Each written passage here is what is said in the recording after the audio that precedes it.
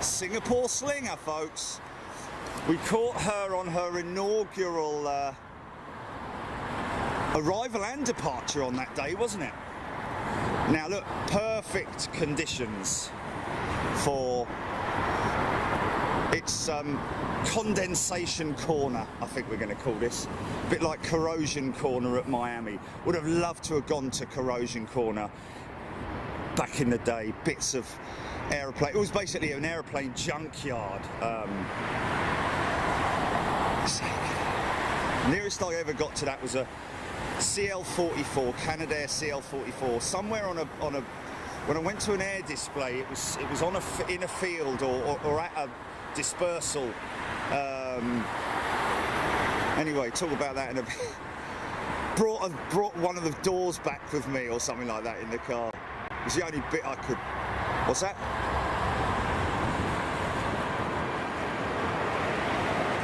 Oh, that's hilarious, man.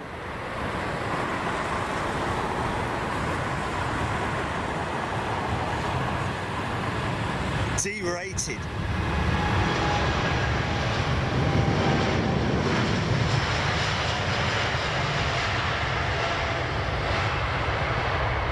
A lot of people the other day asking me about what I mean by D-rated. It means that it's the equivalent of being in a car and only having your foot halfway on the throttle, or on the loud pedal as they call it. But the onboard systems would have been all preset with this aircraft, which basically means that the pilots will throw the throttles all the way up, and the aircraft, with its preset weights and balances and fuel and all that kind of stuff, will auto thrust it right the way out up to its maximum rollout to preserve the engines from wear and tear. Bit long-winded, isn't it, for a Sunday morning? Be asking questions about that later. Oh, there they are over there, look. There they are over there, look. Give us away, fellas. Yeah. That's Dad. Let me just get it. I wrote it down. That's father and son combo. Gavin and his son Tristan. So Tristan's 15 and they've driven up from Plymouth to take advantage of the discount here at the Renaissance, and they're loving it. Saw two 747s coming in last night, one of which I think was the Singapore freighter. Goes out around about 10 p.m, I think. But there is most definitely a 747 over at the freight hub. Managed to get a quick glimpse of it as I was passing up the Bath Road. There is a little shot through the gap that you can see the terminal.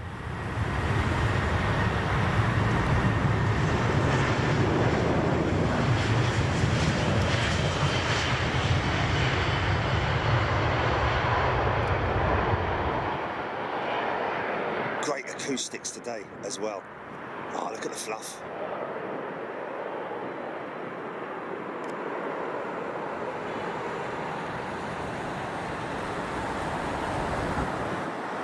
Wow, low cloud base, man. So, oh, here she comes, look. Oh, actually, really, here he comes, isn't he? He's a big lad, isn't he? Look how big, who eats all the pies. Look at the size of him. Beautiful aeroplane, so beautifully engineered, massive in every sense of the word, ladies and gentlemen. When you ride on one of those things, everything is big. Even the distance between the outer skin and the inner wall is like a foot thick. Just everything is massive about it. If you get the chance, sit over the wing or just behind it to get a real idea of just how big those big, beautiful wings are. Assembled here in the United Kingdom.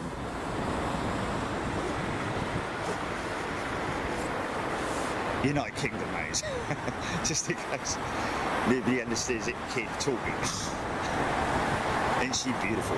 This will either be Rolls-Royce powered Trent 900s or the GP 7200, I think it's the Engine Alliance.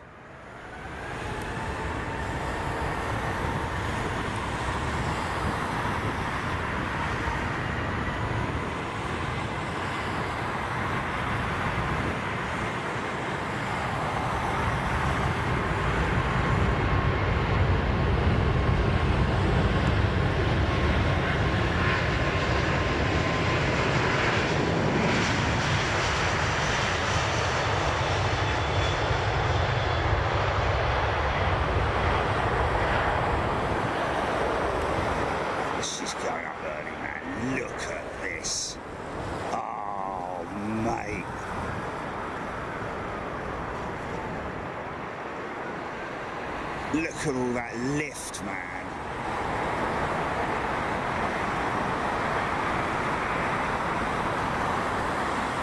Closing up that 35-ton undercarriage. Nice. Okay, do we have power on that? Is that? Oh, that's not fired up, is it? Oh, I say.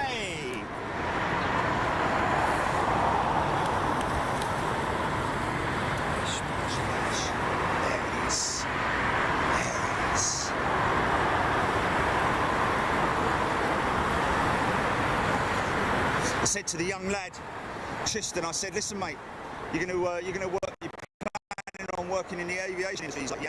I said, listen, at a young age, you can start off at the airport and work your way up. And so you start on the ground teams, and any job on the ground would be awesome. I mean, even sweeping the apron. I saw a fella yesterday walking around with one of those litter picker-upper things, the gripper thing, picking up little tiny pieces of paper on the apron, which obviously you don't want bits of paper and foreign object debris floating around the apron with live engines running, APUs, air intakes, and so on and so forth. But talking about that, I've got to say a big hello, and they're not listening at the moment because they're out collecting litter.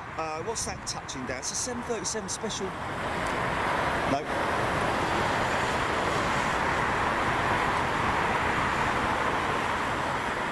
Okay. Disappeared. They're our Joes, yeah, yes. Okay, so one of the test kit expresses just, I don't know if it's Friday. Oh yeah, I was talking about Tristan, and I said just make sure you can apply for a job when you. What's the minimum age? Is it 17, 16, 18? I don't know. What's the youngest age you can work? Is it 16? Right. Well, there we go. Another year, and he can apply for a job on the ground here at London Heathrow or at his local airport. Even that would be a good thing to start, wouldn't it? A local airport where it's not so much pressure. Learn all the ropes there, and then maybe. At a later age, when he's about 18, 19, 20, move up to London or to the Gatwick area, become I don't know, commute, whichever way you want to do it. But tremendous opportunities. So many teams on the ground at an airport supervising the pushback of this one. You've got those two guys on the outside just making sure that the clearance is good and making sure that the tow truck or the tug driver will constantly look at them as well to make sure that he's clear of everything using, and then you can upgrade. That's, yeah, see he's holding up a flag. Or not holding up a flag, holding up a flag. He's holding up like a glow stick. When his arm's up in the air, he's all good, everything's good, keep pushing. So this is a second and third set of eyes, basically, for the tug operator. It's going to right at us now. Now, it looks to me like possibly... okay, so that is your... that is also your. That guy is not only he's doubled as a guide, but also that I think just unhitching the tow bar, literally, massive, great big thing. Well, actually, they'll jack it up using hydraulics. He'll move away, I'd imagine, and that's your radio operator, the ground communications guy as well, the headset man, who's also doubled as a guide as well. See the bloke in the front holding his sticks up, starting number 1.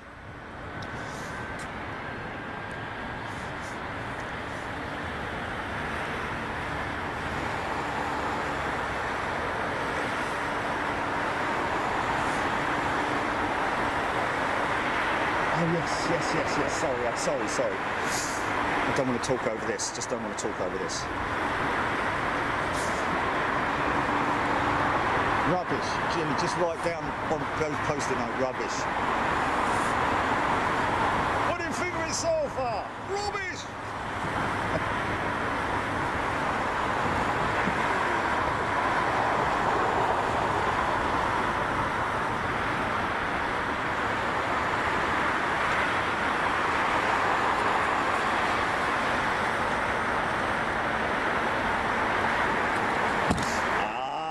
Someone noticing then. Ha ha ha.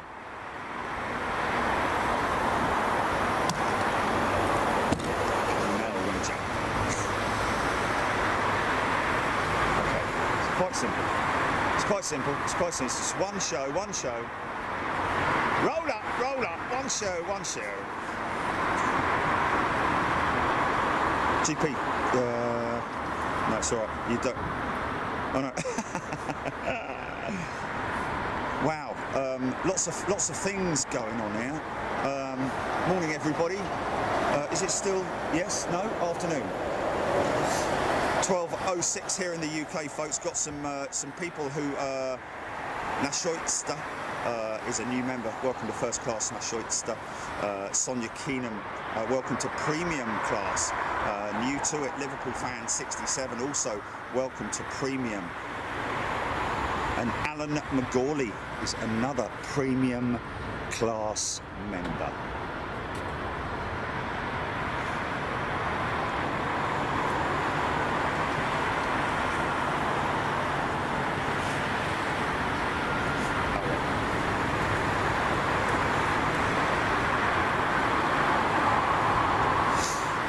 Right, not the noisiest of startups. Might get a little bit, here we go.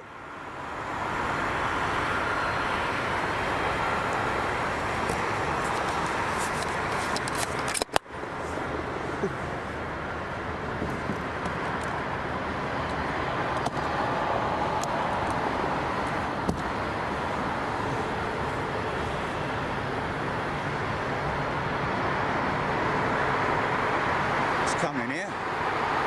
Looks like it's coming in here. Is that the JCB?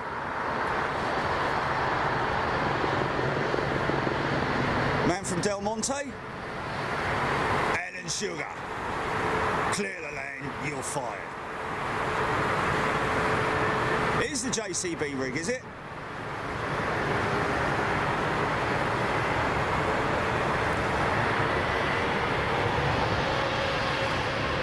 Nice. Okay, folks, old banger coming out. Call it an old banger. I know it's also all a little bit of fun, but it's not that old. It's not like an old Ford Escort Mark II or something like that, or Mark I. It is a relatively young aircraft in terms of it's an A300, but these A300s were the sort of like last of the analog type display jets before they stepped up to flight management systems, computers and stuff.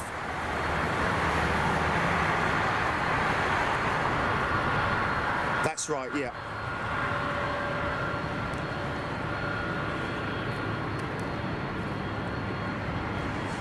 Landing. Oh, the one that was on the advert. Oh, folks. We have got a surprise for you. I'll explain it in a minute. Bit of a ramp to go up for this Smoky. think this guy's going to turn and burn. Got a lot of ingest condensation in the wing, in the engines, you'll see, folks, as he fires up, steps on the loud pedal. Watch for the, sometimes you'll get what we call a wizard, but look for the engine ingest condensation. Still already burning it up, look. Here we go.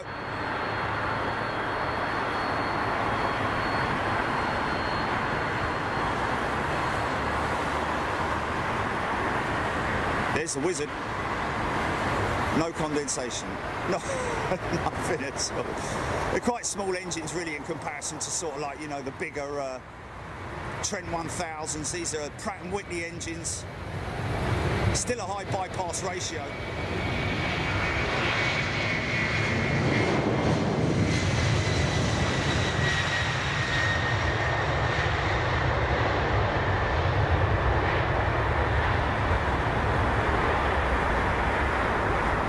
Wow, it's a long run for a 7.6, gotta say. It's quite heavy.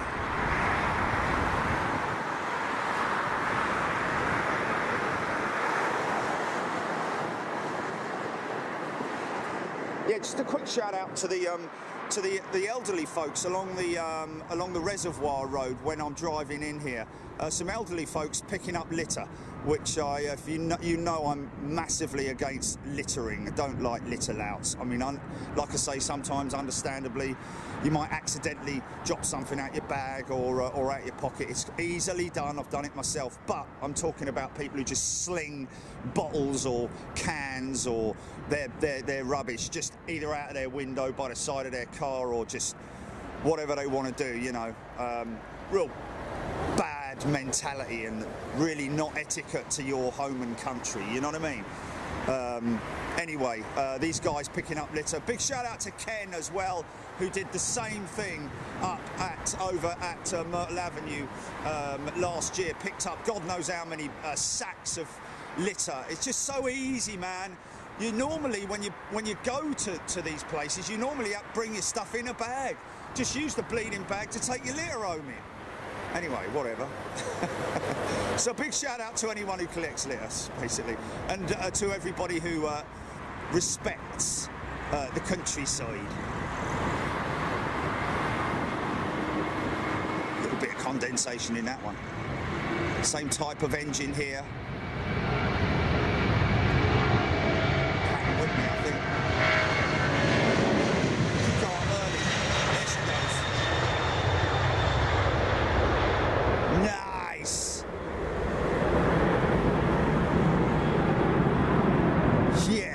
Thing's gone, man. Yeah. Okay, we've got oh, hello, little Logan here over there. Call it the biscuit tin. Ole Ole biscuit barrel. Shortbread.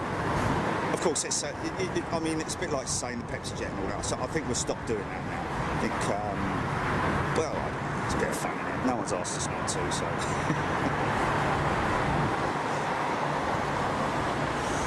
just a bit of banter. But the Pepsi Jet's a completely different thing. That's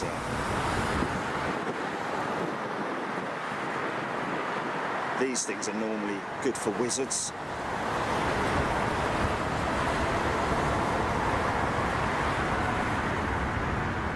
We have got, ladies and gentlemen, the Expo Emirates 380 inbound at 4 o'clock this afternoon, and that will be touching down on runway 27 right. It bloody well better anyway. So you know what happened last week, don't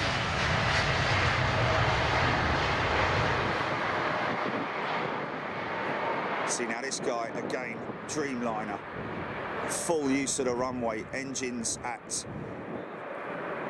exactly the right power to get that thing in the air.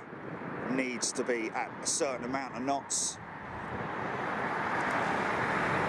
and then she'll fly. So basically, the more or less the aircraft giving you your rotate speed okay, I've got to come to comments. Wow, okay, John Russell, good day to you. Ben Brown, a very warm welcome. Trone Hunter, this 767 looks super new. Bobby Fitzsimmons, Stevie Luscombe, Helen Clapp, Luton Aviation. There we go, Sonia Keenan. I'm miles behind on the comments, folks. I'm just going to read out names at the moment. Tony Strickland, Peter Little, Sue Cruz, Joe Maggio. Hey, it's Joe Maggio. Trev Lyon, Chicky Armitage, Emma Sharp, Joe Harrison, Tony Strickland, Sharon Wyatt, Carl Roller. I'm trying to get more and more difficult. Hello! Oh, GP, check this out. GP, check this out. Aurora Borealis. And isn't it ironic, folks? We have just booked Seattle last night. We are flying Iceland Air on a MAX up to Reykjavik for a 1 hour transit, and then a 737 9 MAX, isn't it? MAX 9 from Reykjavik to Seattlevik. Just up the road.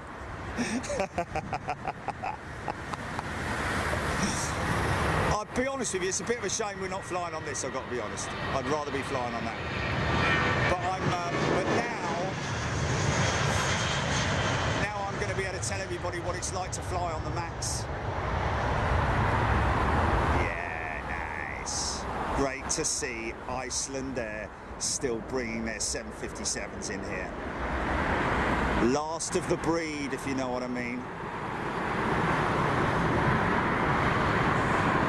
We used to have United 75s in here, didn't we, from time to time? I seem to recall. Wow, flare it! Just pulling a wheelie as he goes past us. That's like he should have his foot on one pedal going like that with his hand up. That was just insane, man. Could make a good little...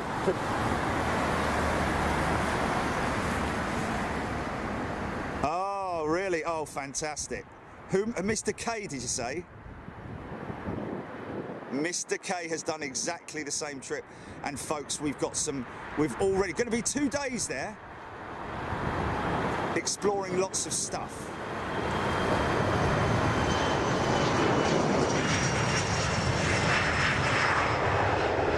Wow.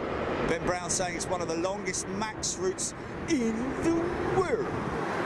What's the longest MAX route then? What is the longest MAX route?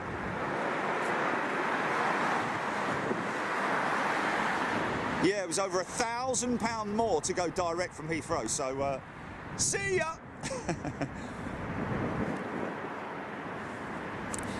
Oh, there we go, Jan's Views. Good day, Jan's Views. I know you, I seem to recall you had a few issues with getting to watch the show. Really good to see you here. And yeah, thank you, Jilly, as well, for helping out there, because Jilly always comes to the rescue. Hello, this is Jilly. Oh, hi, Jilly. We got a problem in stage 2 with membership.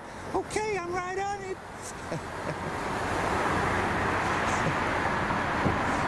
Not that Jilly speaks anything like that. Sound like Mickey Mouse. Okay, Pluto.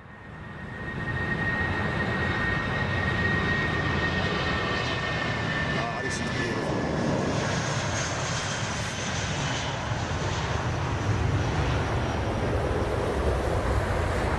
Yeah, you don't lose your stripes, folks, by the way. If you were an economy member and you come back, you will still retain your stripes. I tell you what, when Jilly told me that this morning, that's a big sigh of relief, because I would be massively beep off if I lost me stripes. I must be nearly I'm a 4-striper by now, aren't I, Jilly? I'm asking you. I know. Oh, it looks like a military jet, doesn't it? That front end is beautiful. RB211s as well, ladies and gentlemen. Good old British engine.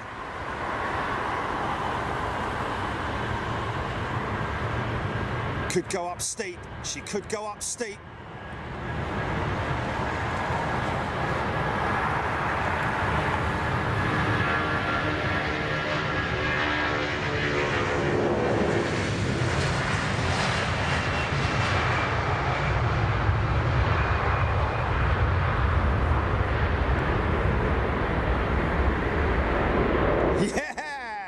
There she goes, boys. Flipping it. Go on, son. Oh, pull that stick back. Sorry, Julie.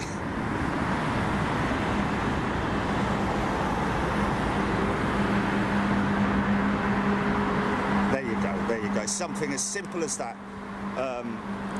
Yeah, it is important if you're listening, you can't get in. You need to be signed in on your YouTube account. Otherwise, it's not going to show you.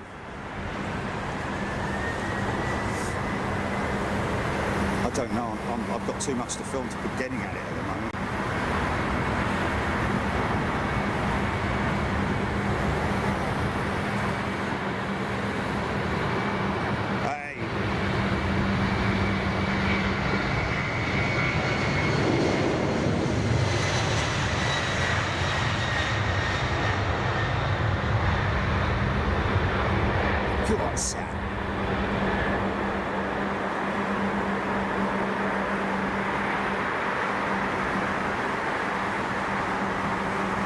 Nice.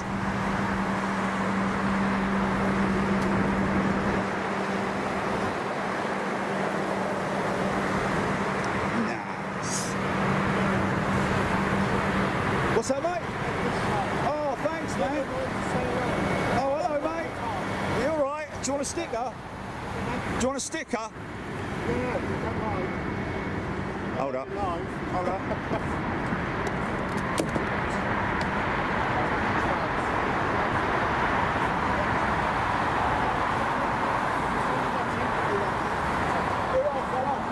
Good to see you, yeah, this month.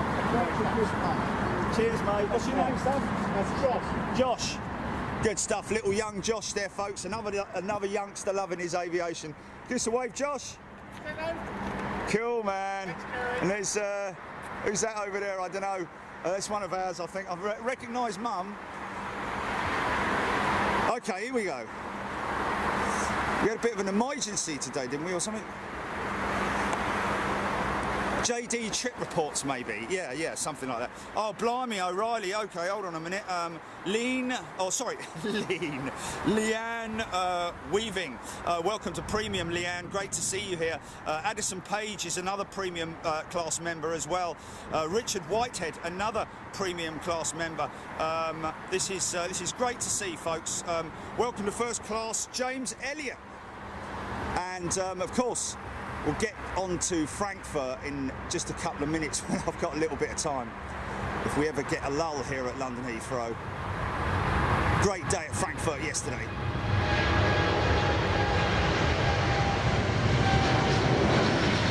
We've got to put some Miami for okay. Oh, brilliant, okay.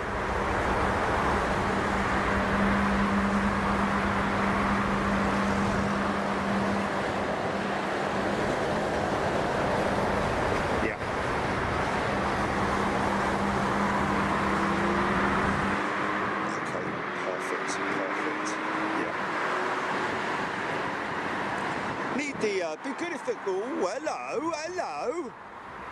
Where did he come from? Now they are definitely Rolls Royce. Oh, look at the little scale, man. Look at the scale.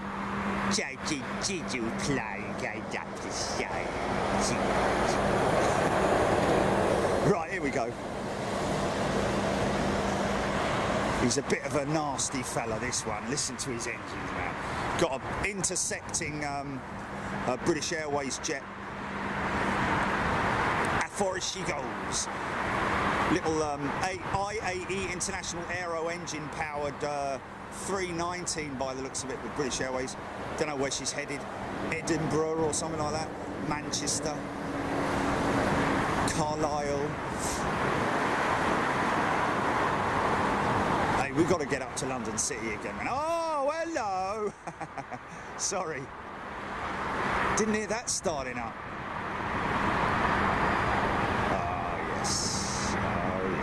Isn't she beautiful? Saw one of these at Frankfurt yesterday. Decent amount of passengers on her, I've got to say. So I'm guessing, is Thailand open? Is Thailand open, Jilly? I've heard that it's a bit of a dodgy place to stream from. Yeah, think it's like a breaking the law, breaking the law.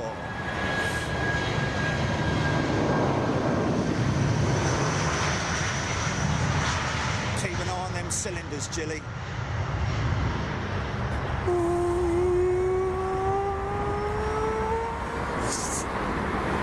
Big tinny power up. Is this a? It's a 300, isn't it? It's a 300. It's a 5-door.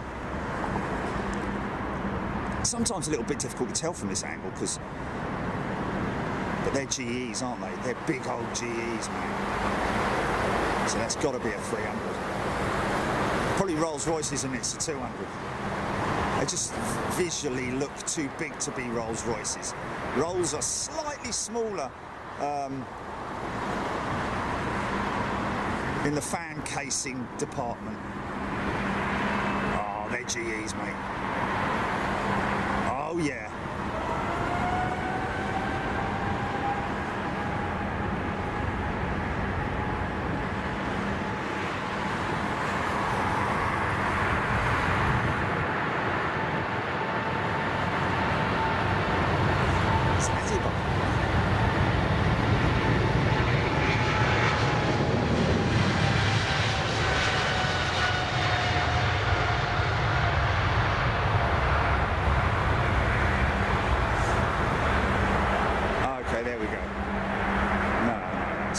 It's out of the game.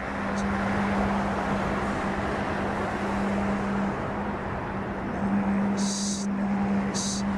Yeah, that cloud base to rise up a little bit so we can get more floofage. But that's decent floofage, that is. Yeah. Oh, yeah. Pressure building up over the wing. Do what? Say what? Oh, did he? Oh, that's fantastic. Even though I was on 7 centre, wasn't I? So, oh, he was up at the monkey step, wasn't he? He was up at the monkey step, so he would have caught the whole departure, the rollout without that.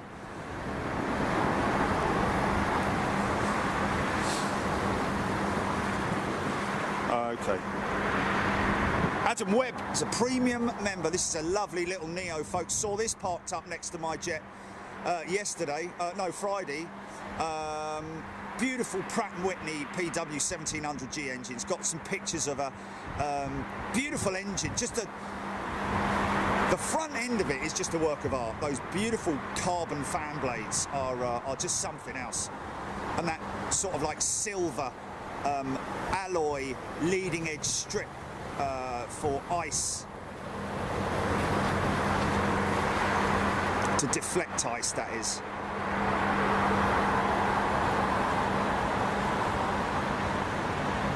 Wow, this is D-rated.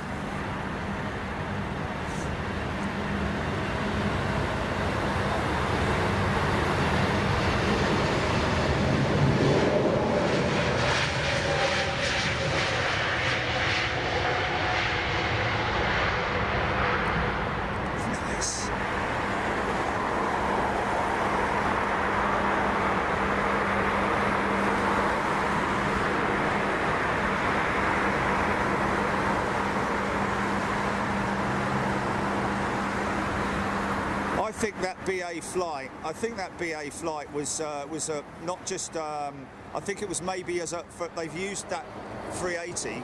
Was that 380 one that was already back in service, or is it one that's coming back into service? So I've got 3 here. Well, 2 at the moment. We've got another one down there. I don't know if we've got one at gate, but may have been used for different purposes. May have been used for a test run in terms of for technical reasons. Maybe fighter affiliation, yeah. Pilot affiliation. Fire! Watch out, the A380 is coming.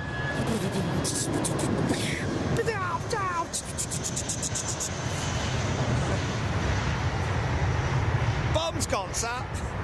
Hold on a minute. Trent 7s on this A330.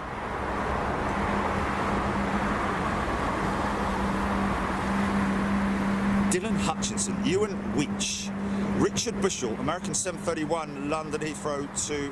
oh, it's over now? Blimey, that American that just went out was CLT. Let me think. CLT. Charlotte, North Carolina. Was it South Carolina, is it? Or North Carolina? I don't know.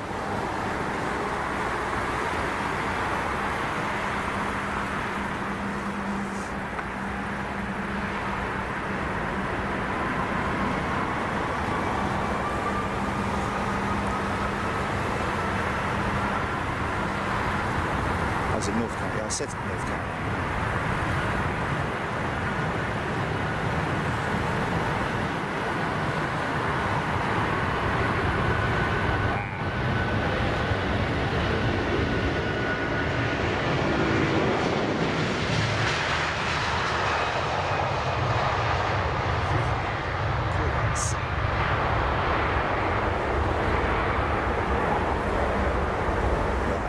Not going to see the ribbons really against the white background.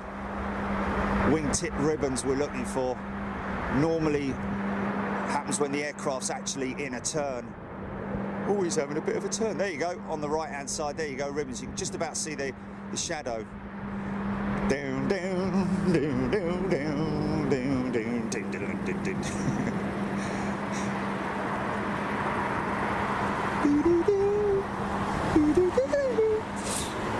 There we go, we're all mad. Paul Andrews, welcome to Premium, my friend. Michael Gressick, love the sound of Rolls-Royce power plants, yeah. Those Trent 7s are a great noise, especially when you're standing somewhere about 2 miles away and it's climbing out over the top of you. Here we go. Straight out for this triple. Oh, for flip's sake. Oh. Tell me power that up.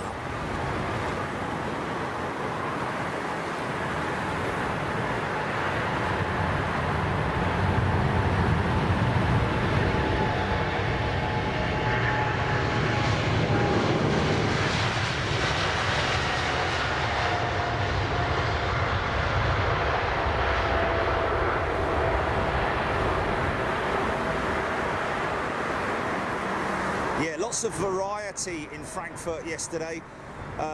Unfortunately, it didn't quite go the way we planned it, but that is the risk you always take when you're going out to do a show from somewhere for a specific purpose, whether it's to spot a specific plane or whether it's to see a specific thing happening.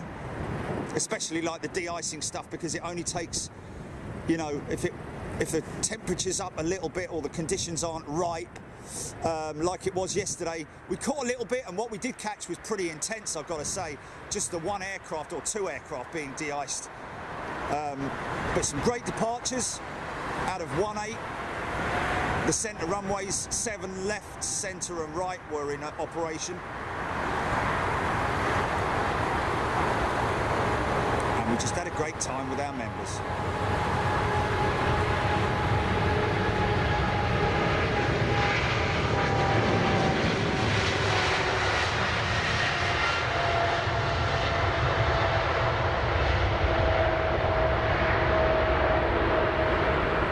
So I think the main reason for these derated departures, or half throttle departures as we call them,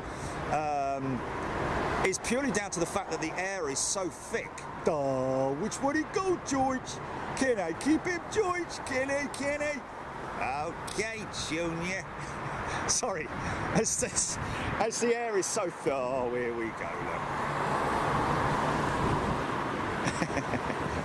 I would love him, man. Keep him, man. Okay, man.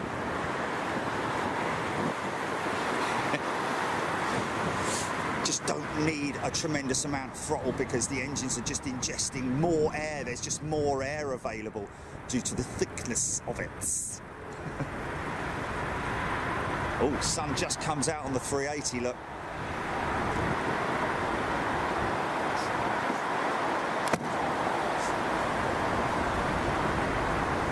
.4,300 people tuned in live. on Big Jet TV here at London Heathrow to watch this British Airways 380 take to the skies. Where's she headed, Gilly? LAX or San Fran or Frankfurt? Oh, for God's sake. It's another cargo flight. Okay, this one could go up pretty quick, folks. It's got an F on the end of it.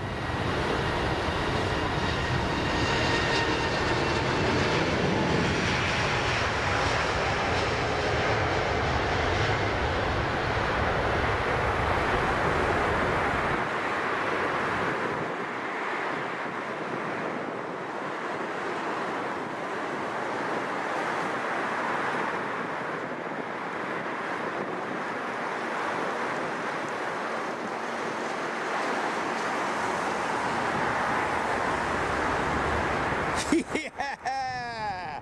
Oh my goodness me, man. That was absolutely awesome. Lightweight, heavyweight. I'll use that one. I'm going to take that one. No one else is allowed to use it. I said it first, okay? Because we had the Silkway 747. I don't know whose jumbo that is parked up over the other side. Oh, hello. Have a look. Is that, oh, it's Egypt Air, sorry. Sorry, I thought it was, it's what? It's who? Oh, it's Egypt Air Cargo, that one over there, yeah, but the jumbo jet that's parked over there at the moment, at the freighter terminal. Freighter terminal, be very, very quiet. Oh, man, we're getting fluffage on the approaching jets as well, man.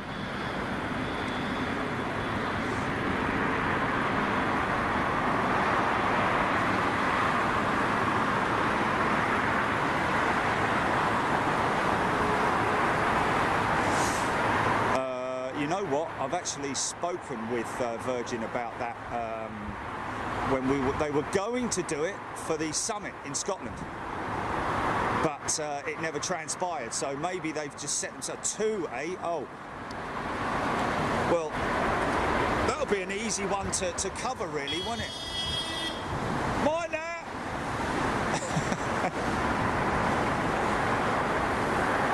Hoshmeta. Chris C. And well-travelled gringo. Hey, well-travelled gringo. All premium members, welcome, folks. Great to see you still retain your stripes as well. That means a lot to me, that does. Now, come on in your own time there, because it takes a little bit of time to get over to it, and you want me tea.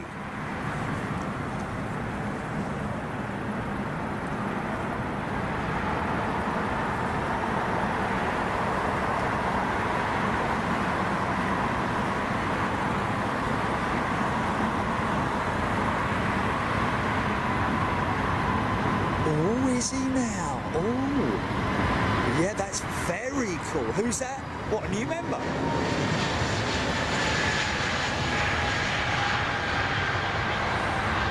Mark Collier. Yes, I've read out Mark Collier a few times.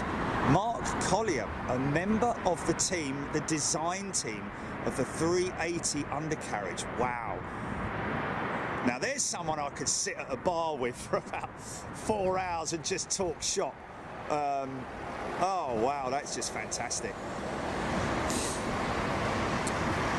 35 tons, I think, is the main gear assembly, but very complex in terms of its arrangement. Obviously, when you're getting all that undercarriage, all that equipment under there, I think one of the biggest design challenges would probably be how to flip and get the thing inside the. I mean, when I went underneath that Lufty's 380 at Munich with Heinz, honestly, man, I'm not joking, it's bigger than me lounge. And I've got a pretty decent sized lounge, I have to say. It was just huge, absolutely humongous, the whole thing inside. Just a void like you've never known, it's just incredible. It's why the wings are so fat as well. Well, that and because it's carrying a sodding great big fuselage.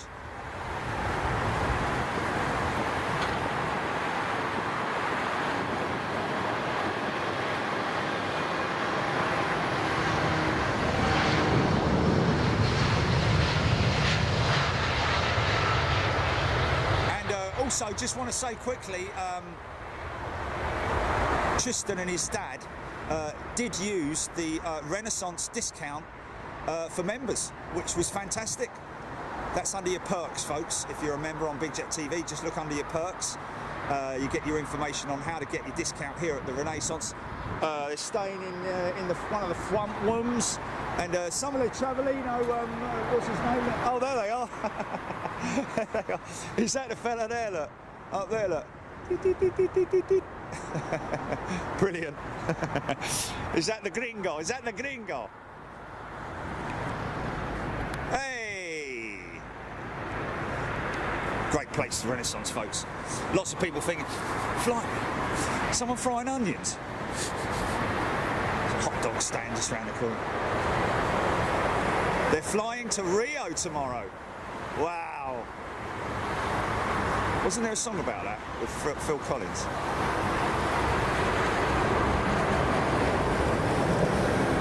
Dead loco down in Acapulco. No, it's Acapulco, isn't it? Sorry. Going loco in Acapulco.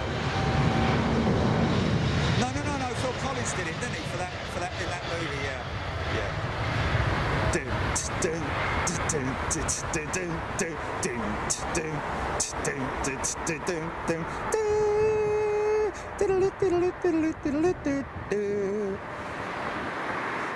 It was a movie, they did a movie. So anyway, whatever.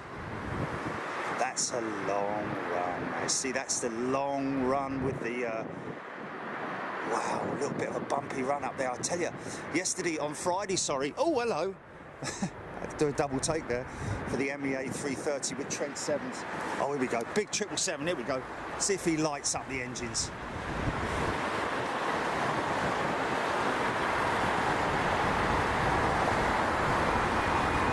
Ooh. Oh, yeah.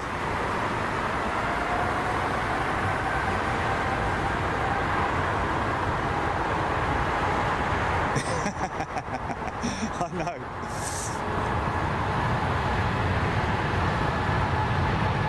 Yeah, look at this big boy.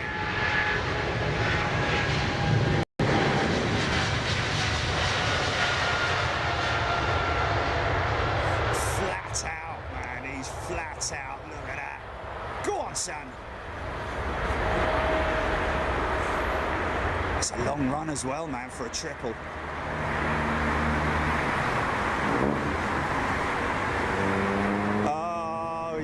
That's it. Her name is Rio and she dances on the stand. In the rowing boat. Oh, it wasn't a rowing boat, was it? It was a yacht or something. Rowing boat. Don't think that would have gone with a budget, would it, really? Yeah. The 80s, man, the 80s. Another Trent-powered freighter. That's a conversion, folks. A passenger conversion. Passenger to freight, P2F. Very likely converted by EFW, possibly.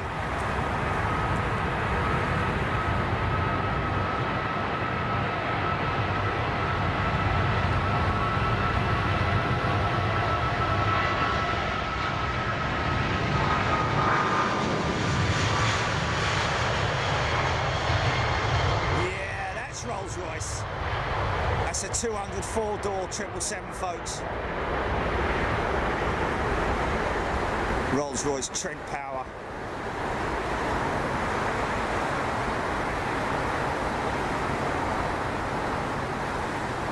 I'd say a handful of the 777s are powered by the Rolls-Royce power plant compared to the GE powered ones. Okay, here we go. Now this is a P2F conversion.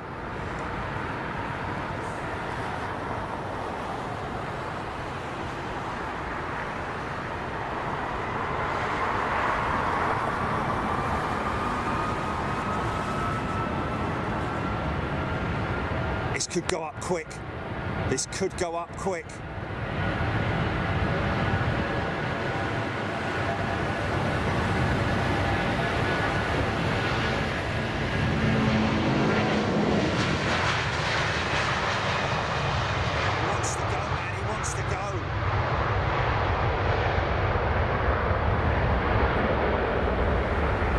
Billy. Still quite a long run. She's got a bit of weight on her there.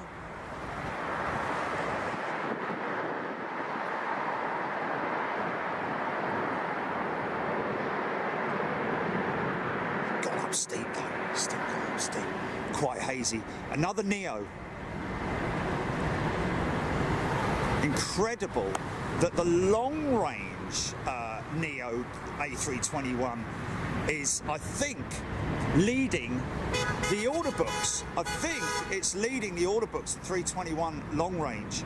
And of course, EFW getting involved in that. Over 300 components EFW are fitting to the A321 long range jet.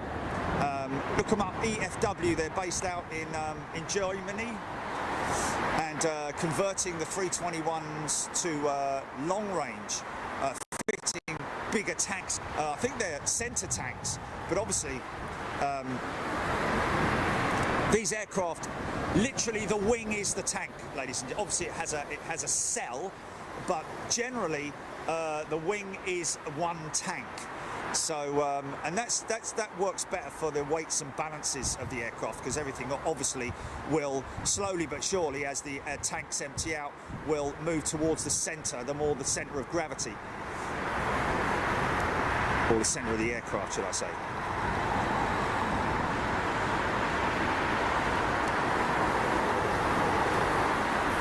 Very efficient engines. Either the LEAP or the Pratt & Whitney could go up quick. Looks like a LEAP powered.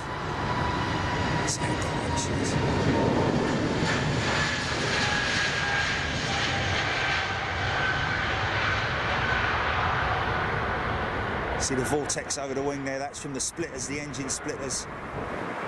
Nice. If you've flown on one of these jets, you'll see a big, like a plate on the engine, which I can show you there. It's what's called a vortex generator, and it directs the airflow. Interesting to note that the inboard vortex generator is far bigger than the outboard one. But it looks good, bless her. Oh mate, come on, push it all the way back. Push it all the way back there. Yeah, there we go. Mind you, it's these Trents or GEs don't make much of a noise when they start up. He is going all the way back, so that'll be not a big fan of the sun coming out, to be perfectly honest with you, because it sort of messes with the picture, if you knew what I mean. John Cortman, welcome to Premium. Trev Lyon, Addison Page, John Grimman. If you need extra separation, okay. Are airlines charged on the noise output of their aircraft at Heathrow? Patricia Reevy. Good question, that, Patricia. Well, airports around the world and engine manufacturers, more importantly, are developing engines as governments around the world do obviously clamp down on engine or noise pollution, should I say. So, yeah, obviously the direction of the aircraft's travel, like here we are on 27s, is the preferred routing, because it goes out over countryside, straight out over industrial areas, and not over housing.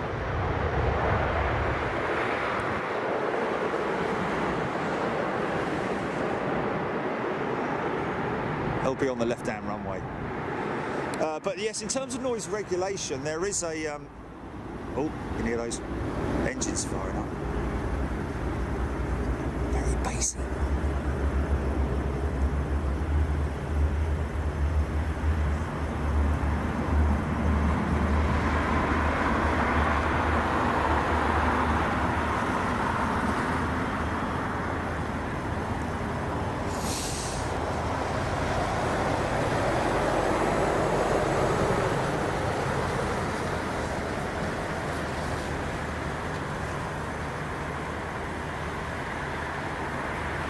Ruben Benziges talking about Frankfurt. Talking about The ATC tower at Miami, Boba Fett. It definitely does, doesn't it? When it was on my Sky page the other day as a recommendation, I didn't see Boba Fett. I saw the bleeding that tower at Miami. Isn't it funny? You think that?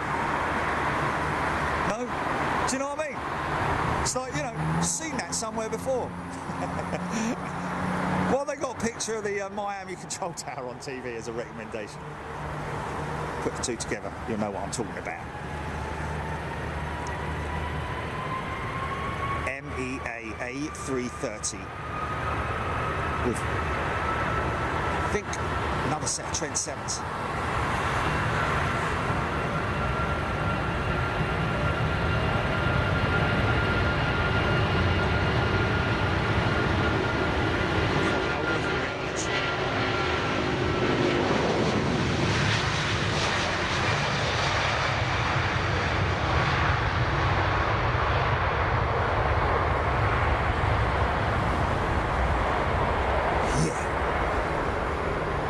Gear up.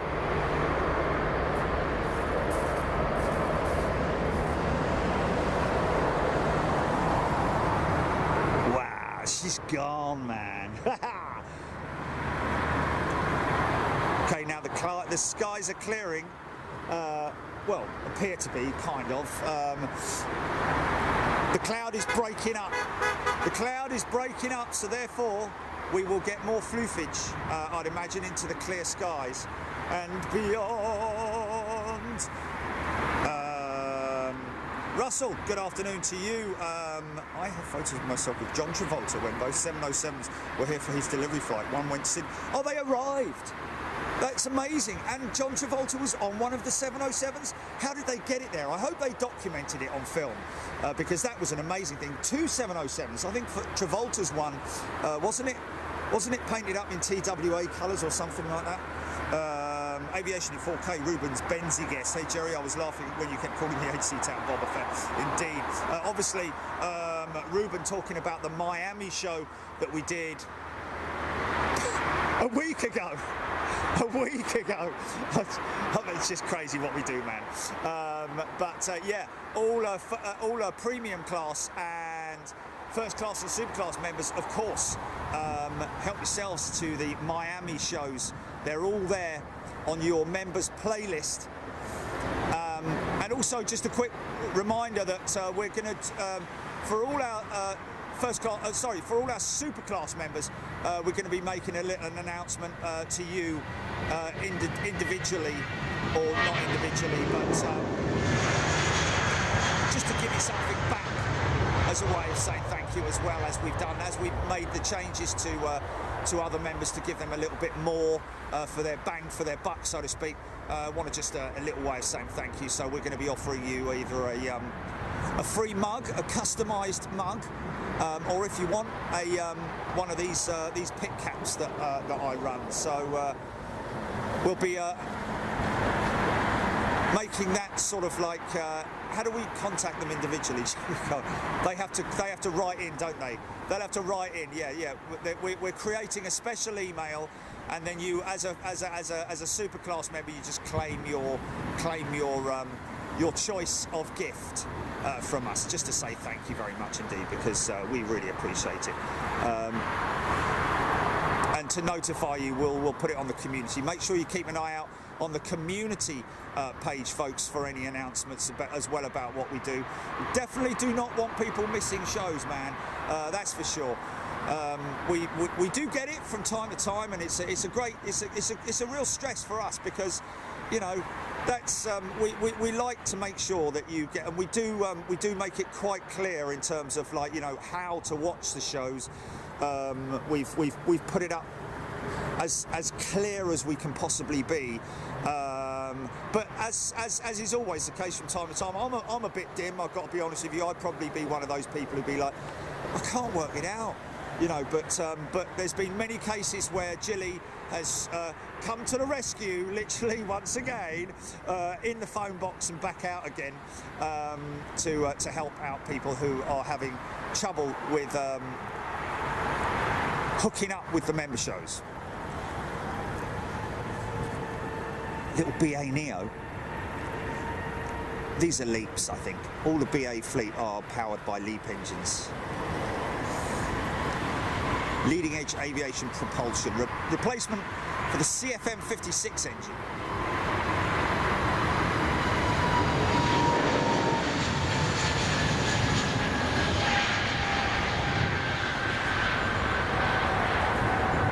Obviously Airbus not changing the wing in any specific way from its original design, but obviously needing to make changes to the engine mounting system, or the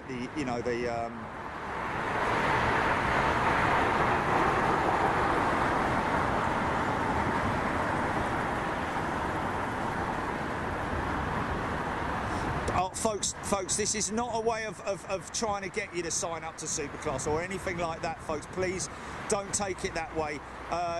We're just giving a little bit of a gift to our Superclass members as a way of saying thank you, because it's extra support. We love that. We really appreciate the support that everybody gives us, and we try to even it out as best as we can and give the best viewing that we can to people who pay money, if you see what I mean. So therefore I think it's better that the old executive members are now premium members, and those premium members, as they did yesterday, was it yesterday or was it Friday? I was in Frankfurt yesterday, wasn't I? So first premium show for first overseas show for our premium members visiting Europe with us, and it was great to have you there. So many people getting involved, so many people in the chat. It was a lot more active as well, I've got to say, and wow, we got some great footage. Conditions were decent, visibility was good, lots and lots of 747s, believe it or not, and some very sort of like some very unique stuff as well. Here we go.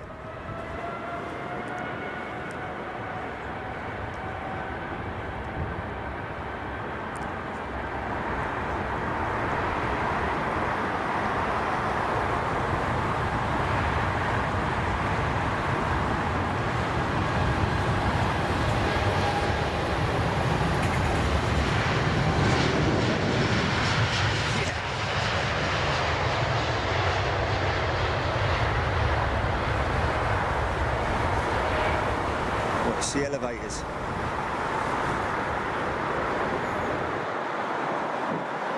There they go, there they go. Just the slightest tilt, man. It is a very small amount, because like I've said before many times, if you ever get the opportunity, oh look, he's got a little plaster on. He's had a graze and he's fallen over. That's the engine nacelle. That's the engine's leading edge nacelle before the fan casing, folks. That's basically bolted to the nacelles, connected to the casing, and the casing's connected to the core, and the core's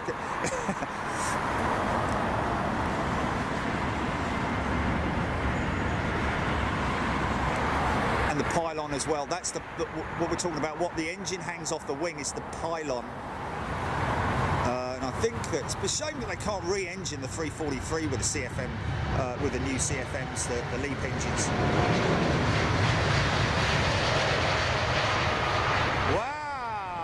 Wow, look how early he's gone. Where's he off to? Blimey.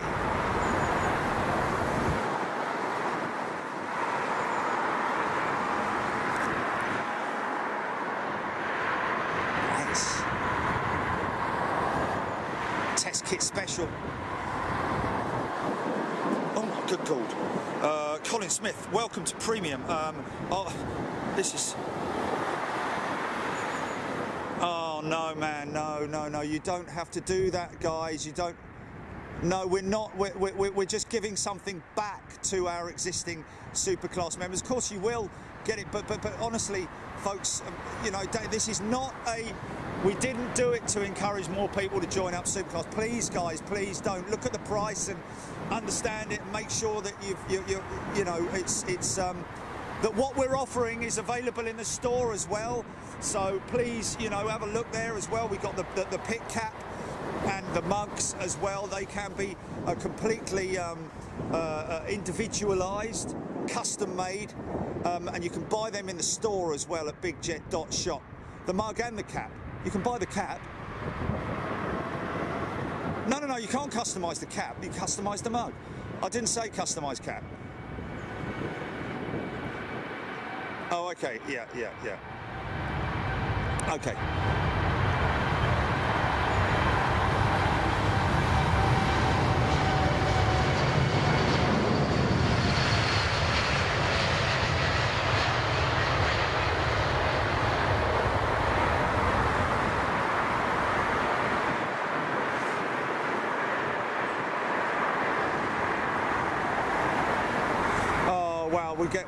That's not the first time we've had that kind of feedback about people who've had a fear of flying in the past, and having watched Big Jet TV and also talked to pilots and stuff like that, they've rekindled their love for aviation and being able to fly again, which is just a wonderful thing, isn't it? I mean, don't get me wrong. When you're woken up at 40,000 feet, halfway across the Atlantic by an aircraft just going boom, boom, boom, boom, boom, boom, and there's all like, you know, boom, boom, boom.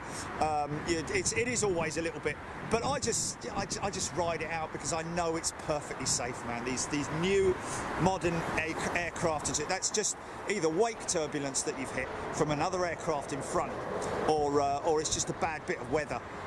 Usually lasts only a few minutes, and then bosh, it's all done and over and done with. You can get back to sleep. But it's, you know, these aircraft are so strong, over engineered as well, like these 777s.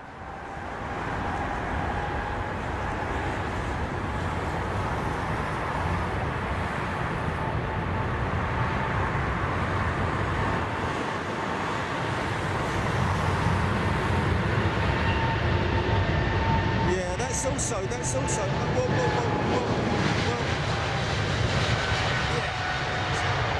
What about? Okay, Chilly. What about anyone with a star then? What?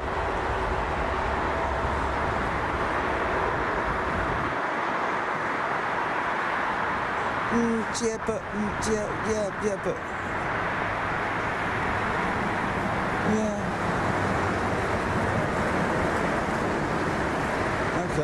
Okay, well,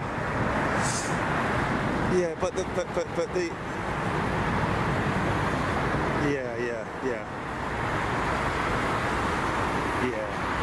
yeah, no, absolutely, man, absolutely, yeah.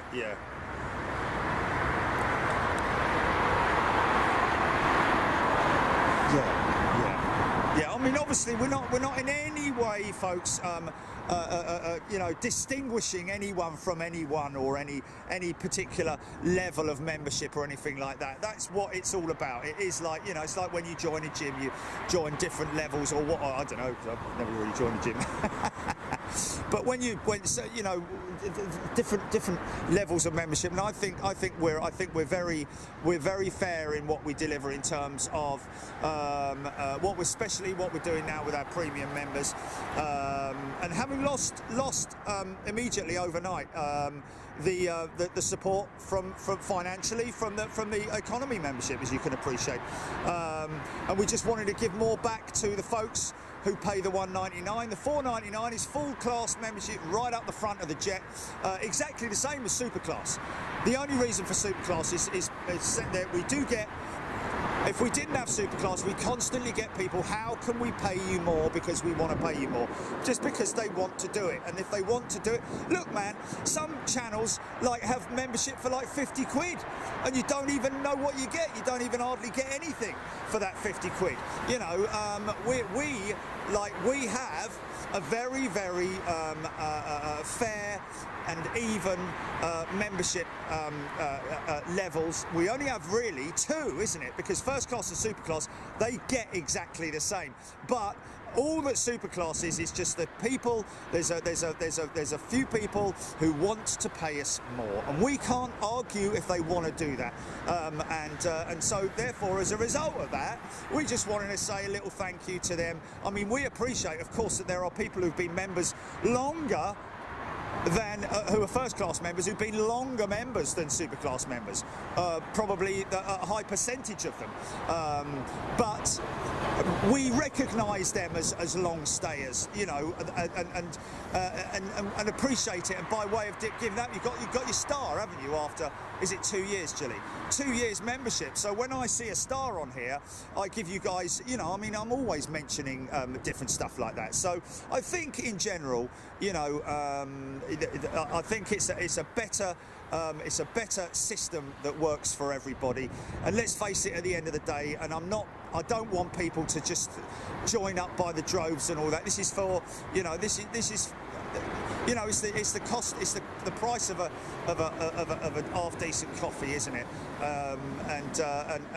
But then again, at the same time, I do fully appreciate and understand. And trust me, I've been down there before. I've been right down at the bottom before, where, you know, $1.99 a month is a bit of a stretch.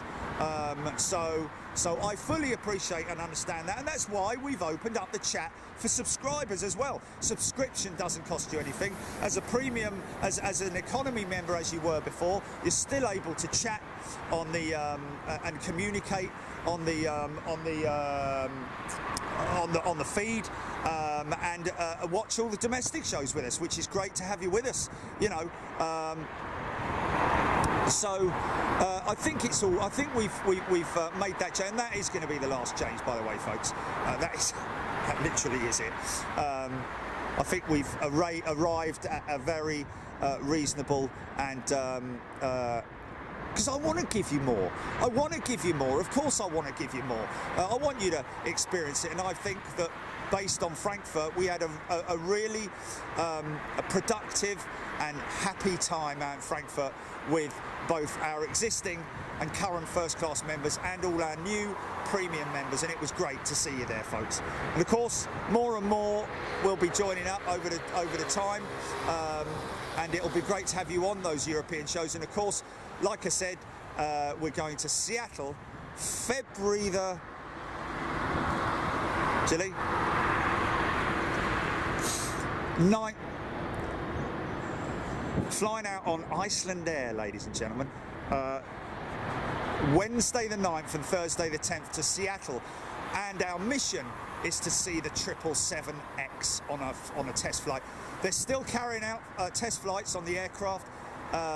There's flutter tests and all that kind of stuff. I know that the aircraft it's been certified now, isn't it? Is it fully FAA certified? I think it is. Hey now. David Bowman is a premium member. Welcome, David. Still figuring out where we're going to go next on our next European stop, folks. Steve Oddy, welcome to first class, Steve. Outdoors in Ultra HD. Thomas Hardy.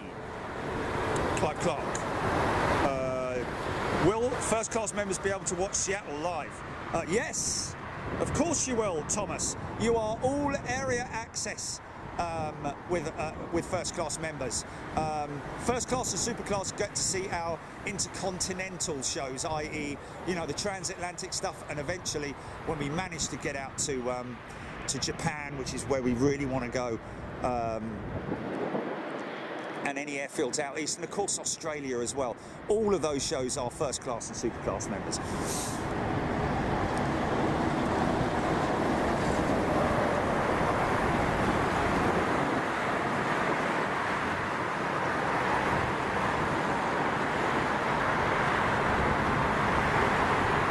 Yeah, that's another one on the search for BB-8, isn't it? But we got it at LAX, didn't we? Got it at LAX. Oh, no, that's the Dreamliner, isn't it? Sorry. Yeah, you did. I thought that was the 777. Yeah. R2-D2 is the Dreamliner, isn't it? Yeah. Duh! Flip is Star Wars, biggest Star Wars fan in the world. San Sharma, Trevor Dexter. How long was the broadcast from Frankfurt yesterday? 5 hours, Trevor. We were there for 5 hours live at Frankfurt, and it went very, very quickly, I have to say.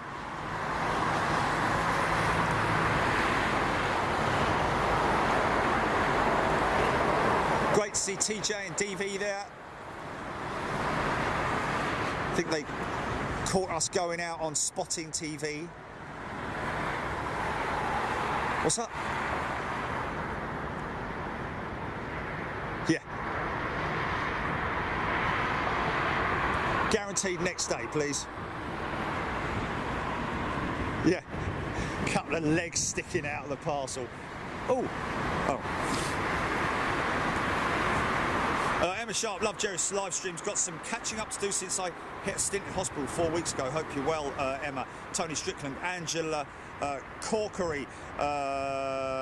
Money well spent, thank you very much indeed. Kelvin Grant, membership costs help with running the channel. There's a lot of background costs. Indeed there are. Thank you very much indeed. And you don't get to see it. Like, for instance, when I got back from Frankfurt yesterday and we immediately fired up the second bond, the US bond, which was, you know, we're non-stop testing, and because you have to.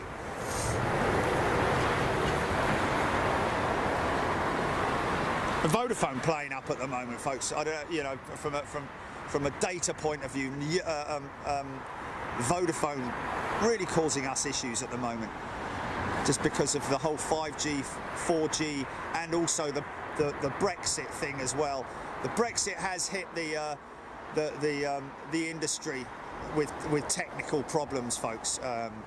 So that's something that we're obviously working on daily to. How's she running at the moment, GP? By now we would have had one drop off, wouldn't we? Still got 3 popping away, mate. Yeah. So that's good news, man.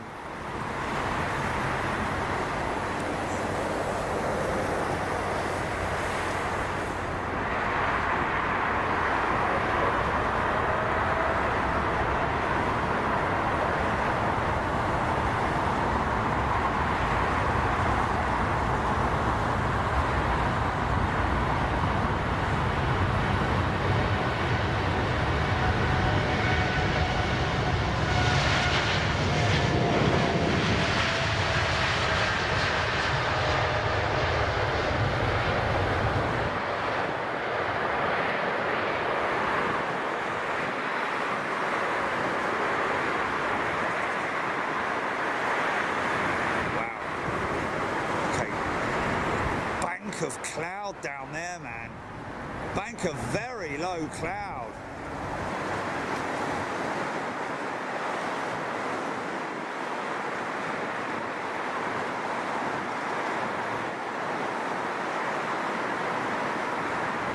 Ooh, we'll have some of that, because by then, ERUR.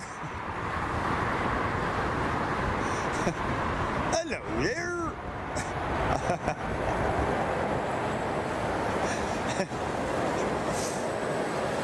You did say that, didn't you? ERUR. Okay.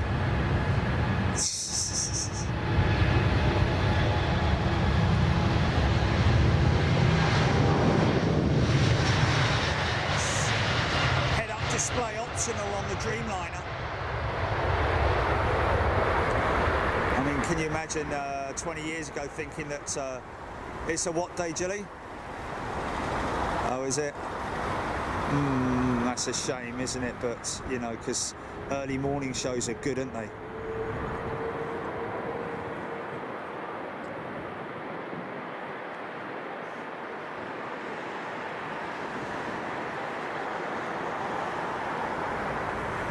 Oh, that's nuts. That's nuts, man. No, yeah. But thanks anyway. Jeff in Mass is here. Welcome, Jeff. Good to see you. Lots of people there. Wow, Rob Ashplant. New members. Rob M is a premium member. Welcome, folks. Get to your comments in as soon as I can. A little bit of a break coming up. Got an American 777 coming out.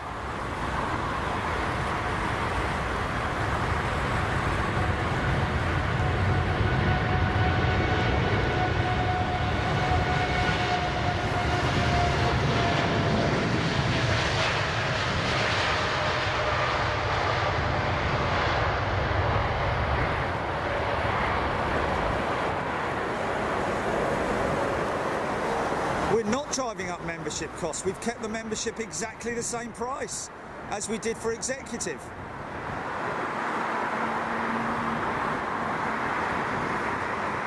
running a business. You're running a business. I mean, you know, you wouldn't be expected to go into work for nothing, would you? On Monday morning? Nah, mate, we're not gonna pay you anything. Well, you know, it's a job, innit? We have not increased our prices, folks, and we never have done. And we don't set the prices either.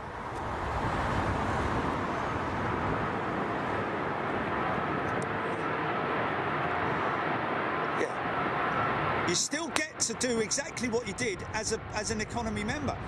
You keep your money and you're still able to chat.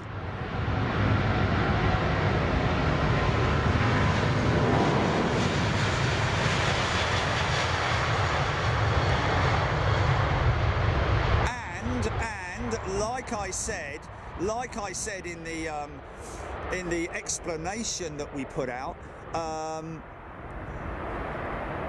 it's better all round, because we had so many economy members who would sign up to executive to be able, or first class even, to come to a show with us or something like that. But now they're getting exactly this. They're getting more for, you know. Old economy members obviously are still able to chat on the stream, and what were executive members get even more for their money now. I'm going to have to keep repeating myself, aren't I? Get more for your money. We want to give you more, ladies and gentlemen. Obviously there are the odd few people, we don't know whether they're genuine Big Jet TV folks or whether they're sort of like infiltrators who are just out there to cause trouble, which you're always going to get on whatever platform you do, wherever you are. You know, you're going to get your keyboard warriors who are like, well, you're doing this and and all that lavish lifestyle. Lavish lifestyle, you're having a laugh, mate. You know, when's the last time you got up at flipping 3 o'clock in the morning every day for 3 days on the trot? When's the last time you travelled to wherever it was to be live to your audience? When was the last time you put as much effort in to doing what we do for our audience? Ask yourself that question and then come back. Or if you really want to talk about it, contact me personally.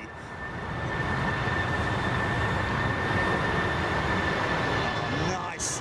Sorry, man, I've got to get this. Oh, that was bursting through the cloud, man. Is that Qatar?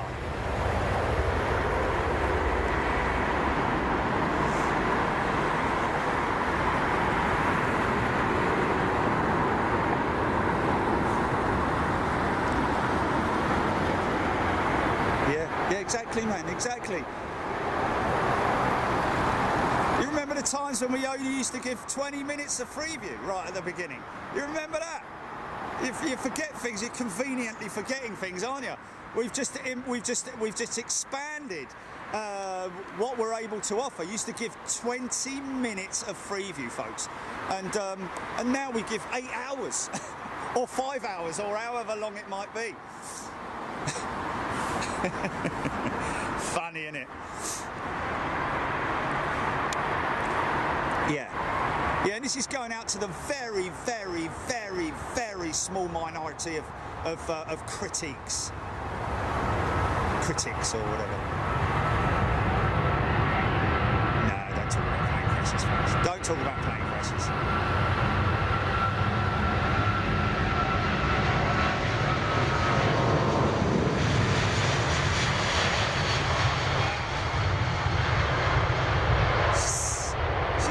Looks heavy.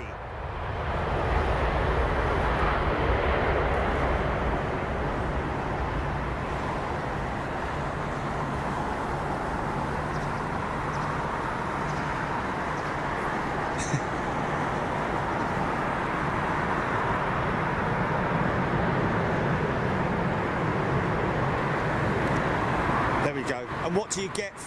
You know, I'm not going to mention other channels. I'm not going to mention other channels because some of them work very hard, you know, wherever they are in the world, and we are Big Jet TV. We're not going to sort of like go on about other channels or anything like that. They all do a great job in their own community, whatever they do, and good luck to them. It's as simple as that. But you know, we are Big Jet TV. We have a great family, and if you don't like it, go and watch something else, if you know what I mean. We have a wonderful community here on Big Jet TV, and have grown over 6 years, folks, having been the pioneers of aviation live streaming, and we're very proud of it, and we're very proud to have so many thousands of people now who have been with us from literally, I would get people coming up from the Periscope days. Now, a lot of you guys and girls will not know what I'm talking about when I say the Periscope days. That was right back in the beginning, and we've done so much. And I've got to say a big thank you to Jilly as well, and who's an employee of Big Jet TV. You know, people have to earn a salary, understand that, yeah? You know, it's not like, you know, Jilly's got a job in the city earning 50 grand a year and does this part-time. Nothing like that, mate. When I am working, Jilly is working, and vice versa. It's as simple as that. It is a full-time, very busy business, which we do properly. You know, as a limited company, we have. You've got to do everything properly. You know, pay your taxes. You know, all that kind of stuff. We even on the store, as you know, some of the items we've taken off because our suppliers are charging too much. It's like, you know, we're not going to do that anymore. So we're only putting stuff on that we can charge decent prices for, and also not only that, we don't make money. The store is not to make money on. There's no point in doing that because it's, you know, the business is run by you members out there, and we really, really do appreciate it. And as part of our appreciation, we just want to give something more back. If you can't understand it, then I'm sorry, but that's just the way it is. Ladies and gentlemen. Okay, skies are clearing. Not talk about membership anymore. We can do overflies, GP. I might have to rig the arm up a little bit higher. Hey, all.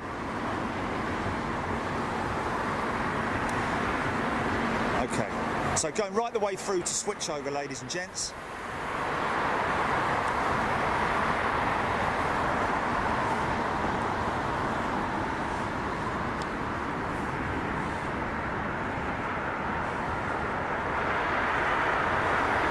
Lesnekia Lascelles, welcome to Big Jet TV Premium Membership, and David Parsons as well. A lot of 4 stripers, 3 stripers. William new is a new member. Welcome, William. Good to see you here. Darren Howe is a new member on Premium Class. Lord Keeka, Keith Williams, Jack Van Dix, Leanne Weaving. Welcome, everybody. Great to see you here. London Heathrow. It is 1:22 in the afternoon. That's by my iPhone as well, so I'm pretty accurate there.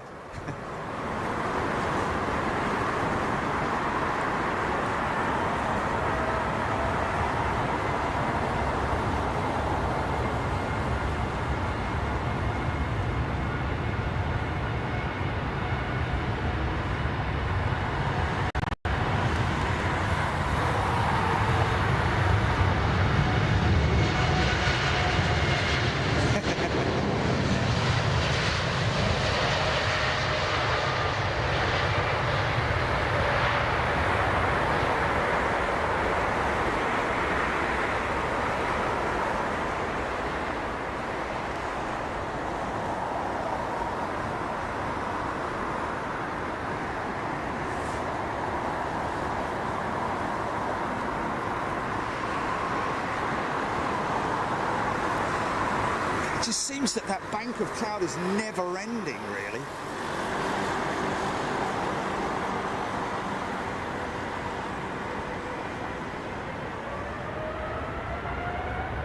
Wow, lots of ingestion, condensation. Over a ton of air a second, folks, being ingested by those big fan blades.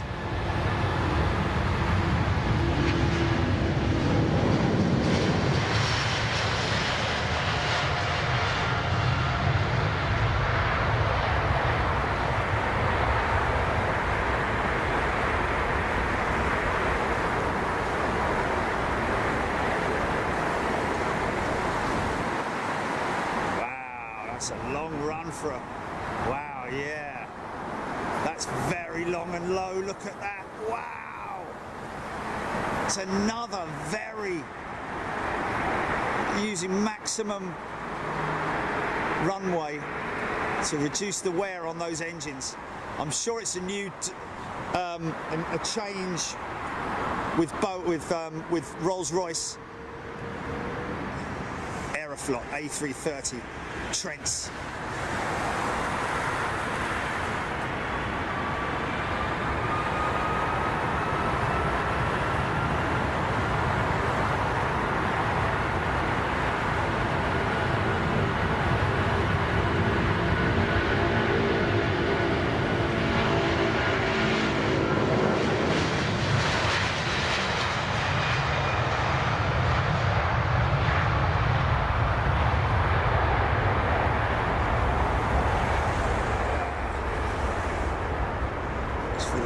Off the wingtips.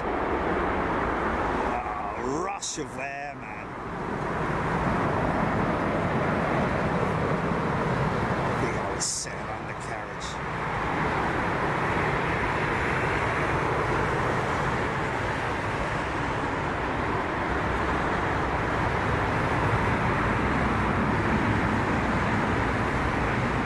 Wow, climbing high, man. Might even get the blue sky and then a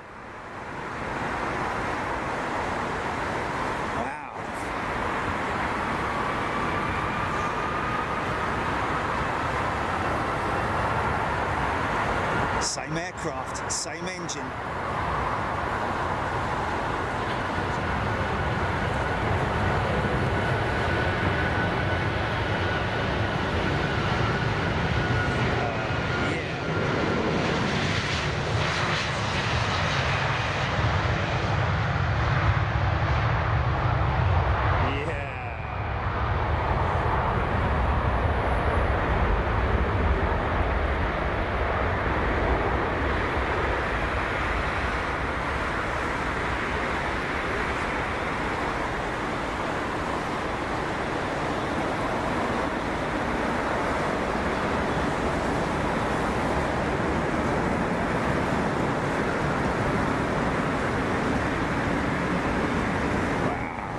Lower departure.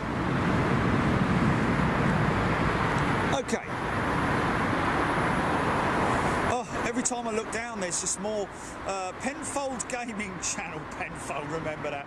Welcome to Premium Penfold. Good to see you here. Doug Johnson is also a Premium Class member. Welcome David Williams to First Class, and Nutty Airplane, welcome also to First Class, a full member as a First Class. Fergus John is also now a Premium member, able to watch the European shows with us. And as a new Premium member today, folks, jump on it, go watch, you can go watch Frankfurt from yesterday. Lots and lots of kind of non-stop action really from that top point by the de-icing pad. Lots of action from there. Runway 18 had aircraft going out of 07, centre and left, and right and centre, and also had aircraft landing on the 7 centre runway, but also got one 777 that taxied in off of runway 18 and came right past us. Yeah, Chad Budd, yeah, Periscope. I don't think people use Periscope in America, do I? I think they dropped it after some time. Been here since the start with Johnny and Love It, Cyberflyer 1, there we go. Richard Sinnott, Cameron Flying Banana, Wade Perry, lots of people, so many people. Everyone, long time watcher, but hearing how much work goes into Big Jet TV, that was, oh man, my... Now look at the Gigi line.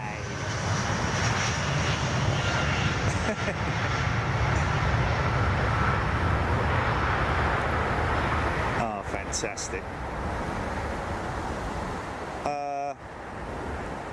Someone just mentioned there. Sorry, folks. Chat's going a little bit mental at the moment.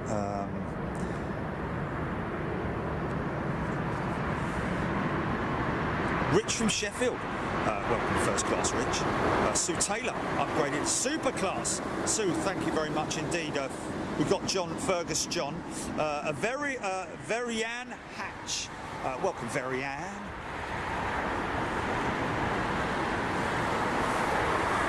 is a premium member. I was wondering. Paul Skilling, Odette Hull, Terry G, Bikal Pan, Captain Ron, Tony Strickland, Debbie Speller, Julie Seaman, welcome everybody, Simon Hill, Trev Lyon, Paul Grew. Thank you very much, Paul Grew. Thank you everybody for your very kind words and words of support. Not looking for any support, not looking for any sympathy or anything like that, folks, in terms of like, oh, you work so hard and all that. It's just, I'm a grafter. And that's what it's all about. I've been a grafter all my life, and I like to give back to the folks that support us. Done it with my magazines as well. Always going beyond what a lot of other people would do, if you know what I mean. Which makes us what it makes us, doesn't it, at the end of the day? And, well, hello, God, flipping it. Go on, son.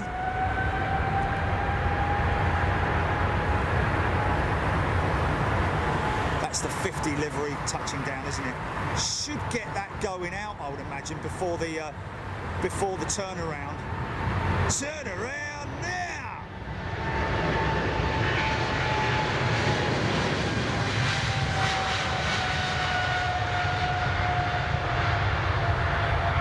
He was in Snatch and all, wasn't he? Billy the Snatch, or Billy the Whiz, or Harry the Blade. The bullet was Vinnie Jones, wasn't he? Yeah. He took 6 bullets, didn't he? Shiachich. Nasty piece of work, all that line there. But it was old Mike Reed, wasn't it? All right, my son. Oy vey, and all that he was doing. Pretending he was a Jew. And he wasn't, I think, something like that. Darren Howe, good to see you back. Melvin Cox, welcome to Premium. Turn left on your way up. Jason 4552 is also a Premium class member. Welcome. Trish Peters, James Doink, Captain Skay Marshall, Jeff in Mass. Boeing is considering upgrading the 787 family to higher gross weight and longer range. Okay. How can they go further than the How can they go further than the 787-10 though, Jeff? Would that be an engine change of some sort? Bigger engines, longer range fuel tanks, maybe. Listen to this 767 creeping up here. Listen, and he's sounding lovely. Look, I think that's him. Oh no, it's just Dreamliner. That was the Dreamliner going past, wasn't it? Oh my goodness. No! Stupid boy. Any overflies, GP? We can get any Donald Where's your excuses. No, I'm not seeing anything. It's all right, I'm not seeing anything.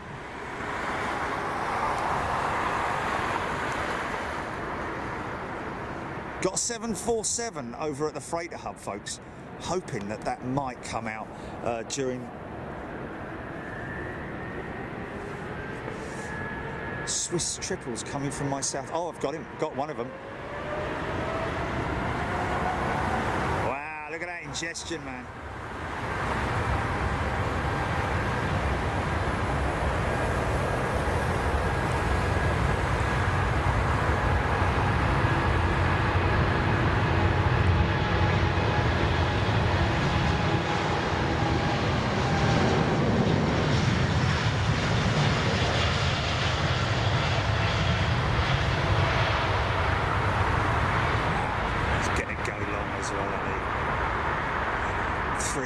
Power on it. 60% he's running there. It's insane.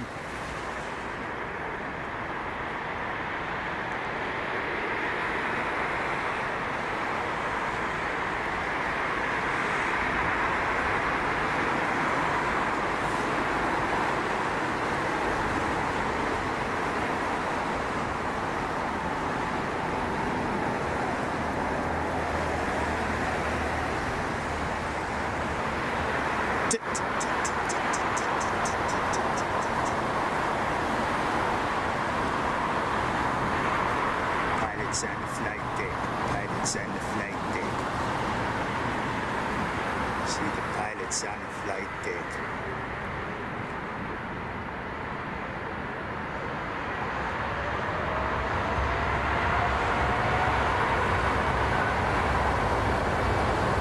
Right, listen to it rumbling down the runway, man.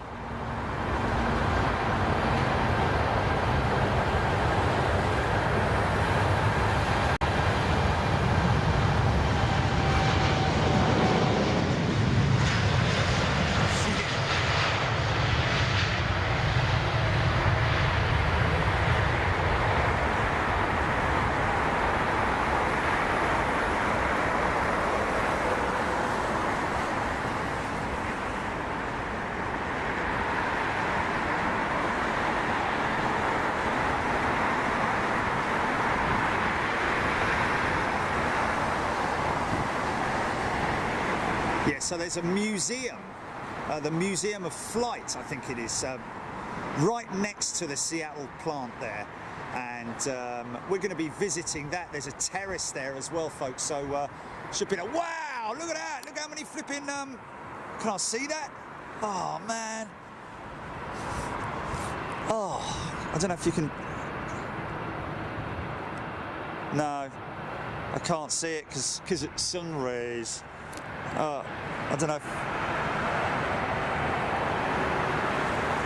Oh, that's a shame, man.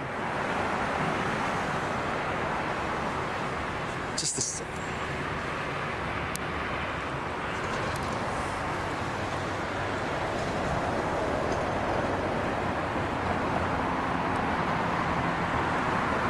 Oh, that's a shame I can't see that. It's a Swiss triple, isn't it? I've got 3 jets, literally, all in a row there. Can you see that or not? Can you see that on the screen? The 3 jets all heading west? Well, northwest or west. You see that on there, Gilly, or not? No? No. I think that's the 2 777s. Okay.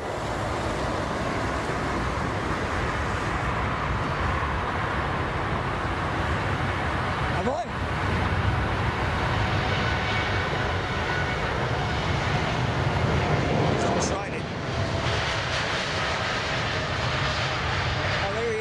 I got him, yeah. How cool is that, man? So let me quickly grab him, get lots of other Dreamliners. Come on, man, come on. Come on, where are you, son? Come on, son. Oh, man, this sun is so glary, man. There she is, there she is.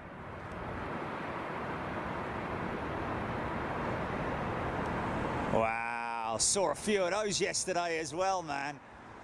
Couple went out of 1.8 as well. Some good Flufage departures, 747-8s.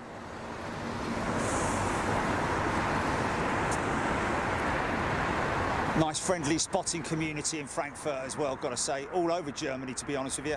Very friendly locals. Oh! Listen to the bassy start-up of these engines, folks.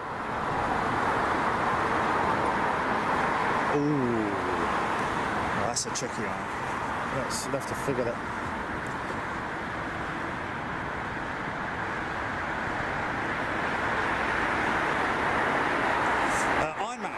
Welcome to first class, Ironman. Paul Worrell, welcome to first class. Very good to see you here, folks. Kathy Collis upgraded to first class. Thank you, Kathy. Lovely to see everybody here. Greg is a premium class member. Trev Lyon, Rich M. Rich M, I don't post a lot, but both of you do a fantastic job. Oh, man, I lost that comment, man. It's really annoying, man. Yeah, man. Carly, Stewart, Kenny, Kennington, Big Jet TV, best play, best commentary. Henning, thank you very much indeed. John Cage, or Gage, sorry, love the 787. Deirdre Rabbit, yeah, shit. Keith Williams, Trev Russell, James Doyne, Valerie Dickens, question about engines. What companies make what engines, please? Valerie Dickens, very interesting. The two, well, there's two main ones, well, three main ones. Pratt & Whitney, General Electric and Rolls-Royce. They're the main manufacturers. There are other companies that are heavily involved, like Safran, like International Engine Alliance, the Engine Alliance, which is where you get two engine manufacturers getting together, like Rolls-Royce and General Electric, to manufacture an engine. The IAE engine that's on the on this particular aircraft here is an Alliance type engine as well. International Aero engines, of which General Electric and Rolls-Royce both have interests. Gonna let that one go, folks, just because I've got a beautiful 330 touching down. Is that another Test Kit Express? G-Force, that was it. Yeah, G-Force.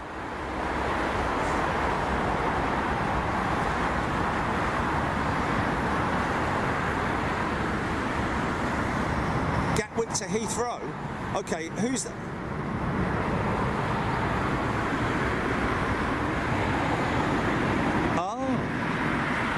Oh, okay. So we have an aircraft that was diverted to London Gatwick after fog this morning delayed it, and they had to divert down to Gatwick. And they're returning now.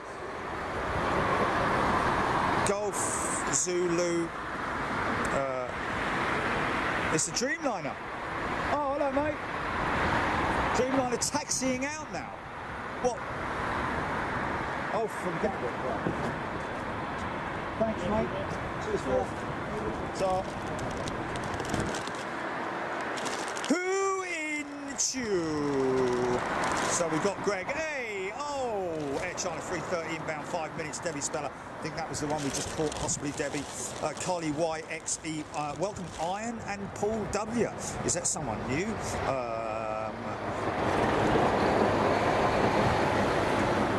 Yes, it's good now. Ewan Weeks says you need to ring your mate about. Is that Cargo Logic then? That's in at Cargo.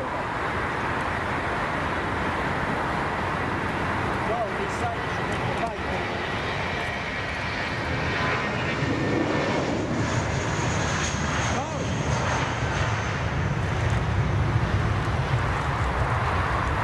No.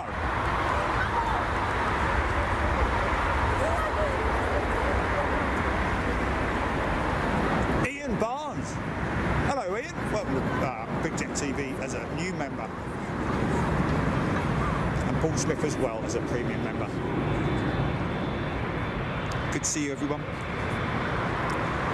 David E.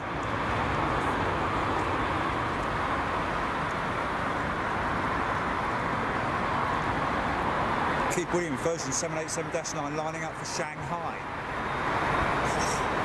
Got a BA 350 coming out.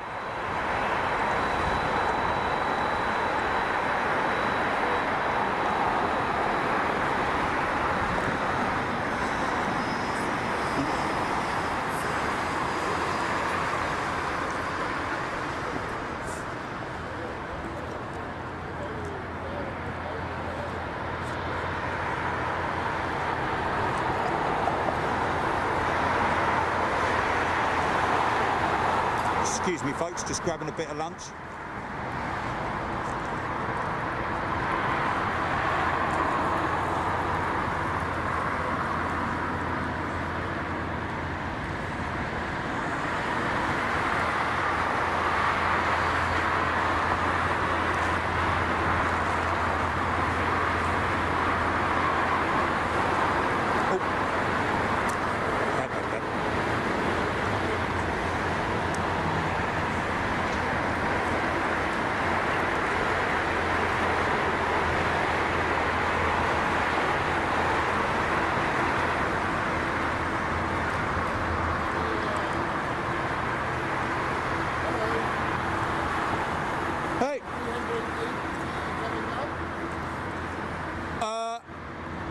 Not at the moment. The 380, you mean? 80. Yeah. There's probably one coming out a little bit later. Don't know when though. But you're going to wait for it. Pardon? Emirates probably, yeah. Or Qatar maybe. Or British Airways.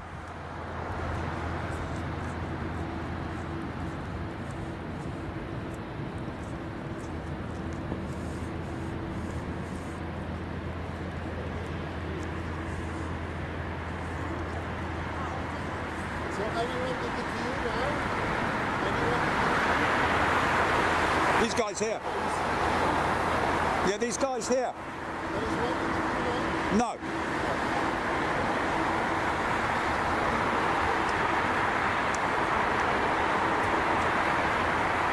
You haven't got an A380 coming out, have you, Hugh?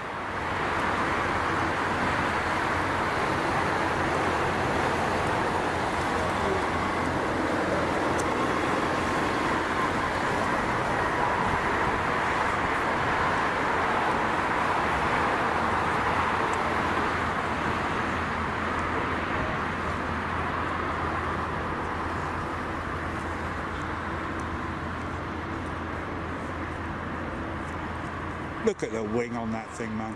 Isn't that beautiful?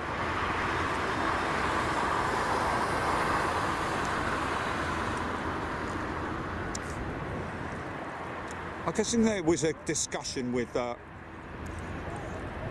wing designers, or even more so aerodynamicists, about the curved winglet versus,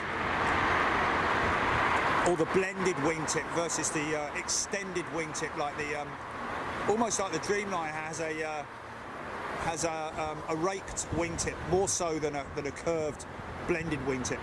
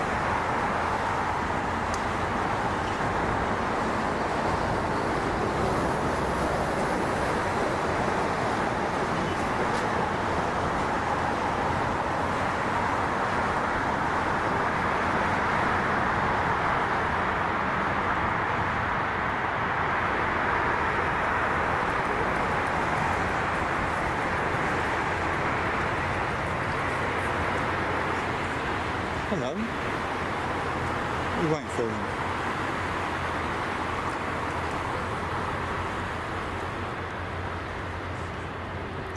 Taxi and hold.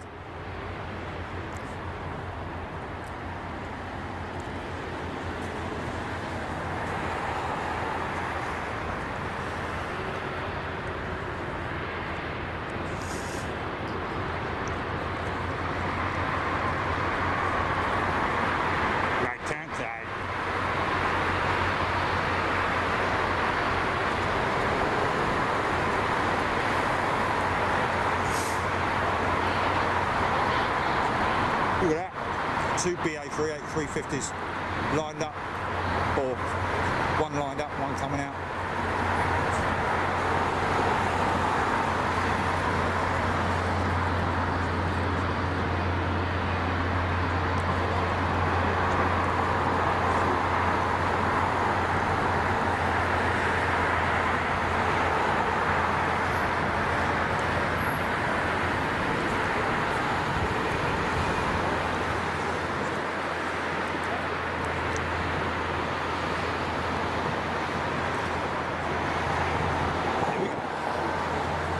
Straight out, no messing.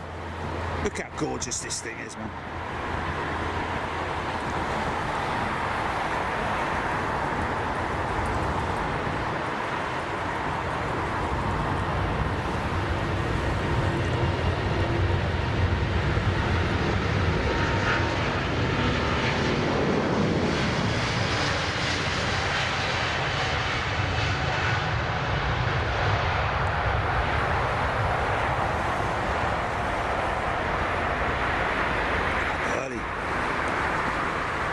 Got to say, my flight was probably, I don't know, 40% full, maybe even less than that yesterday.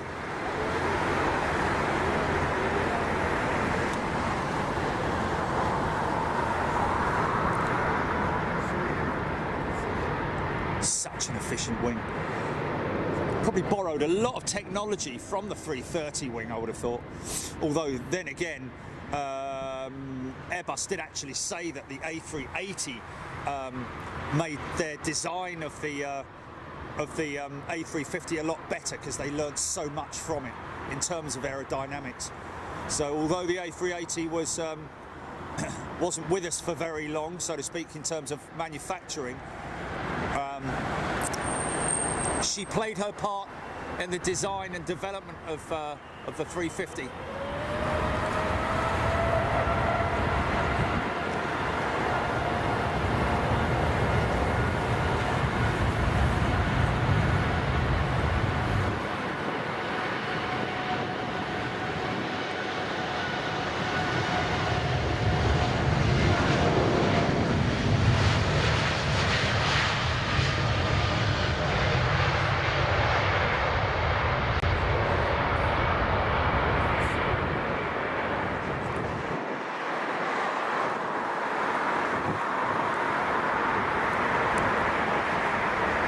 Full flex.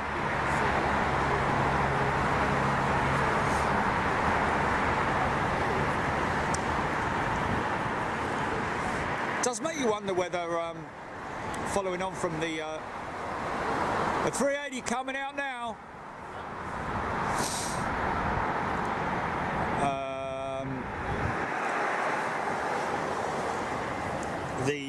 say about that.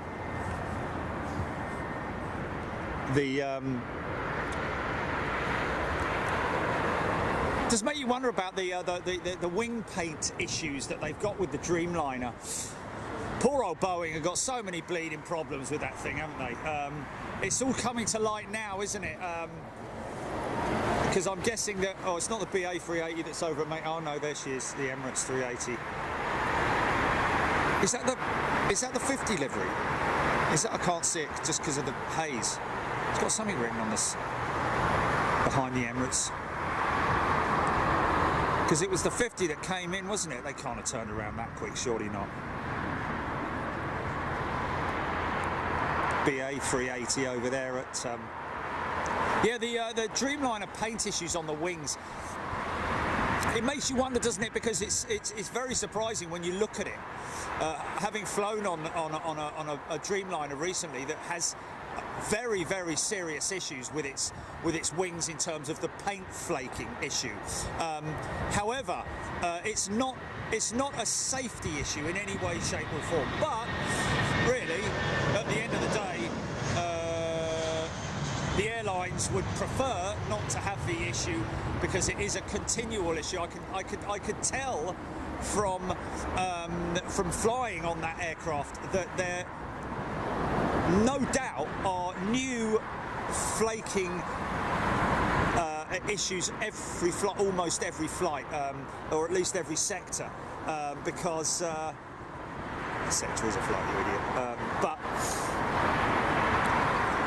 yeah, to the point where, you know, on the aircraft that I flew on, there were like grey patches of paint all the way along the leading edge of the wing. There were some sections where you could see the paint had been applied and the cracking was continuing underneath, in terms of the cracking paint, that is, folks. It's a bit like painting your radiator at home with the wrong paint.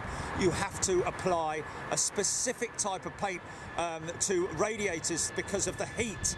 And, whoa, what was that?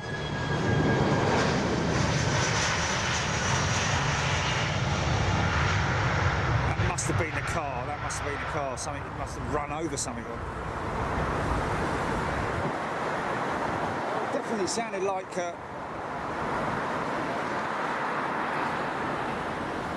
For all our Indian friends, we know a lot of people in India watch. If you're from India, come say hello.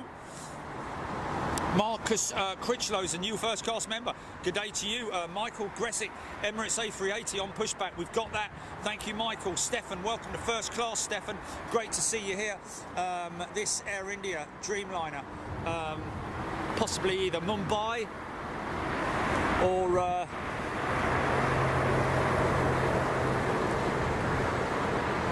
Kevin. Yeah, we've because we're trying another Bond unit today. We haven't got the audio lead with us, so we're having to use the camera mic. So it's only for this one show, though.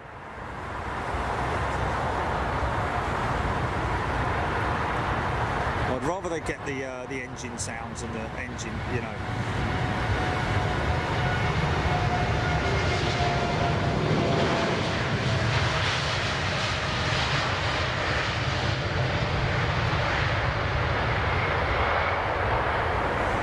Okay.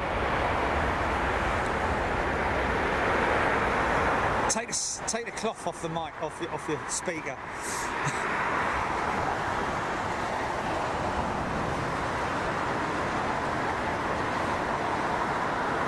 It's a bit better than when you know, when you're listening to your neighbours. He's got the radio on really loud. It's like.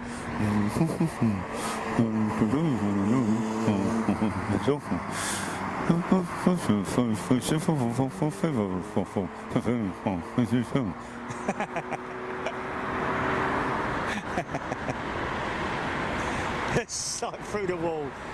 Turn it down, will ya? Wow, look at that. That's interesting. What's going on there? Aircraft on approach and another aircraft which seems to be... What's that?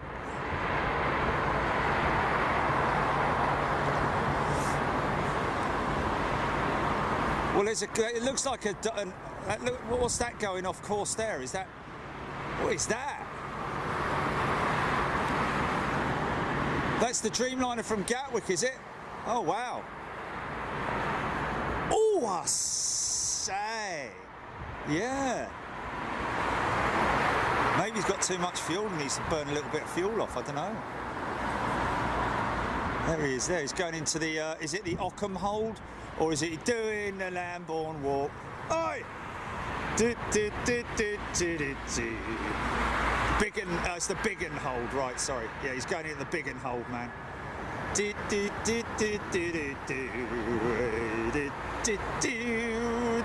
the Lambo walk. Hey.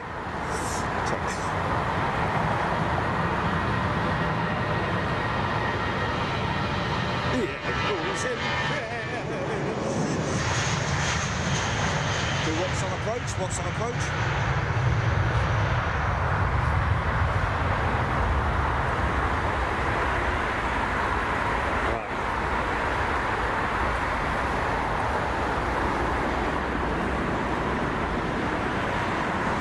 Be a bit heavy, couldn't he?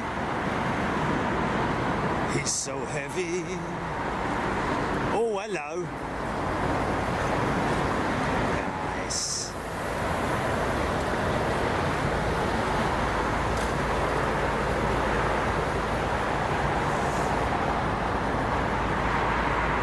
Gone into the Biggin hold, yes. Biggin Hill, over near Biggin Hill. 4 holding points here at London Heathrow. It's 4, isn't it?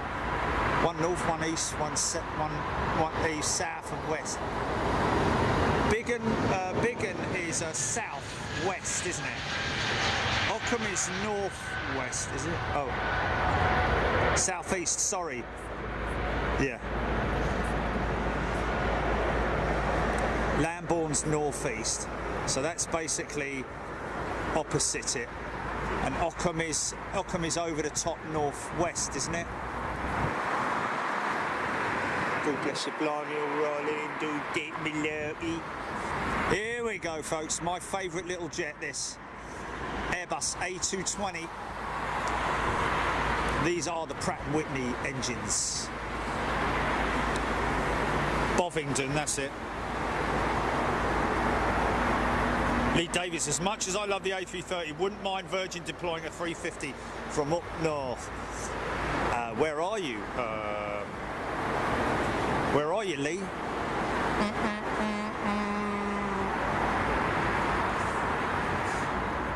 Up north. Is that maybe? Is he maybe hoping for a 350 up at Manchester?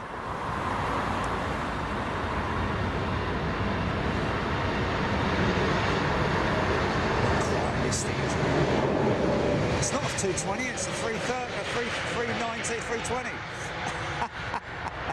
How many people are going, mate, it's not a 220? Sorry, folks, it just looks, it's funny, isn't it? That cockpit can sometimes be a little bit catchy, but as soon as I saw how rounded that nose was, no. And also the winglets as well, far too tall for, and too vertical for a 220. 220 has, oh, well, hopefully we'll see one anyway. Oh, there's the Pulitzer. You behind the bike sheds. Stand still, laddie.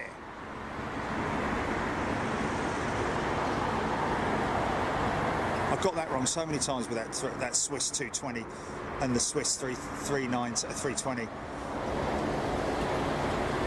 Because through this little monitor and from a distance. Hold it right there. No, that's not the 50 livery, isn't it? So there must have been 2 Emirates 380s at gate. No, I'm talking about the 50 livery has come in already, hasn't it? The 50. Yeah.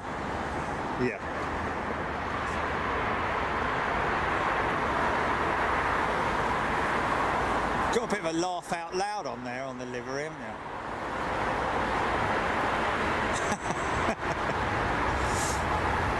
Here we go. Rolls-Royce Trent XWB engines, titanium blades.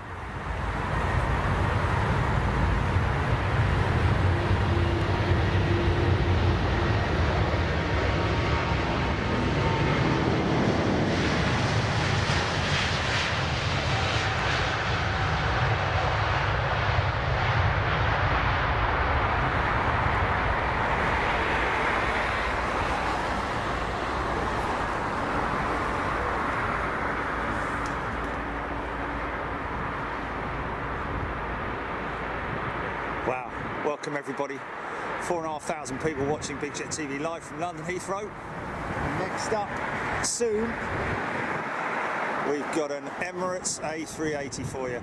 Hoping to get, this is quite a nice jet coming out. Has he just landed or is he coming out? I think he's coming out, isn't he? Let's see if his slats are, looks like his slats are extended. Yeah, and flaps are extended as well. Gonna follow this one out a little bit, folks, and then jump on that 380. I'm not sure what went out in front of us on Friday when I flew out from Heathrow in that little Neo, but my goodness me, we must have caught someone's, I think we caught someone's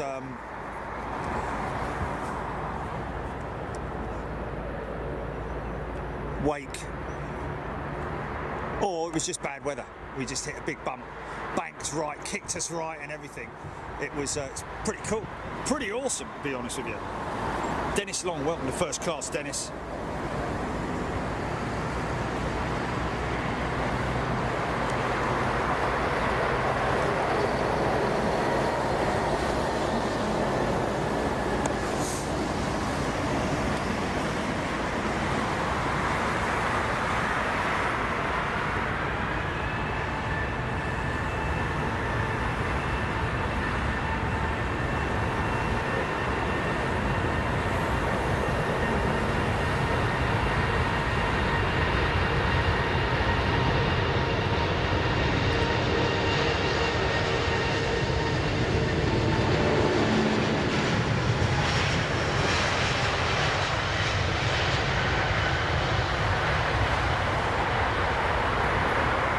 So in trumps, who wins it, the 380 or the 747-8?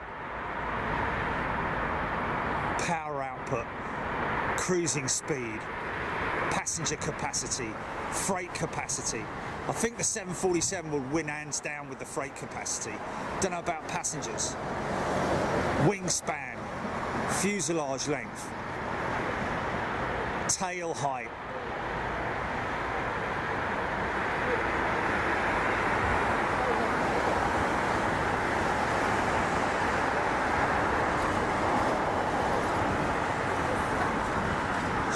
make a big turn to the left end line. Got a 777 lined up behind me.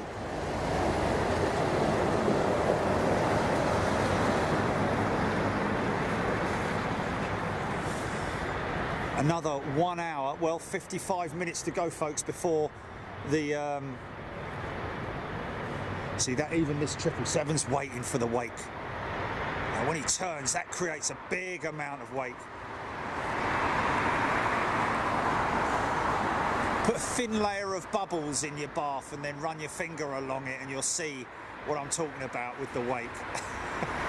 So it's what I do in the bath, doesn't it? Apart from clean, of course.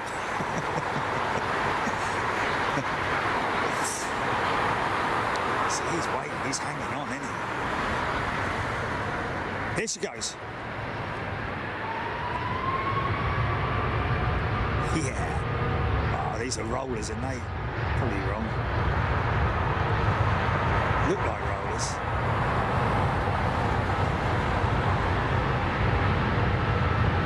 No, GE's, isn't it?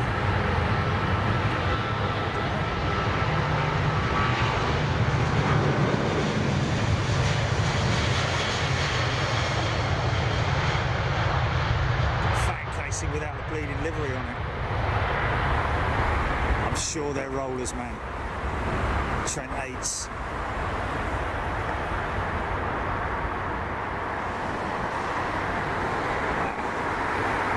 Very misty out there.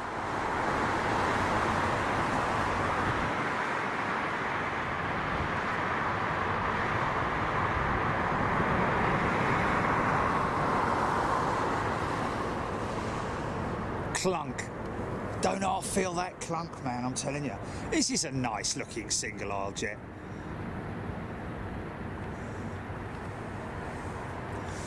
Don't contact these people about your TV. Michael Hogan. Wake is also wind dependent. Crosswind dissipates wake quickly. Headwinds make it hang around. Yes, indeed, Michael. Or should I say just calm winds. At the moment, there is a sort of like a very calm headwind, which will make not only the wake hang around a little bit longer, but also drift down towards them as well. So yes, totally take on board what you're saying there. Robert Hiller, 787 Dreamliner from Gatwick in next. Have I missed it, or is this it here? Is this the Dreamliner now, GP? Is this the diverted Dreamliner? Nothing special.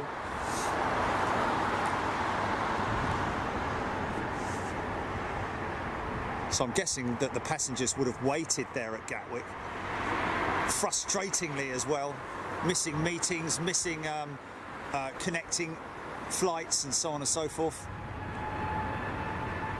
However, might have been some people who, maybe one or two people, who were having to connect down to Gatwick to catch a plane, and they're already there.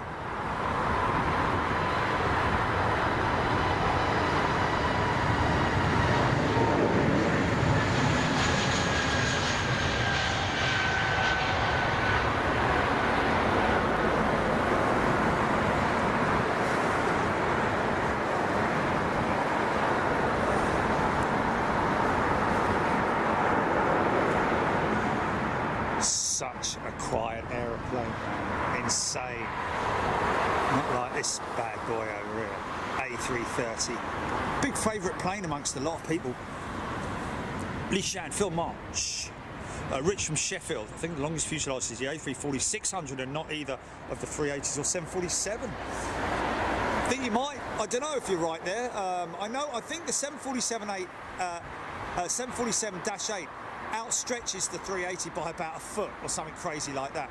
I think you might be right in terms of the A340-600, but of course, and yes, it's still an aircraft that is flying, so it can be classified in terms of trump cards. Big long aeroplane. We used to love filming the Virgin 346s. We were very fortunate to have seen them.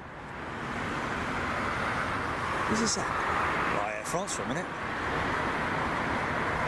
What is it? Oh, okay. Mauritius 350 unmarked. So thanks Rich from Sheffield. Kojo Harrison, Qatar, and reporting aviation news state that the problem with the 20 grounded Qatar 350s exposure of the expanded copper foil protection from lightning strikes. Yes, Kojo, we're very aware of it. It's been discussed quite a few times. It's again, Airbus have made a point of the fact that it's not a safety issue, and that I think it's just a case of you know, they've obviously still got 350s flying. We saw a couple of them at Frankfurt, so they got more than 50 as well, and Miami. Yeah, we saw the Qatar 350 in Miami as well. So it's not like it's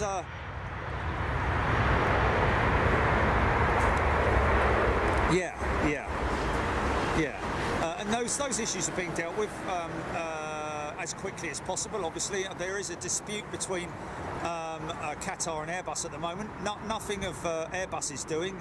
Qatar decided to play nasty on the whole thing, rather than letting Airbus say, right, well, look, okay, we'll address the issue, we'll get it fixed, and so on and so forth. But I think Airbus are actually annoyed with Qatar for being sort of like, you know, for really sort of like downplaying them in the press, like really ripping them off in the press, and just not giving them a chance to answer for themselves, and almost slanderous, I think, is the way you could say it, which Qatar are not very happy with, because obviously Airbus are not very happy with Qatar about on that one. And obviously, you know, like any manufacturer, they're going to take the aircraft back, they're going to deal with them, and it is just a small portion of where the skin is exposed as a result of paint issues, which are being addressed.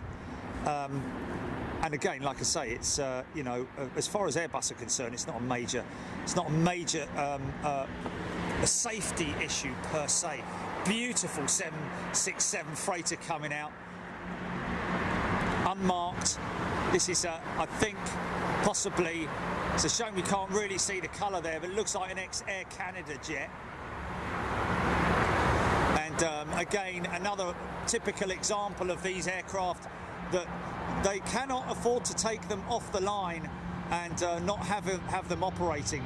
They don't care what they look like, to be honest with you, just as long as they're in maximum airworthy condition, which they are. And of course, we've mentioned so many times that Boeing, the Dreamliner is empty, is it? Oh, okay, so they would have. Okay, so they would have used another aircraft to bring the passengers up here, I'd imagine. No, they couldn't have done, because it was still foggy. How'd they do that then? What do they do? Send them up on the train? Oh dear. A bus. Oh, they've been Blakey. He's got all the buses, isn't he? Ding ding. Oi, Blakey. Canadian Airlines. Wow, look at her, man. Look at her. Wow, look at her. See where the old liveries and everything used to be. Don't know what colour her fuselage was or what.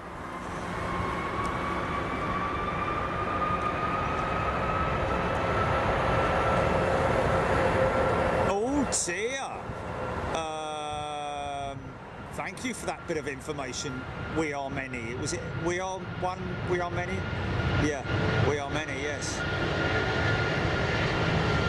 Interesting.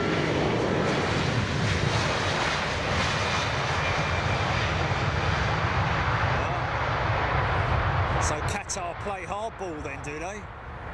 Sounds like they did it. Right.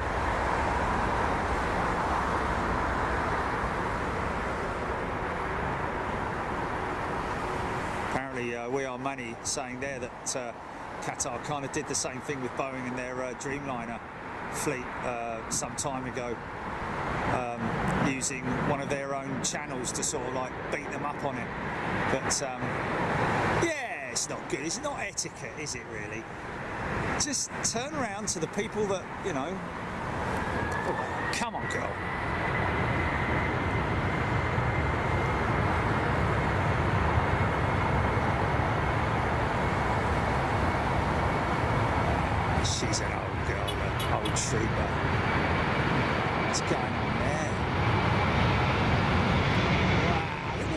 patches on her, man. Real good patches on her.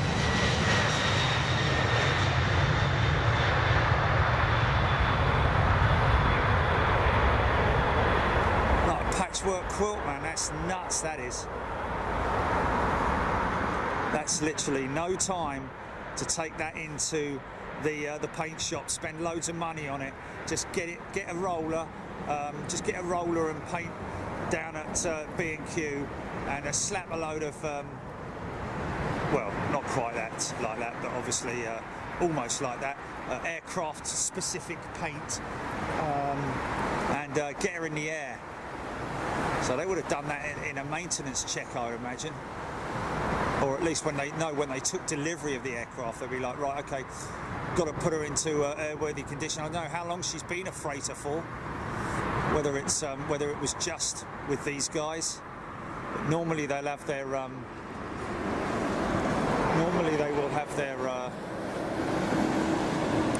fuselage livery on that beautiful aeroplane. Ooh!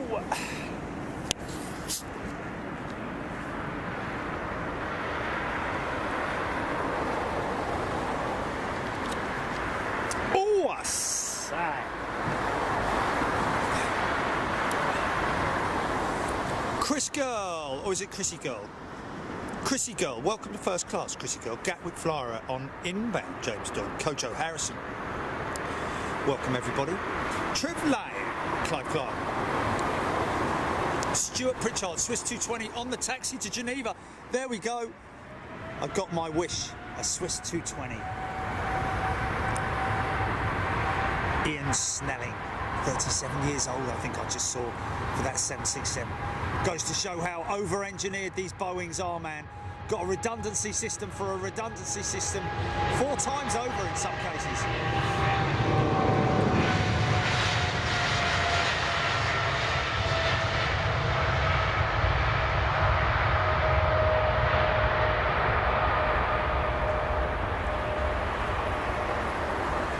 Tristan's on chat. How you doing, Tristan? Work hard at school. Get your qualifications, whatever you need to get. There's nothing to stop you start making inquiries about how to work at an airport.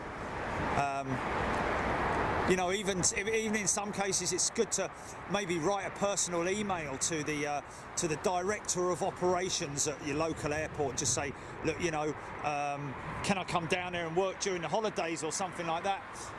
And even if it is just a small airfield with small jets, it doesn't matter. It gets you on the line a lot quicker than a lot of other people.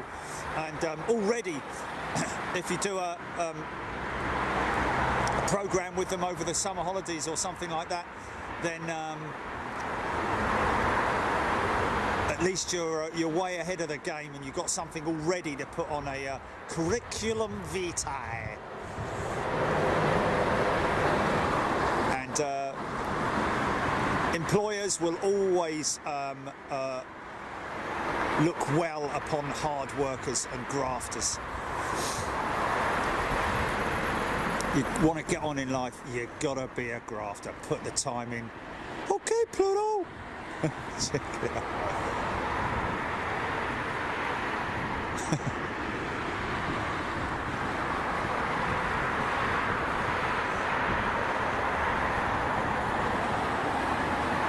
Aer Lingus 321. This is a long-range jet, folks. This thing can fly across the Atlantic. Got rid of their, I think they got rid of their 757s now. Great for that. 330s are still in operation.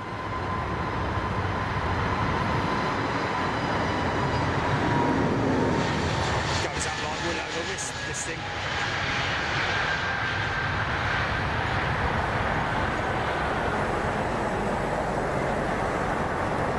I think I mentioned earlier on in the show that the A321 long range, or the XLR, is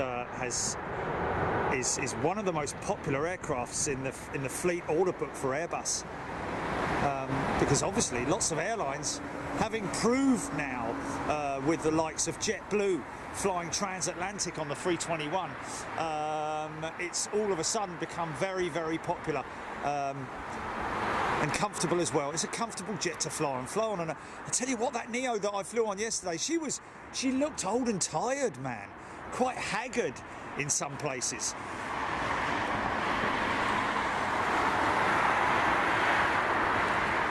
Trev line. Good advice. What was the advice? Oh, for the young lad. Yeah. Bobby Fitzsimmons' brother-in-law started his aviation career on the ramp with Ryanair, now captain. Thank you, Bobby Fitzsimmons. That's why I said to this fella, I said, you can literally go from being a ramp supervisor, sweeping the ramp, to being a captain on an aeroplane. And look at this, Bobby Fitzsimmons' brother-in-law started his aviation career on the ramp with Ryanair, now captain with Emirates 777. Wow, how about that? Mark Garner, Carly, YXE, Rich from Sheffield, and Edelweiss and Srian Air. What are we talking about? 340, 300s possibly? You think almost 32 years of hard graft with the same company, and they laid me off as soon as COVID hit. Oh, rabbits. Yeah, but that's... Yeah, that's very unfortunate. I'm sure they'd rather not have done that, but decisions had to be made. And I mean, we've heard some terrible reports of people just getting laid off by an email or something like that when they've grafted all those years. Yeah, great. It's a real shame that companies have to do that. That's down to the company themselves, isn't it? It doesn't make you as a person any different. Still makes you and should make you stronger. And get out there. And especially as you've been such a grafter all those years, you should theoretically easily get another job. Doing more or less the same thing, one would have thought. I don't know what that is, and I don't know if I'm going to get it because I've got so much sun glare on me thing. Oh, it's only EasyJet, isn't it?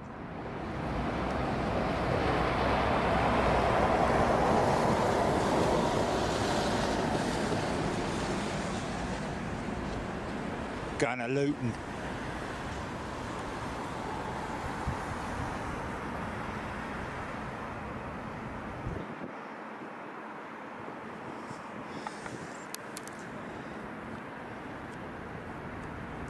Wow, how cool is that? Where is it? Where is it? Oh, James saying, start my new job as a meteorologist working in the air traffic control tower in 2 weeks' time. Hashtag my dream job. That's fantastic, James. Great to get that kind of information from people. Youngsters starting new jobs, people of even older age starting new jobs, moving on to other positions as well. That's fantastic. Lewis Vincent, great, a long time since India Alpha. GVIIA or LLA did passenger service. Good to see her back. Which one's that then, Lewis?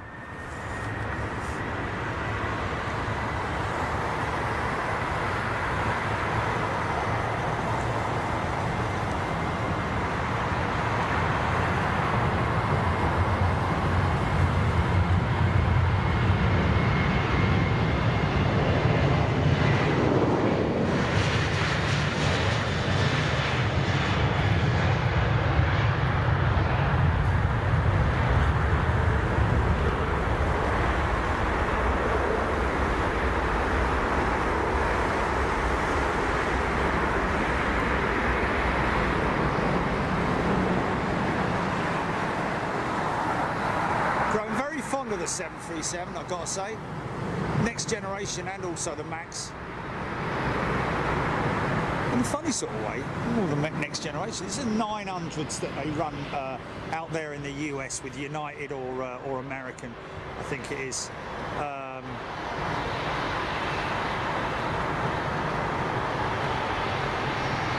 The really long extended variant, not the Max, but the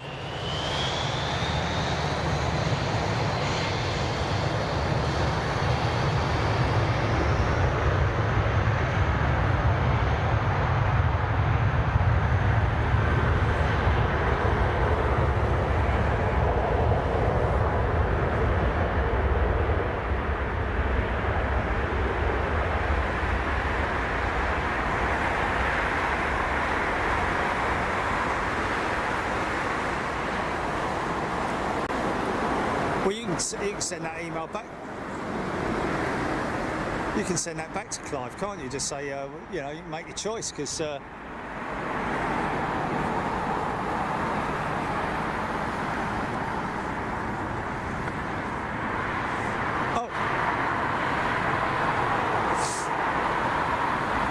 Clive Clark, that's great. That's great feedback. Thank you, sir. But all I'm saying, Gilly, is that we because of the you know, because he's kind of like superseded that. It doesn't have to send all the choice of no, you can send it back to him saying it's still there to you get me? Yeah.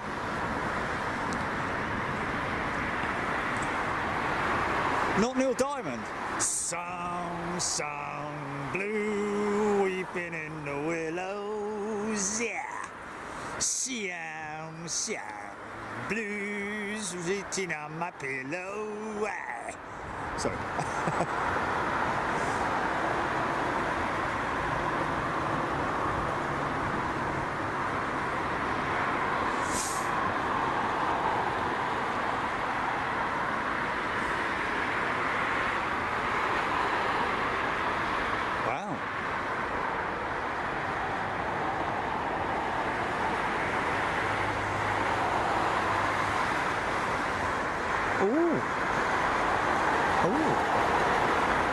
Hey!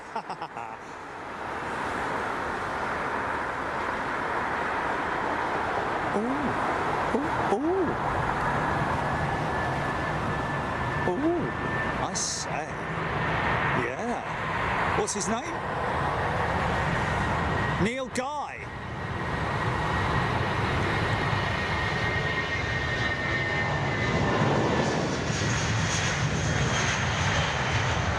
Wow.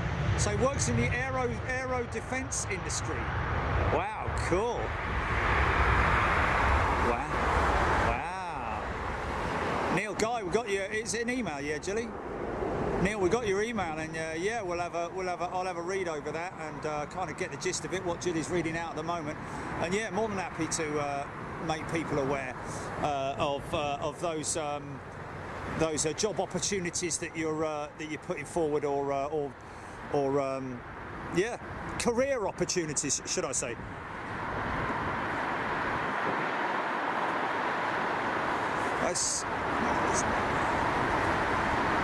Isn't that communications? Isn't that communications? Like, yeah. Oh wow, that's excellent. 220. Carly saying, "There's your 220." She's coming out. Rob Ashplant, 17th Mustang A220 heading out to Geneva. Thank you, folks. Craig Russell, Sue Cruz, Paul Skilling, Leslie Donaldson. Good afternoon to you, Trish Flynn. Can't wait, be nearly everywhere but there. Looking up family, James Doink. Just tinkering with the Mustang airframe until engine refitted. Yeah, talking of models, I'm thinking myself of actually like when I went kind of all out on that orange 747 with Braniff, the Braniff 747. That probably took longer to make than an actual 747, I've got to be honest. That's available to look back on, isn't it, Gilly, in the archives of our lockdown shows, which is quite funny, folks. Yeah, there's a playlist of all the lockdown shows, folks. Go and search out the one of me building that Braniff 747. I was sanding it down for about 3 days, just trying to get the line out from the join point where the two fuselage sections join together as a model. As a perfectionist, you'll understand when I say that, because obviously I was just filling out that centre join point, so that when you paint it, you don't see this horrible line straight down the middle of the plane, and it worked. You know, again, you know, put the effort and the time in, you'll get decent results. If you need what it means.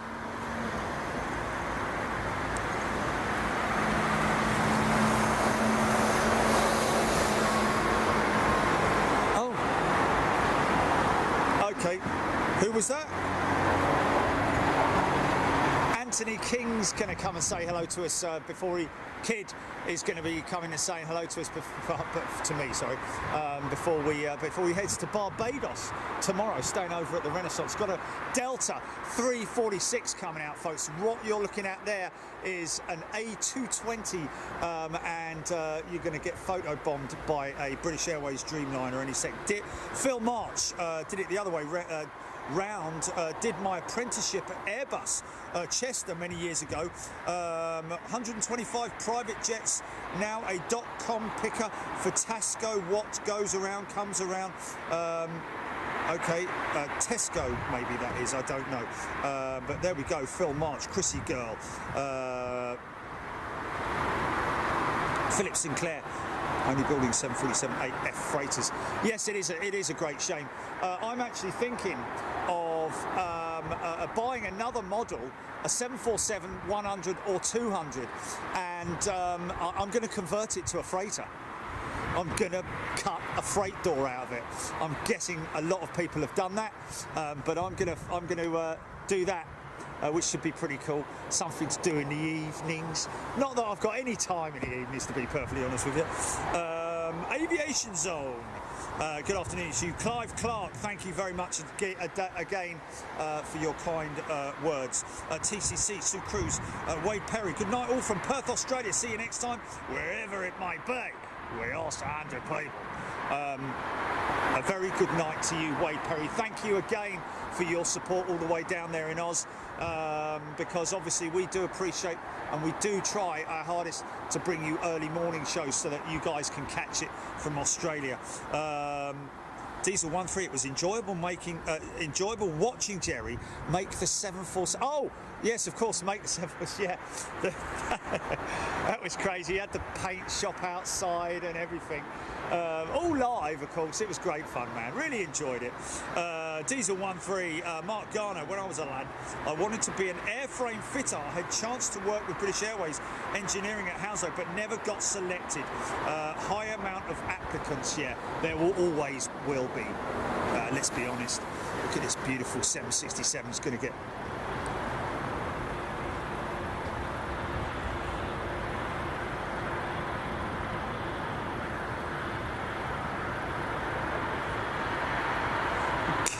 Okay.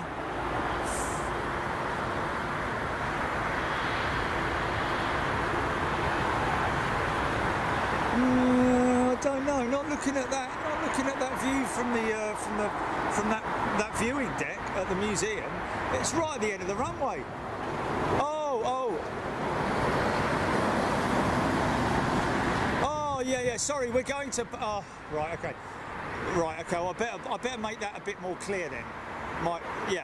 Okay, we're flying into Seattle, folks, but we're filming at Payne Field. Let's make sure that people are fully aware of that. We're going to the Boeing, I think it's more a test facility at Payne Field.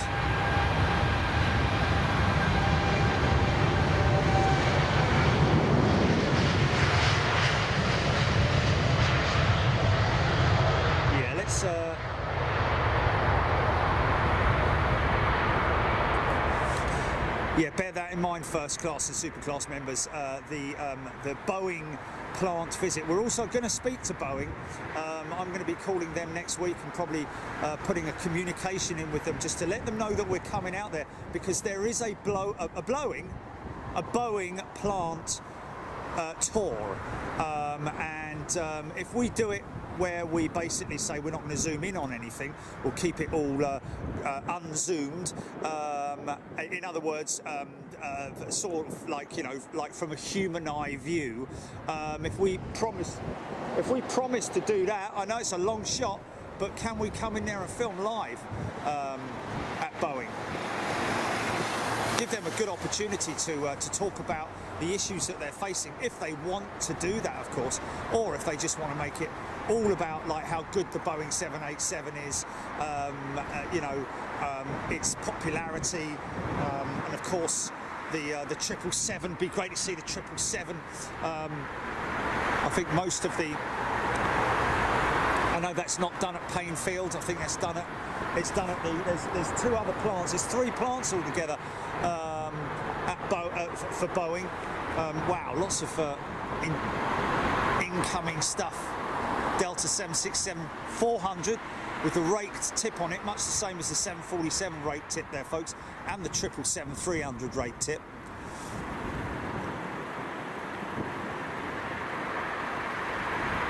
Got the intercept coming up.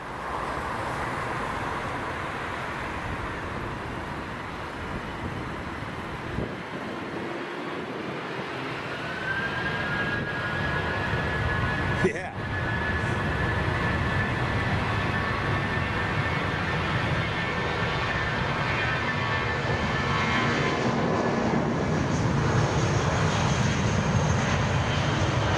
We're definitely going to spend. Yeah. Well, Painfield is where that museum is that we looked at last night, wasn't it? Yeah, exactly. Single runway operation. It's not a. I don't think it's an assembly area. I think it's more a test area where they've done most of the flight tests with the 777, and obviously, you know.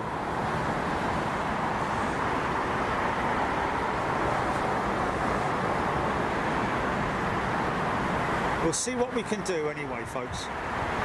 Either way, we're going to plan out a very good 2 days of that trip to Northern California, I'm guessing you would say, Washington State, innit?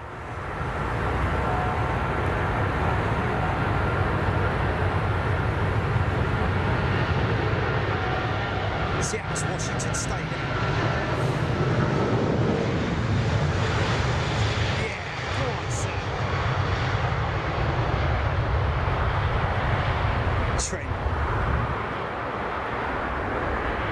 Watch the elevators. There they go. Got to know what you're looking for when you see that. Oh, scary, scary helicopter. Scary helicopter. Oh, you listen to its little... Oh.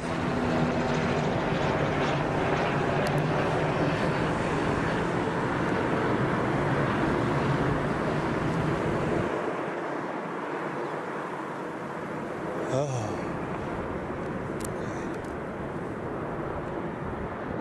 9th and 10th, yeah.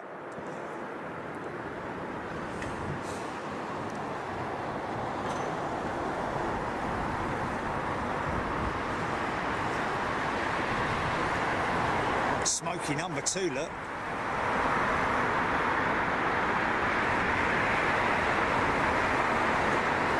Actually, both smoking quite a lot, those rollers.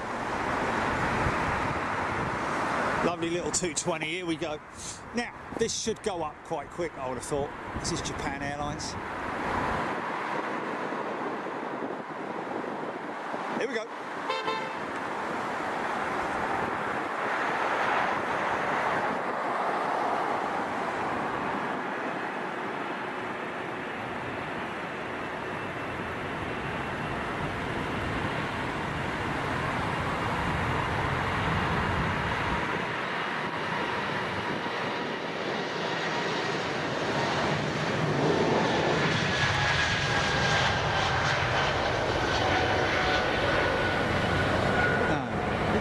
You don't need to do that, man. We've got all the time in the world, man. We don't have to, you know. Yeah.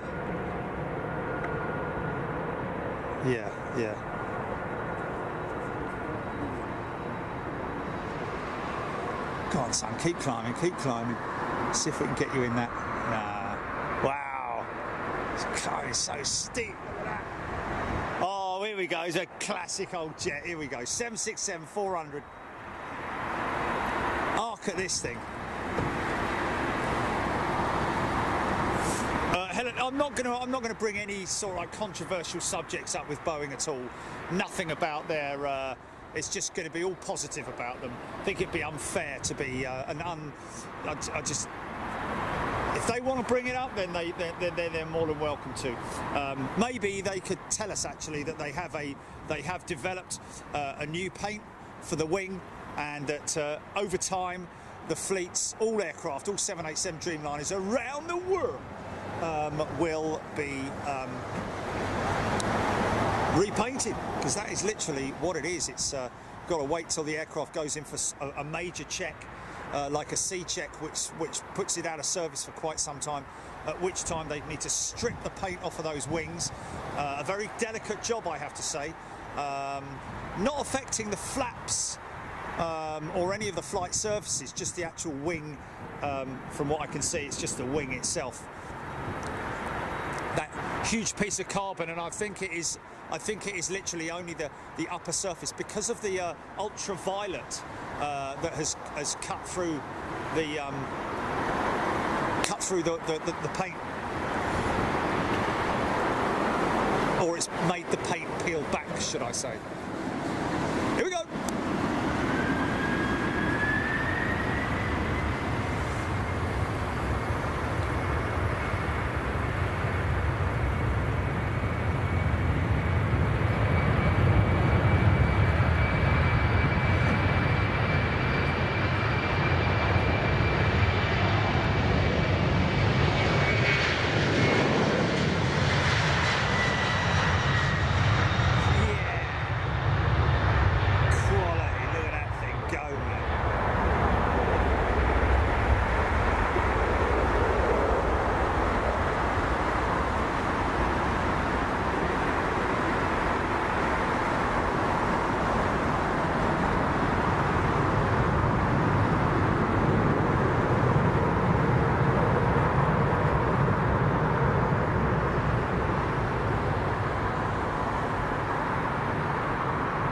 Temperatures warmed right up.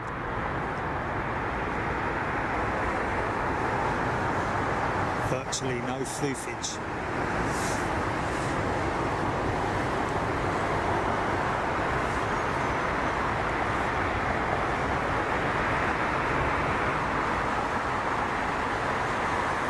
Air Canada 787 in the head and shoulders livery out next. El Al pushed back.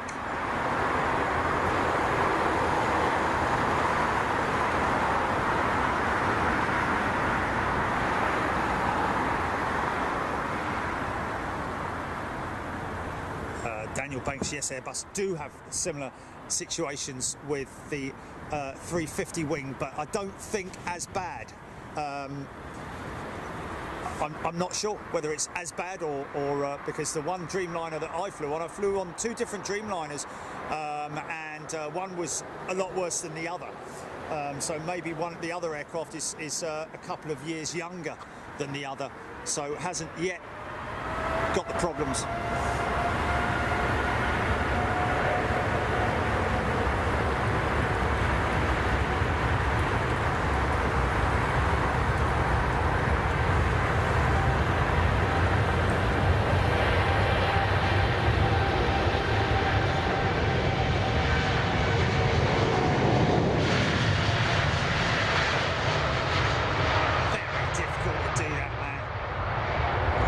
Travelling at about 100 knots plus, coming past you.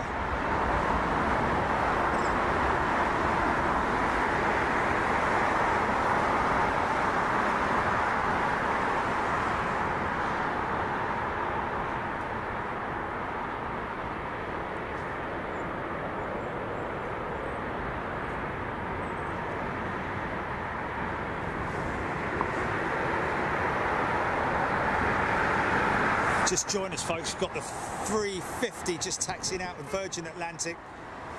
Beautiful sounding aircraft with the XWBs.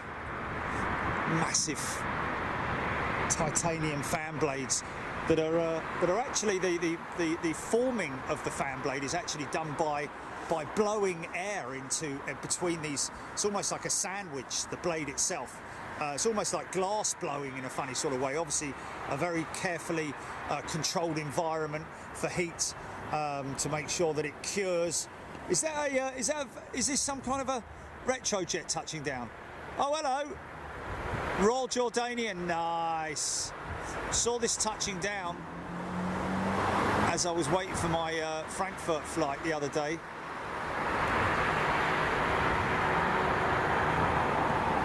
almost Iberia-esque, isn't it? Or even TAP-esque. Good looking though. Nice retro jet. We love retros here on the show. Nice. I think retro jets look better in. Gonna leave that one and jump straight on this 350, folks. I think the retro jets look better in a CEO variant than they do in a Neo variant, to be perfectly honest with you. Bikal Pam, yes indeed, Royal Jordanian. So we'll have old Geordie jeans on the pilots there. There'll be old Geordies flying that jet. Straight on with the taxi lights there. Coming straight out as well.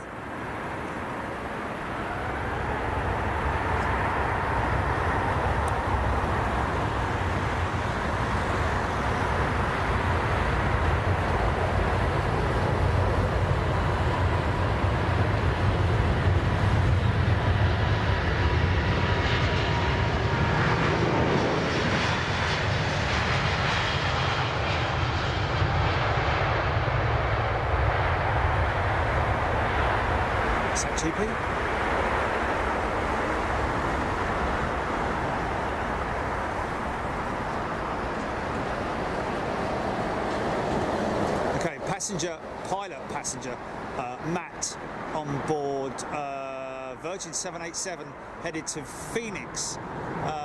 If you're there, Matt. Oh no, okay. What was it?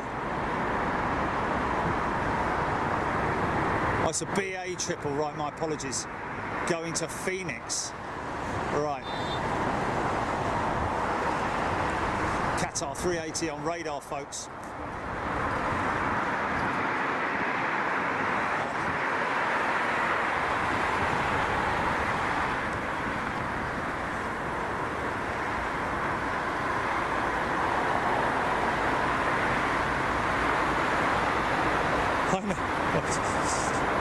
Hyderabad.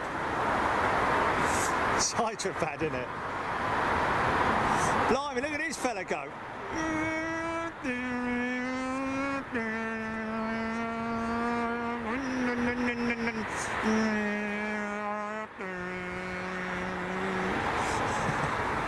Alright, maybe not that fast.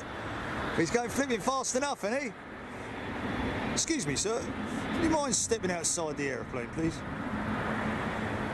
Right then, sir. Now, how fast do we think we were going then? I don't know, 10 knots? Ooh, think again, sir. Have another go. I don't know, it's 12 knots? Right then, sir. Well, I had you clocked at 20 knots. If you don't believe me, I've got it on camera. Let you off this time, sir.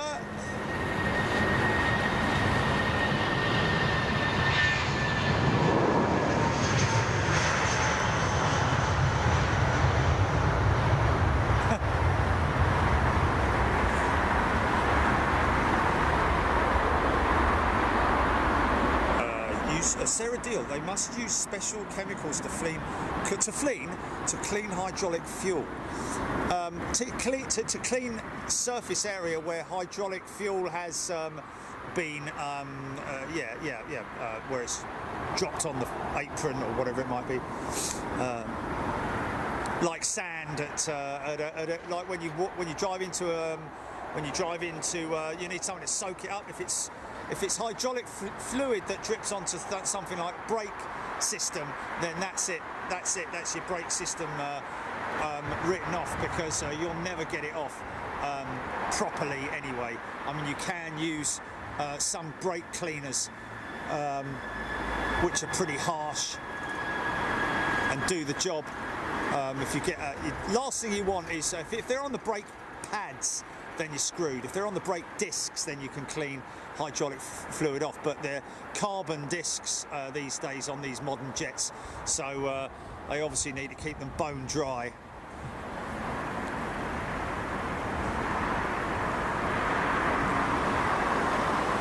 Kojo Harrison, yes, it's a known issue with the 787 Dreamliner across the board. Yes, indeed.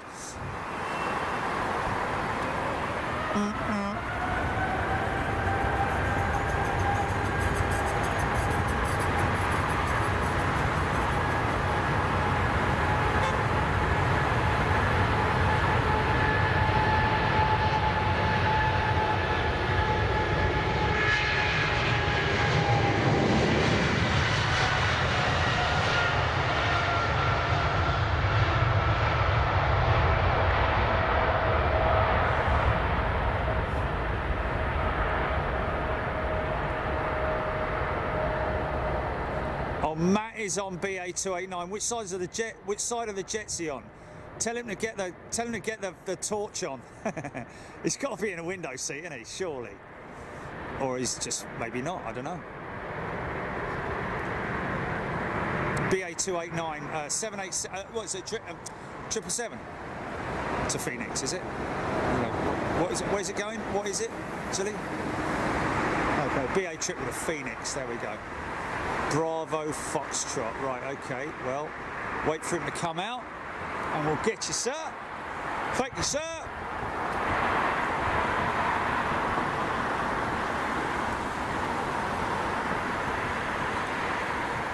That looks like a BA380. Vectoring from the Biggin Hill held. Or he's just coming straight in, I don't know.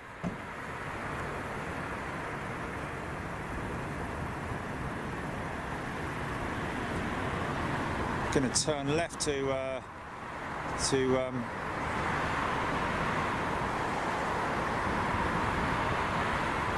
join the ILS.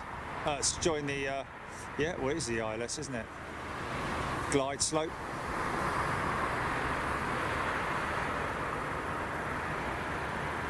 Established. Here he comes now, turning left. 10 miles out. Over East London.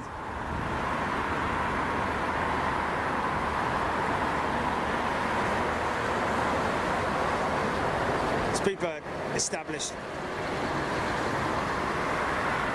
Well, not quite yet, it's still on the turn, isn't he?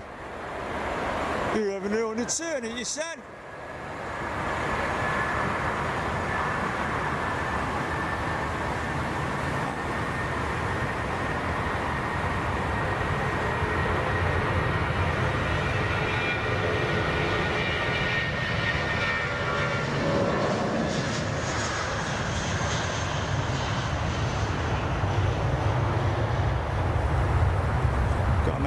Turn in your son, haven't you? Hey, still got a, or left turn. And the flight number might have something to do with it as well.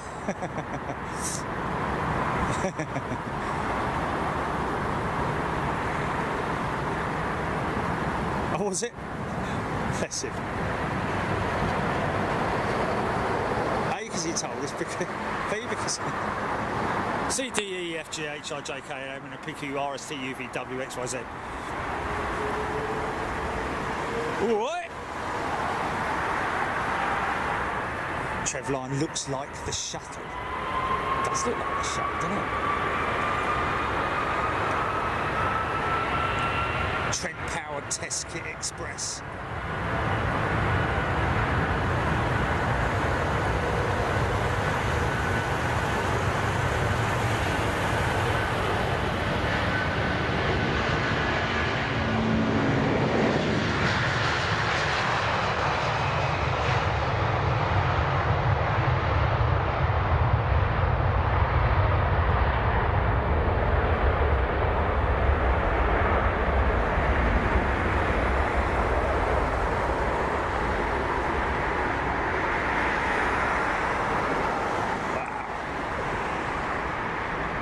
That stick back quite tight, didn't they?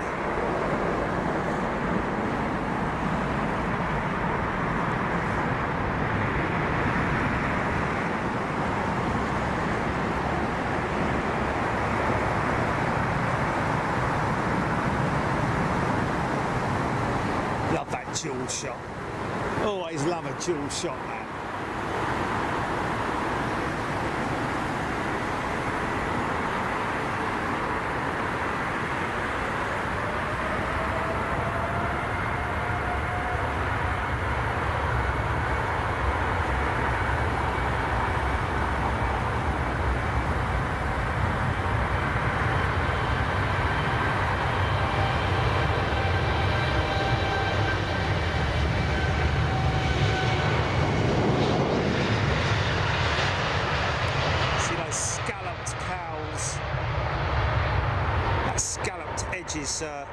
a design to keep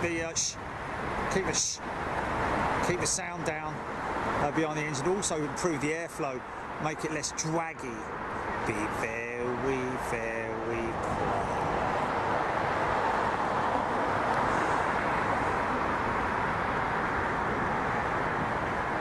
How long we got? Oh, 5 minutes. Oh, he might be going out the northern, he might be going out the southern. Well, this Qatar 380 is definitely coming out of the northern, which is good news. And we might go around the top.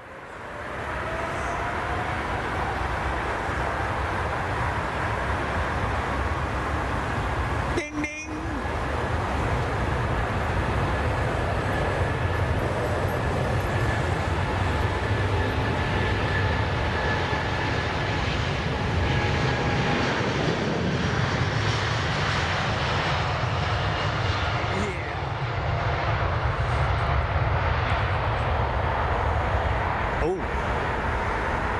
Sorry about that.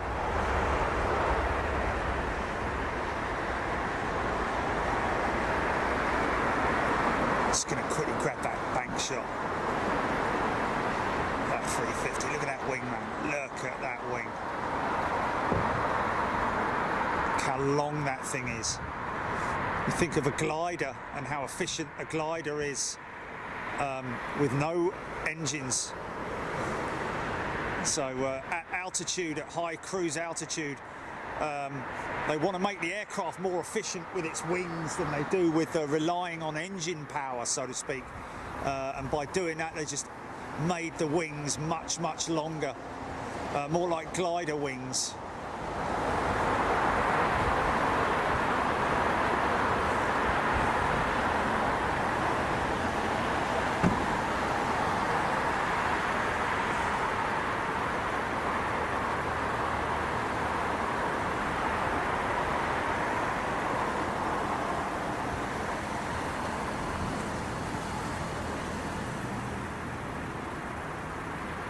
Could possibly get that Frankfurt. Oh no, because that was quite in there for quite some time, wasn't it? That Frankfurt 380.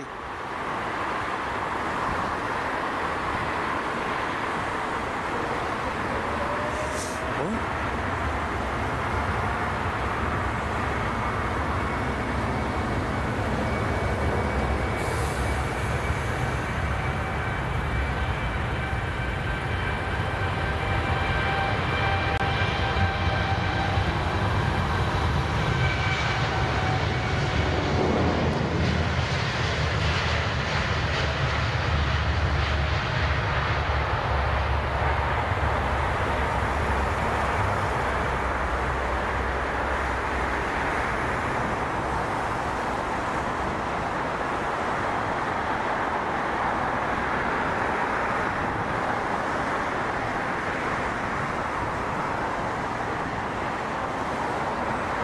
Guys.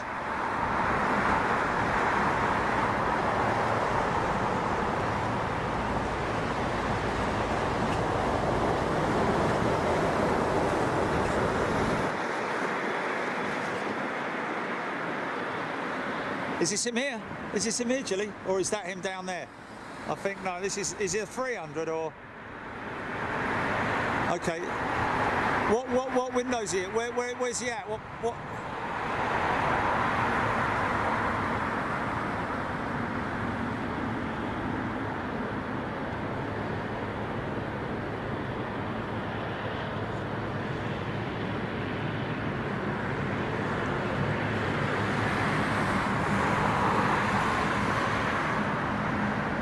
You need a torch, man. You got to put your torch on. You got to put your torch on, man. Did ya?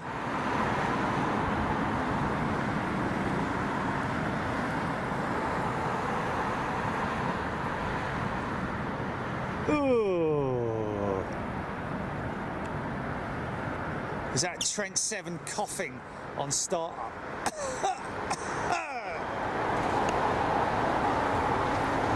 Which side's he on as well, Johnny? It might be on the other side.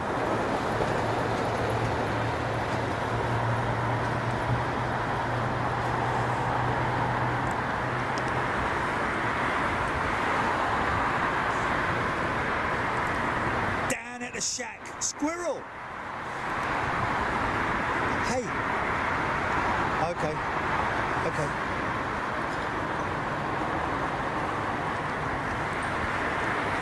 Okay. Oh well. Dreamt about a squirrel last night. I dreamt about a squirrel last night. It was a tame one. Someone had a tame squirrel, and it was fat. No, it was fat and it was rolling over, and I was rubbing its belly and everything. Kind of looked like a squirrel, but then again, in your dreams, sometimes things look a bit different, don't they? It's like long-haired and all that. Yeah. Addison Page, where do the pilots sleep? Good question, Addison. Well, on the long-haul jets, there is a crew rest area. Sometimes, depends on the aircraft. Hello, hello, hello. Oh, look at him there. Hey! Look, he's caught something, man. What's that? Get it!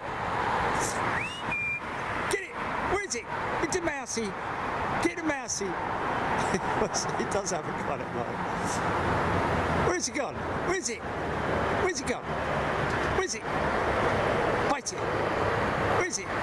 His big fluffy tail, look. He don't care, does he? It's a naughty foxy. Oh, here we go.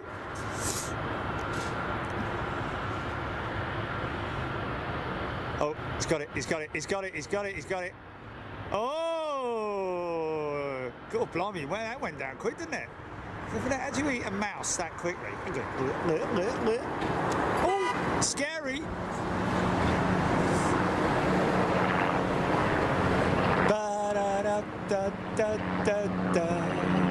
I know it's nothing like it.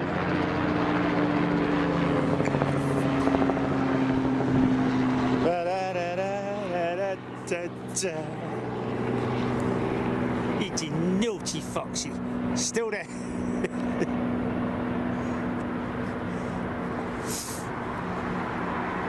It does, doesn't it?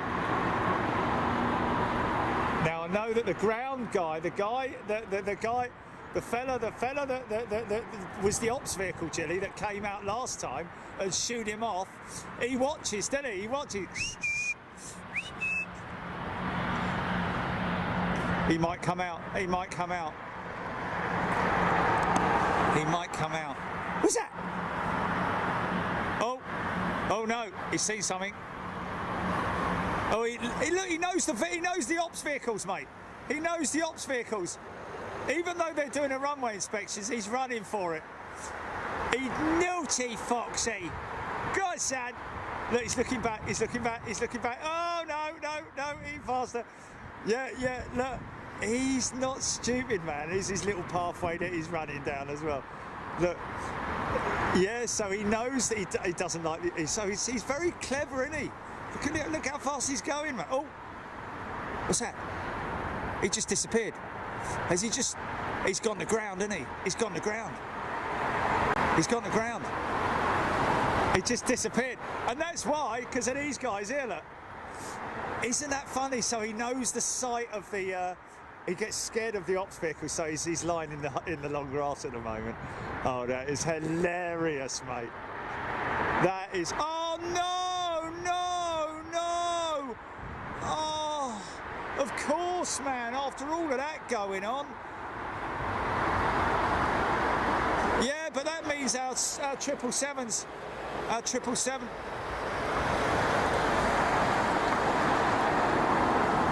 Yeah. Well, there he is. There he is there. Got a great shot. Got a great shot of him.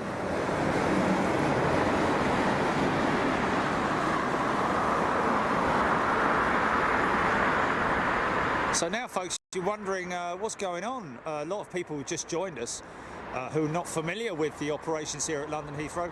Every day on these, when the wind is in this direction, they will change operations from departures to arrivals on each runway. So obviously now the southern runway, which was arrivals a few minutes ago, literally at 3 o'clock every day at 3 p.m. without doubt, without failure. Without failure.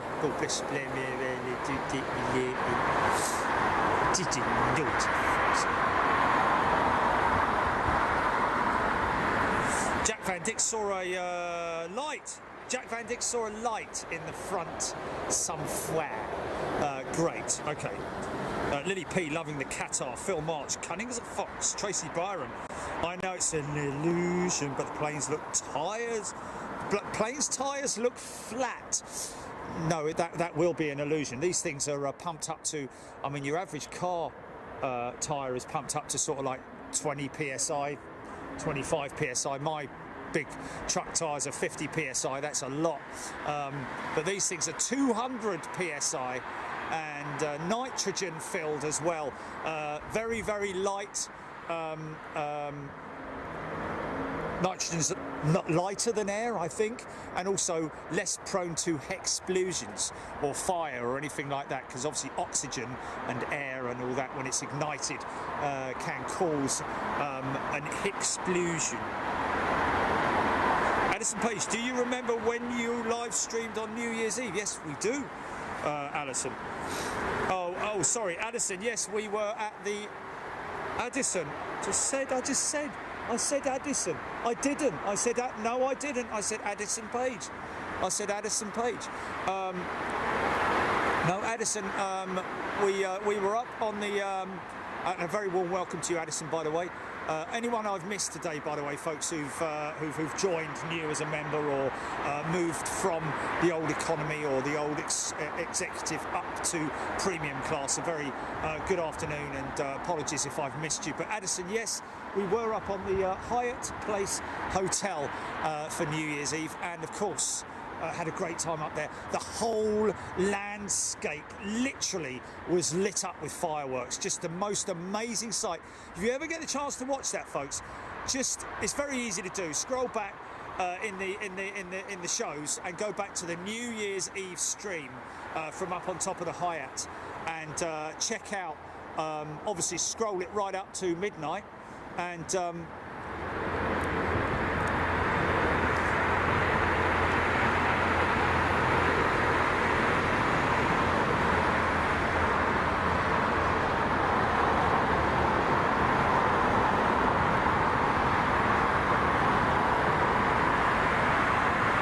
Captain Chris back in the seat again now, or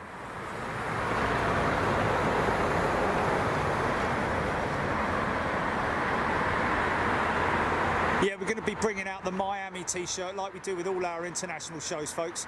I was live in wherever we were. You know, we've done the other ones as well, and of course we're going to do the one for Miami as well.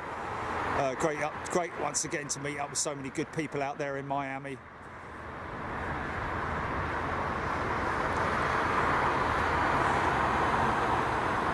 Yeah, we'll let you know once the Miami shirt is available. Shouldn't take that long to do, really.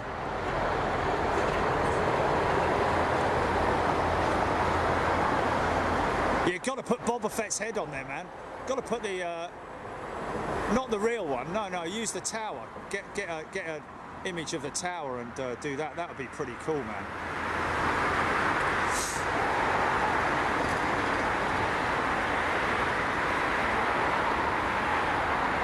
Paul Skilling, John Grinham, Trev Lyon, Debbie Speller.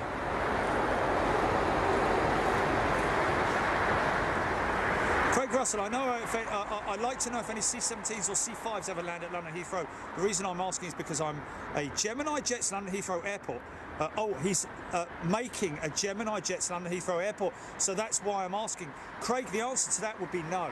Very rarely do we get military jets here at London Heathrow. We have had the odd occasion when we've had odd obscure freighters in here, but if you're making a Gemini Jets London Heathrow, which sounds fantastic, I have to say, I would fill it full of stuff like this. Depends on what era you want to do it from. Okay, first arrival looks like British Airways A350, folks.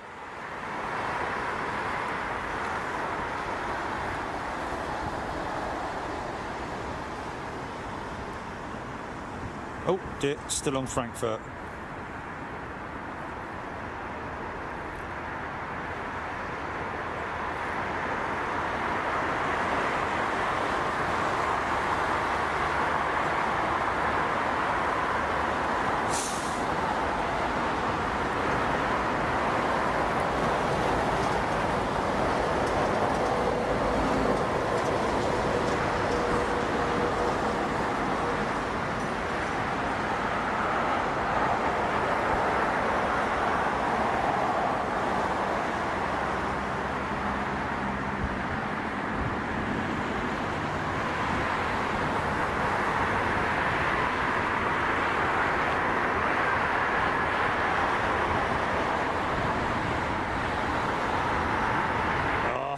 Smooth.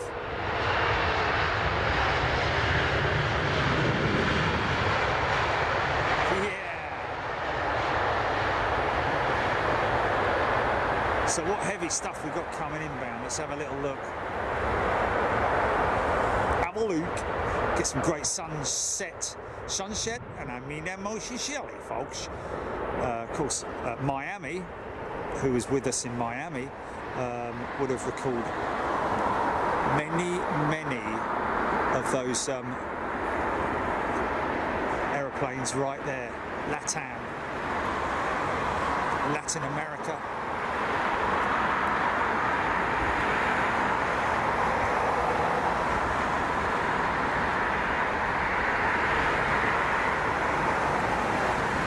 Tell you what I probably could do is just to get more of that tower shot. Stand by, folks, don't go anywhere. I'm just going to move the vehicle ever so slightly forward.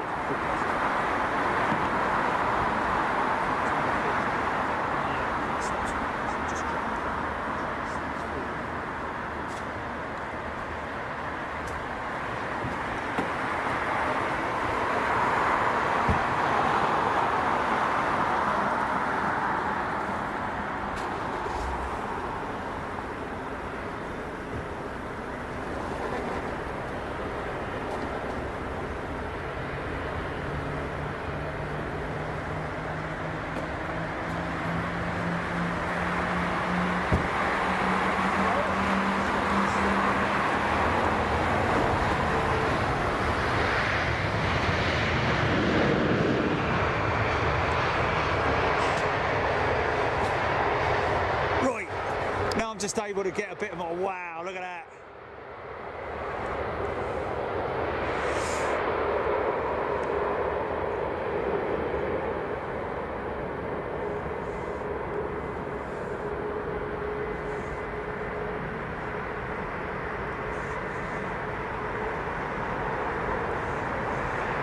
Nice.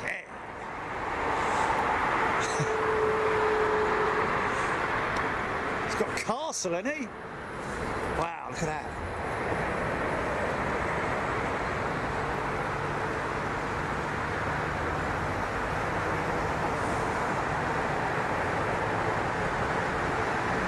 Start up.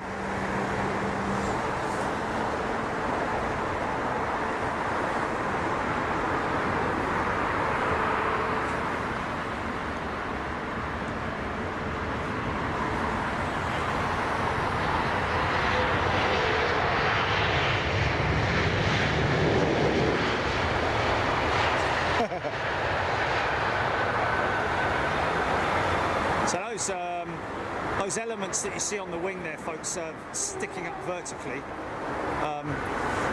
squeaky old brakes there, are the ground spoilers when it's on the ground. Speed brakes when she's in the air, she'll bleed off a little bit of speed on approach, more used on sort of like during the descent than anything else, because the aircraft maintaining a regular speed during its flight.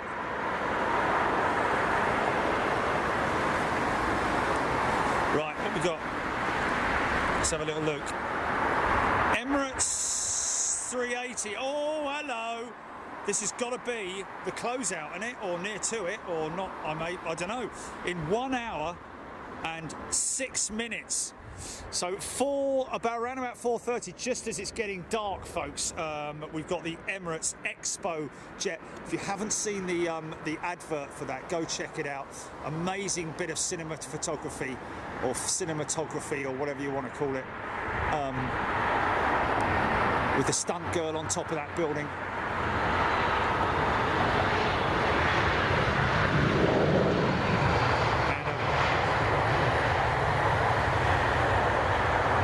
To be honest with you, probably one of the funkiest liveries that Emirates has ever done so far. All the other ones have been like stickers and stuff like that, kind of boring. But this one, I like their 50. I've got to be honest with you, there's nothing overly dramatic about it, but it's got a big 50 on it, man. It's like if you're going to do if you're going to celebrate something, celebrate it in style, make it big. And they've certainly done that with Emirates. Just going to check this 350 as it goes out. There she goes.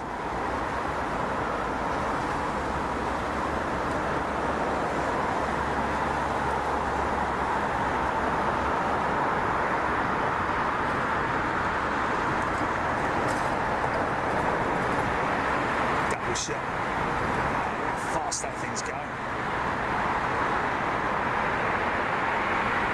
Wow, look how fast he's going.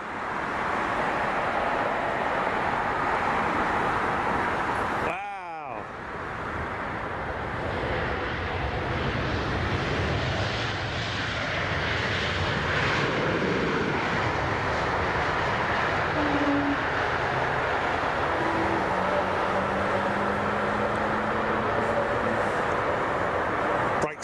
Probably got a little bit of moisture on them, I'd imagine. You can see there the moisture burning off the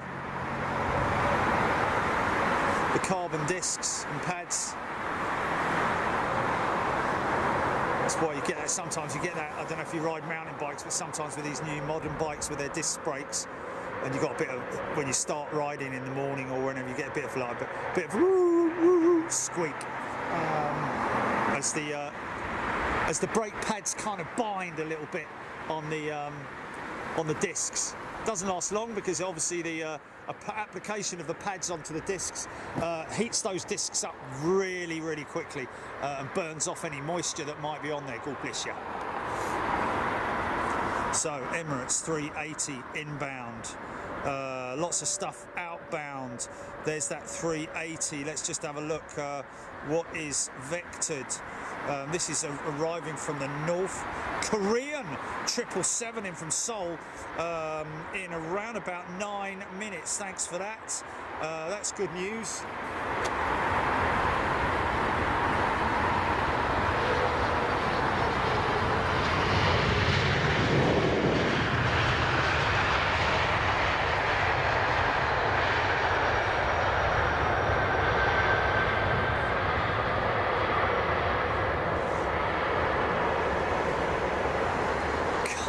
Needs to get off the runway.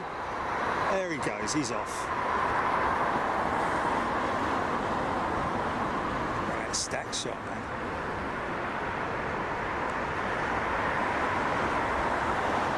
Beautiful big triple.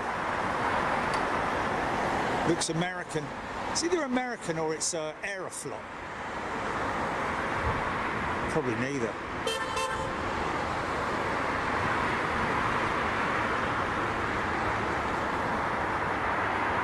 Or it may be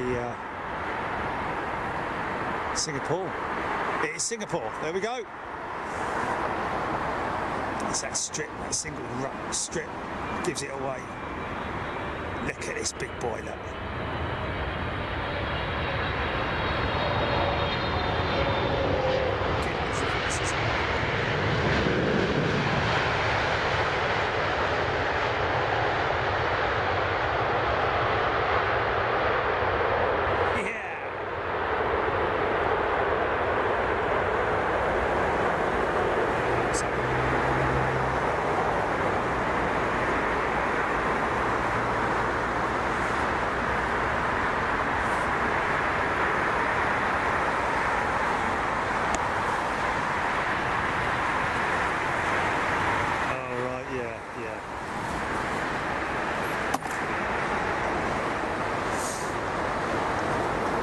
His heads would red.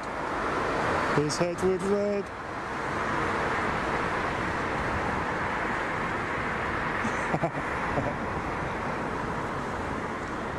Yeah.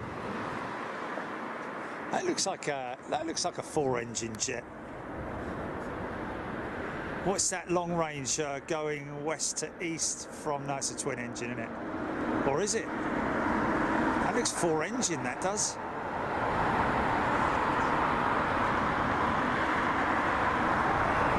Yeah, heading east. Yeah, that's definitely a four-engine jet. Singapore freighter going to Brussels. There we go.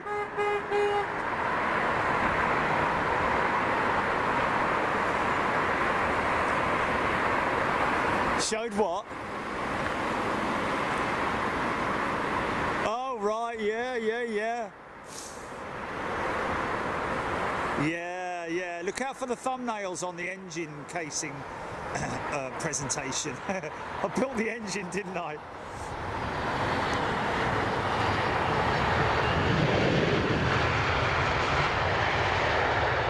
It was a what?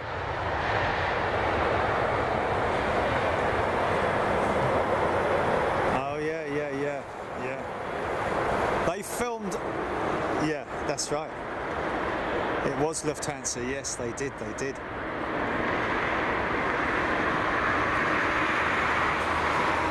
Yes.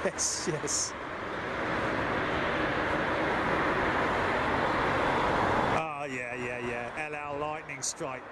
That's got to be one of the big ones. It's funny as well, isn't it? Tweet, twat. I mean, twat, twit, wet.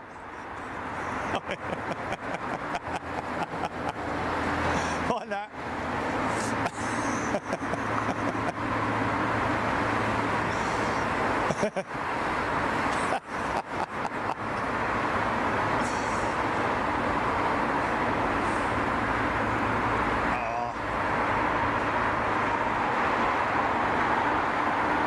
Here's one of your fleets right here in front of us.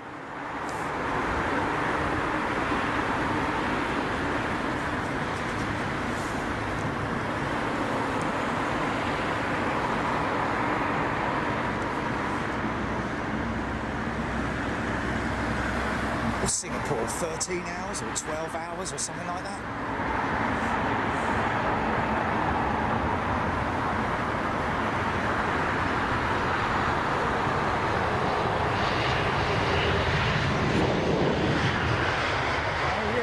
Yeah, got it. On the airs.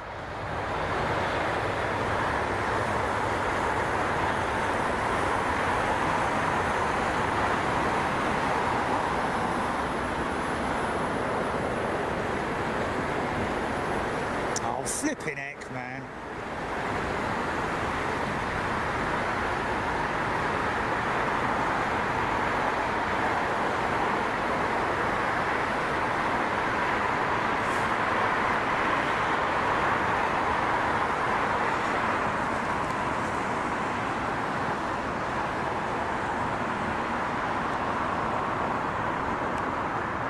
On the air, folks, 767.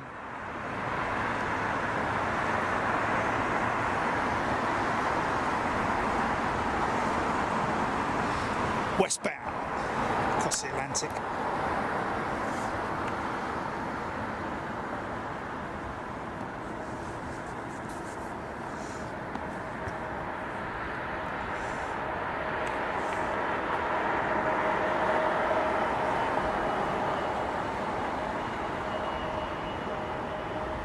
I did say twit it, didn't I? I know. He's had a big glass of milk, this fella, look, before he came out. He's got a moustache.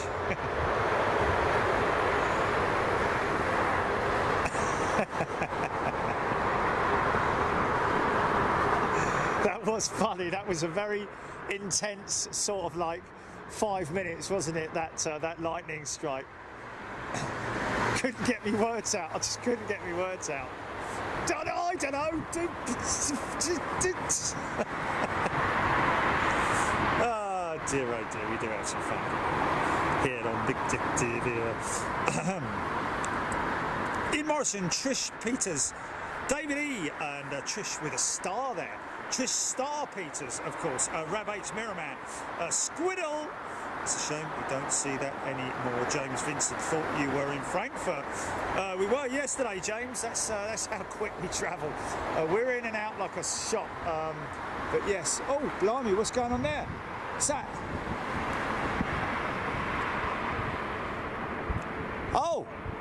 Oh, I think it's high enough up at the moment. It's high enough up at the moment.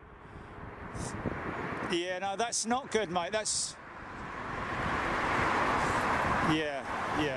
They've obviously accidentally let them off, haven't they? They've, you know, it's not like they've done it on purpose, but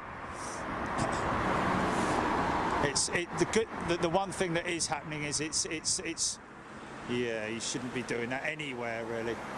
The good thing is it's climbing. It's not affecting the flight path at this point in time. Obviously, if it was a few miles out, it might be a different thing altogether.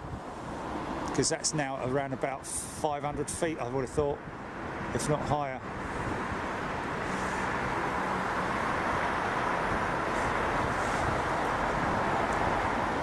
That's pollution, mate. That's pollution, that is. Yeah, upsets animals and stuff like that. Yeah. You got to think of what you're doing with the environment if you're thinking of doing something like that, of course. Yeah, exactly. ITA, new name for Alitalia.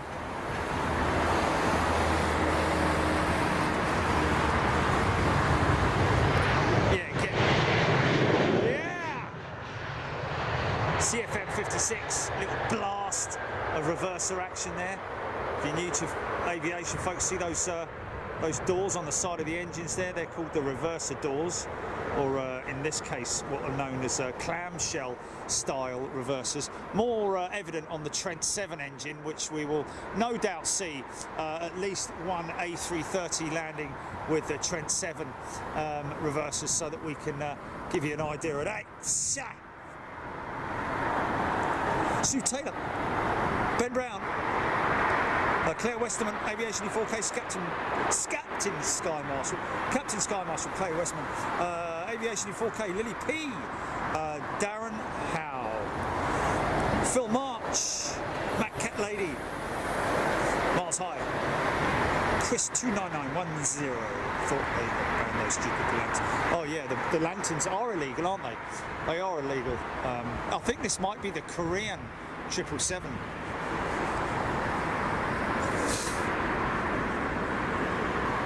Yeah, you can't be lighting those things and then they land in the fields and cause bloody fires, don't they? I mean, use your flipping brains. You were born with them, at least put them to use.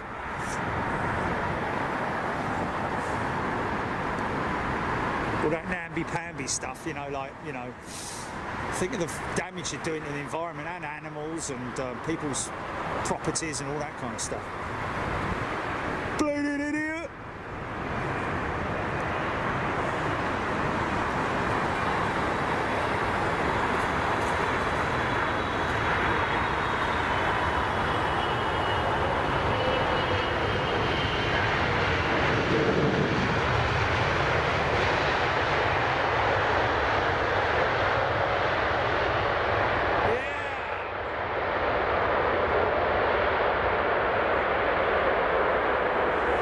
So what he's using there, folks, just for you who don't know about aviation, but he's got three ways of braking that aircraft. Wheel brakes is like on your car, literally. The engine reversers, and also those vertical things that you see on the wings there, they're called the ground spoilers. So the brakes that they have available to them are very, very efficient, far more efficient than any of the highest performance brakes that you would known to man, literally. You know, the technology that's involved is completely different than your average road car or any type of vehicle. It's a constant pad, circular pad that closes, almost like more like a clutch than a brake itself, because in your car you've got a caliper with pads in it, top and bottom, or sometimes in one case a single pot or two pot calipers, whichever it might be. The pistons, the hydraulic pistons, push the brake pads, which are the replaceable parts inside the caliper, onto the disc that rotates on the wheel, that's affixed to the wheel hub assembly, and then that's what stops your vehicle. On these aeroplanes, it's a different assembly altogether. The whole brake assembly comes out as one unit. It's discs and disc pads, so all carbon based, and so therefore it's getting constant braking, and on each wheel alone, up to 6 discs on each wheel. So you can imagine the braking power on these things, and why you get that big wisp puff of carbon brake dust sometimes as these aircraft bring their undercarriage up. So he's on the brakes now, reverse is on, sliding doors, speed brakes are up. Depending on the weight of the aircraft and how fast it's travelling and so on and so forth, will determine on how much brake he needs to apply with the foot pedals, and also whilst also controlling the rudder, of course. So skills, and also the looks a bit nose heavy.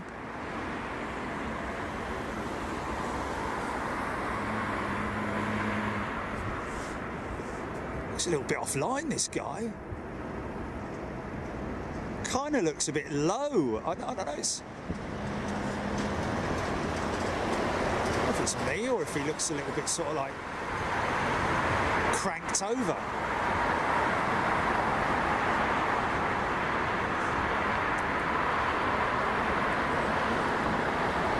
No, not too bad. He's normally just on top of that light there.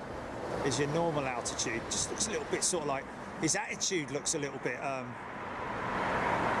steep. The flare, he's flaring it early, it looks like, anyway.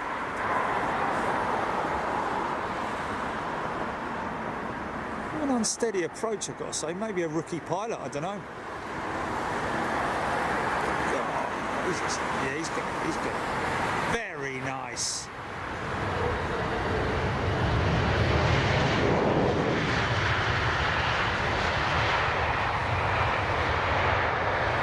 Problem at all, laddie. You're never gonna done me hands, come Mannering.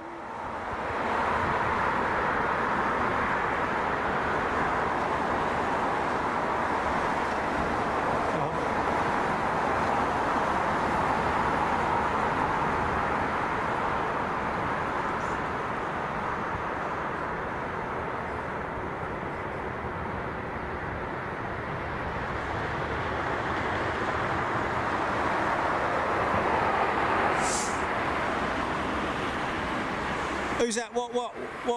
Who? Who, that guy just then? That one just then? Yeah, man, I'm telling you, it did not look straight at all.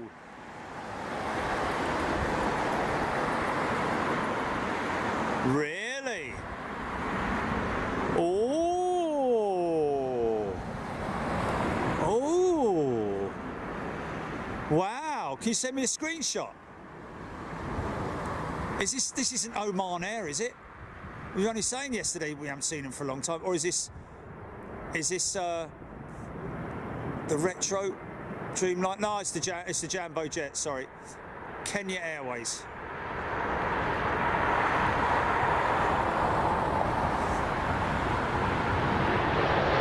Can be loud. Go on, son.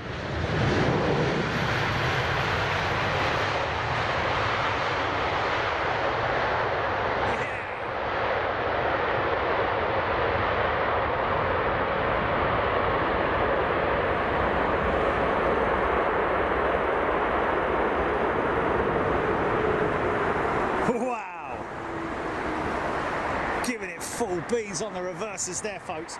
Really good example of how the reversers work. Basically, all you're doing is you're opening the doors, and that redirects the air forward as opposed to backwards. So you're getting the same sort of power, but pushing the aircraft, pushing the air forward to create braking. Jeff Butcher, welcome to First Class. Jeff, TCC, that's not how to land an airliner. It's very true, man. He looked way off course.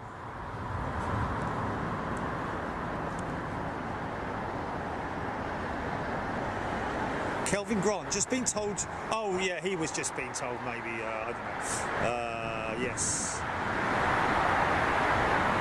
Keith Cornell, TCC. David Airbus FTW. Tim Greestick, Jambo, Sanj. Good day to you, Ian Morrison. Love the engine racket. Yes, it is just fantastic, isn't it? And that's why we love it. Especially when they literally pile it on like that. Lily P, Robbie Baker. He was swaying all over the place. Definitely something not right there. Yeah, maybe he's just I don't know, a young pilot who's just, mind you, the captain. That can't have been the captain who landed that. I'd have said that was definitely a rookie first officer. Got to have been. A380, 48 minutes out on plane finder. Rachel Dickinson telling us thank you. He was swaying all over the place. Robbie Baker saying Richard Bushell, BA 27881 320 Neo from FNC next. FNC's Fung Chao, isn't it? Fung Chao, is it? Or Ben Whitaker, beautiful evening. Sunlight makes it look so much better on these landings. Ian Morrison, welcome to all new members I have missed. Good day to you. Addison Page, is the plane starting up? Not that one, Addison. Unfortunately, it'd be great to see that Eva Air 777 going out. He's probably due to go out a little bit later on. I mean, to be honest with you, this is something we used to see. This is something we used to see pre-pandemic as well, where aircraft, a bit like South Africans jet that used to come in the morning and get parked way over, funny enough, right over the back of the sheds over there, which was quite funny, and not on any of those remote stands. But yeah, it's not unusual. It's not unusual to see planes apart up there. Right, It's not. Hello, mate. I'm Anthony. Anthony, nice to meet you. Anthony Kidd. Anthony Kidd. Yeah. There, you're going to. You're going out tomorrow, aren't you? Yeah. Cool, man. Nice one. What are you flying on? 737. Nice. The best one, isn't it? That's the beast. Yeah, it's the big boy, isn't it? But, yeah. And that's BA, is it? Or Yeah, can't wait. Yeah. What are you going for then? Sorry? You going for holiday or? Yeah, 2 weeks. Good for you, mate. Yeah, need it. I was going to be in Miami when you were there last Sunday. I cancelled it because I just wasn't well enough at the time, you know. Right. Ready to go again. So Good man. It's so much easier now. You can just cancel it, can't you? Train. Yeah, I know. They're really good as well. Yeah. It's a really efficient system now, isn't it?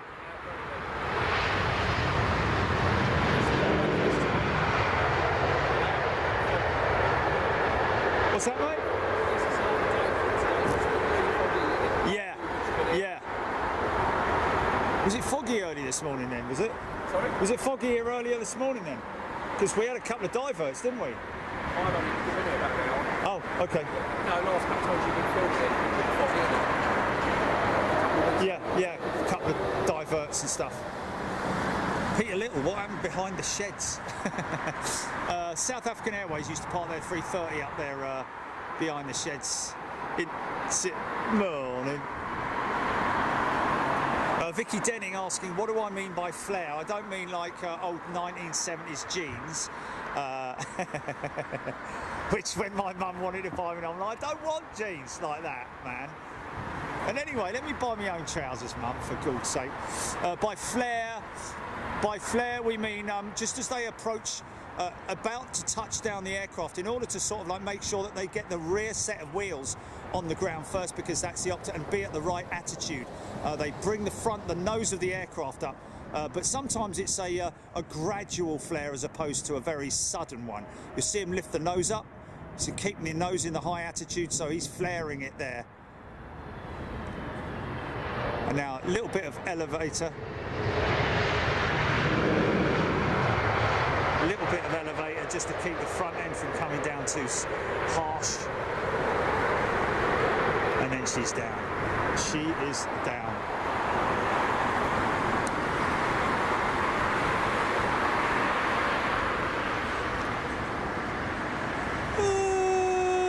Yeah, Ruby Red 787 pilot. Nothing abnormal about the approach, and was certainly not about to have an aerodynamic stall.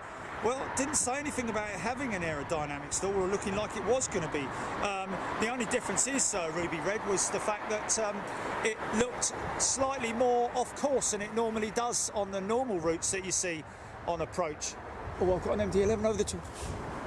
Where? Okay. Is that him there? Is that him there? Yeah. I didn't think that there was anything sort of like, you know, it was just... I wouldn't say it's abnormal either. I'm just saying that. Oh, okay. Ben was maybe making it. Okay. That is an MD-11, ladies and gentlemen. I think I'm right in saying that's UPS. Did you say, or FedEx? It's FedEx by the looks of it. Yeah, yeah. FedEx MD-11, folks. Memphis, Tennessee.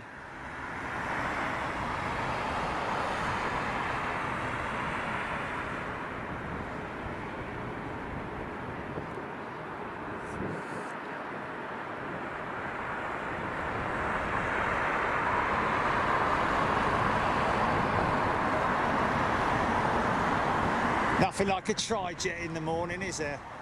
Well, depending where you are in the afternoon.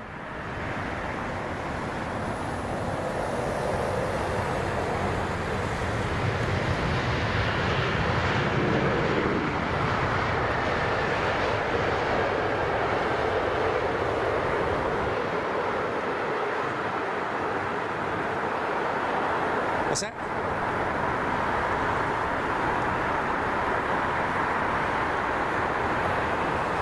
About what?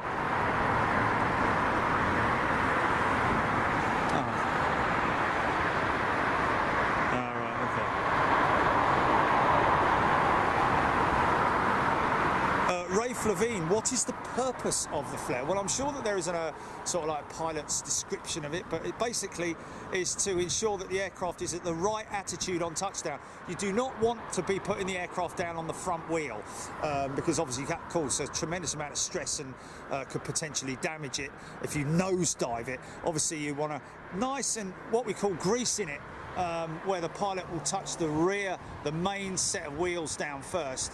As you can see, it's keeping the aircraft at about a 20-degree attitude, keeping the nose slightly up. So the purpose of the flare is there. It is now. It's just starting it maybe a little bit off there.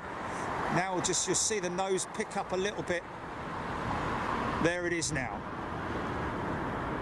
Sometimes it's a little bit more obvious on some planes. It's just basically the flare is the angle of the aircraft to ensure that the back end comes down first. And too much flare, obviously, and that's where you incur potentially incur a tail strike. But I mean, a lot of the stuff that I talk about, folks, is either through just general research or through hearing it from pilots or just you know. My dad was a pilot, of course, don't forget, and you know, those sorts of things have always been the case with flying an aeroplane, right from the days when front undercarriage was brought in, not the tail draggers. Obviously, you don't need to flare a tail dragger because you obviously don't have a front wheel. You're bringing the mains down first, so it's more sort of like a level touchdown as opposed to a tail end touchdown. Blimey, what's this guy doing? Doing some kind of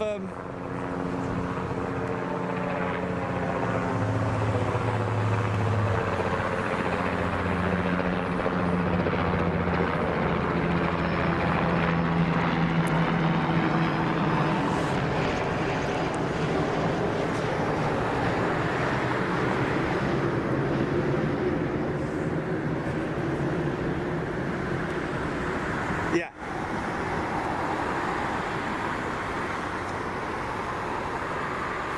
Is Anthony Kidd. Give us a wave, Anthony. Off to Barbados tomorrow, lucky sod. Jerry, what's the food like in it for dinner? Apparently it's great, mate. Yeah, the father and son who were here earlier, I've eaten here before, and it is good. So, you know, I mean, I've only had one meal, long time ago, fish and chips or something like that, but it's decent enough. Yeah. Oh, definitely, you don't need to go anywhere else, man. It's really nice. Lovely. Yeah. Nice bar area, rooms are good, yeah. As well. Excellent, mate. What time are you here till? About 7? No, we'll probably be at about half an hour of dark, I'd imagine. Yeah. Fantastic. Yeah, isn't it? Definitely worth it. Love it. What a day to come down here. I know, mate, I know. You don't stay here when you come down. No, I live over there, mate. I'm 5 minutes drive, so yeah. I watch you every week, love it. Oh, good man. Thank you, sir. It just keeps me occupied all day. Oh, brilliant. I'm just riveted to it. Good lad. You know? Yeah. All the things I've watched on TV and I end up putting big jet TV. Yeah. Brilliant, man. Brilliant.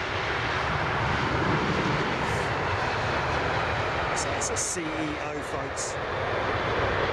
So because he's British Airways. Oh.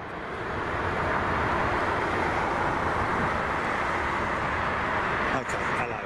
Say it, okay. That's the old holiday programme shot in it. Oh. Half an hour for the Emirates special liveaway.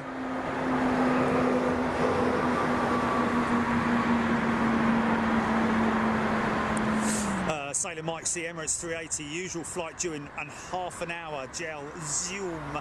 Claire Westerman, Mr. K, good afternoon to you. Helen Clapp, where is the Eva Air from? Eva is Taiwan, isn't it? Michael Gressett, when you watch the flight path of that BA on approach, it wasn't really lined up until the end. Did you send me a screen grab of it, Gilly? Calvin Grant, cool shot of the freight dog, the MD-11. Let's have a little look at that flight path of that aircraft. Yeah, it was definitely wavy, wasn't it? It definitely was not your normal. If you look on Flight Radar and look at the or whatever radar app you're on, and look at the approach path of most of these jets, it's relatively straight, it has to be said. Can't figure the reason why that would be like that, but anyway, like us for Ruby says, it's nothing abnormal in terms of, like, you know, dangerous or in any way serious. Nice. I wasn't sure whether the camera zoom would pick it up or not. David Airbus. Oh yeah, David. This thing can zoom to 41,000 feet and beyond. Even get a great shot of the moon. This wonderful camera.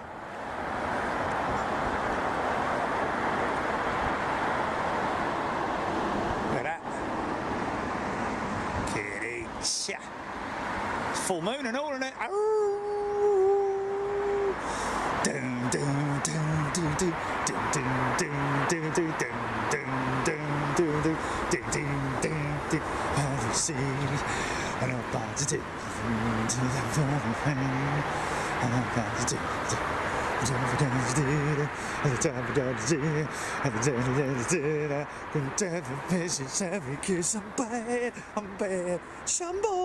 I'm bad. S7 cargo is better. Oh, okay. Rab H, have we got S7 freighter inbound? Addison Page, have you seen the Antonov AN225? Yes, Addison. You can see it on our YouTube page, on our channel. Just type in Big Jet TV Antonov AN225 and it will pick it up and you'll be able to see that great show that we did up at Prestwick when it came in for a tech stop, which was basically a splash and dash before it was on its way from French Severet came. 777 inbound next.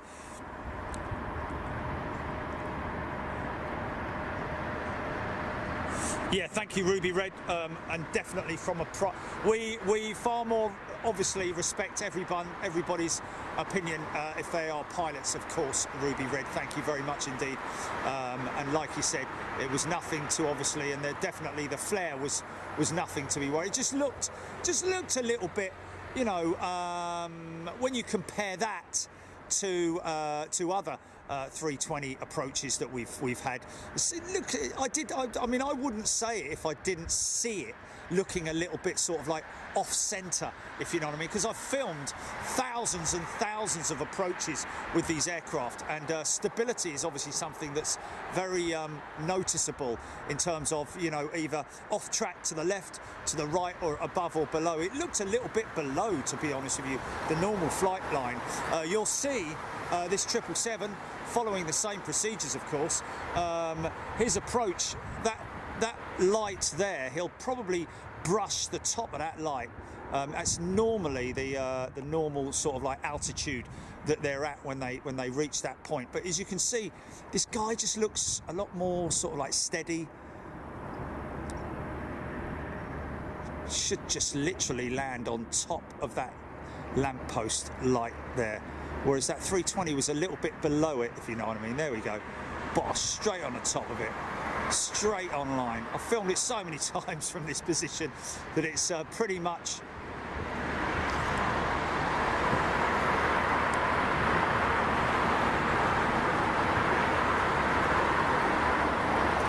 Saudi Arabian Airlines. There's the flare. That's it, riding out a little bit of aero brake.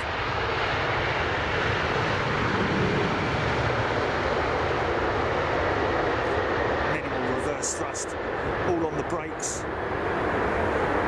No brakes on the front wheels, of course. Ground spoilers up, even sometimes using the ailerons, the outboard flying surfaces, and also sometimes on some aircraft using the flaperon, which is the pitch. You can see that one there in the middle behind the engine, controlling the steering of the aircraft, so to speak, in flight, as well as the ailerons, of course. But that flaperon is the main sort of like flying surface that controls the aircraft during flight. Obviously there are other flight surfaces that might get used ever so slightly, but if you're flying on the 777 and you're looking out along the wing, you will see that flaperon, that big flaperon behind the engine, controlling the flight. Sometimes you just cannot notice. It's such a minimal amount of movement that can turn an aircraft.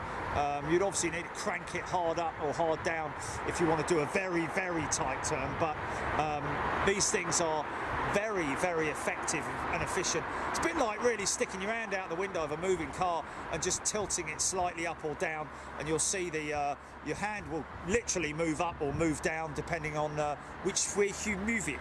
That will then give you an idea of how the elevators work on the back of the aircraft as well, on the horizontal stabilizers. Sailor Mike, John Arnold, Addison. Is there any 747s there? Addison, there is a 747 parked up at the freight hub. Not sure what she's doing and whether she's going to be coming out. Ben Brown, Rab H, Terry G, Keith Cornell, Russell. No, nose up definitely does not mean a stall, especially if there is plenty of airspeed. A stall will generally only happen mainly during take-off, where they've pulled the nose up too tight, and maybe get some ground effect. But in general, on approach, because of the speed, you have to keep the aircraft up to a certain speed on approach. You don't want to fall below a certain speed, because then you are in a position where the aircraft could potentially lose its forward momentum. Much like the 777 did over the other side, and very quick thinking pilot obviously raised the flaps ever so slightly to give the aircraft that little bit more speed, because the flaps will slow the aircraft down on approach, but obviously you don't need to be sticking the nose up in the air too high. There is a general attitude. Even when you're in flight, you will see the aircraft's nose is always at an attitude, which you look along the cabin, you'll always see it's like an upward, not very steep, but it is more up than it is level, if you see what I mean, which is just keeping the aircraft at the optimum altitude to make it as efficient as it possibly can be. Ray Rowson. Jerry, is it not optical illusion, or on some engines at the air intake, some look flat at the bottom? Ray, really, to be honest with you, the only one that is the 737 CFM 56 powered jet. Because of ground clearance, they flatten the bottom end, the bottom part of the cowl for those ground clearance purposes. But so you're right, Ray. When you see a 737 head on, you will notice that there is a distinctive flat edge on the bottom of the engine. Hopefully we might get a 737 in before so we can see that. But yes, you're right, Ray.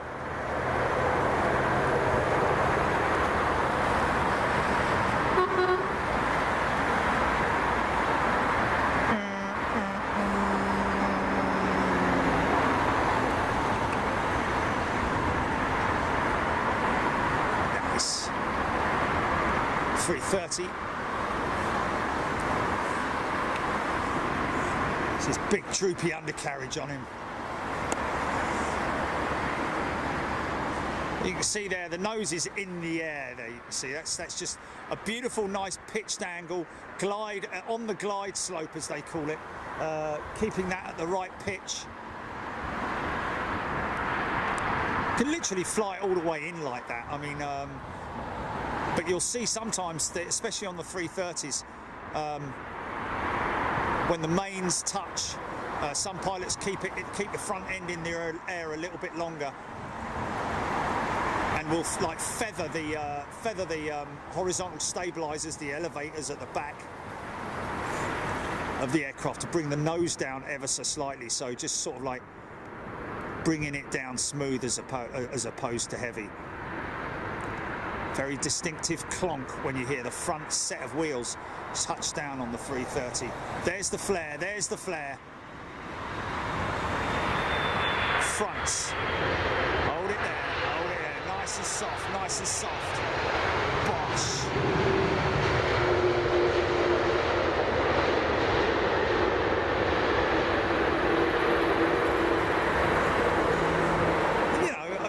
It's different, aren't they? Every pilot has a different. I mean, there are standard procedures, but there are some pilots who like to give a little bit of aero brake, let the wings do the job of slowing the aeroplane down as well. But yeah, each to their own in terms of style points. Come on now, come on, girl. Do to the beat, surrender. Start cancel. See the ground spoilers there still up. They'll probably shut them any moment now. Sometimes these pilots, sometimes they're relatively new to Heathrow or any airfield, and so they'll be getting instructions for their taxiing instructions now. Before they start to reconfigure the aircraft back to its ground position. Flaps up, ground spoilers down. Once they've got everything right, they can start fiddling and farting around with the flight surfaces. Still probably either speaking to ground or just double checking their taxi waypoint before they can start or before they decide to start. There's the flaps coming up now, speed brakes are down.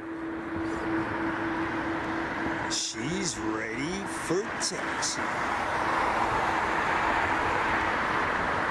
Beat surrender.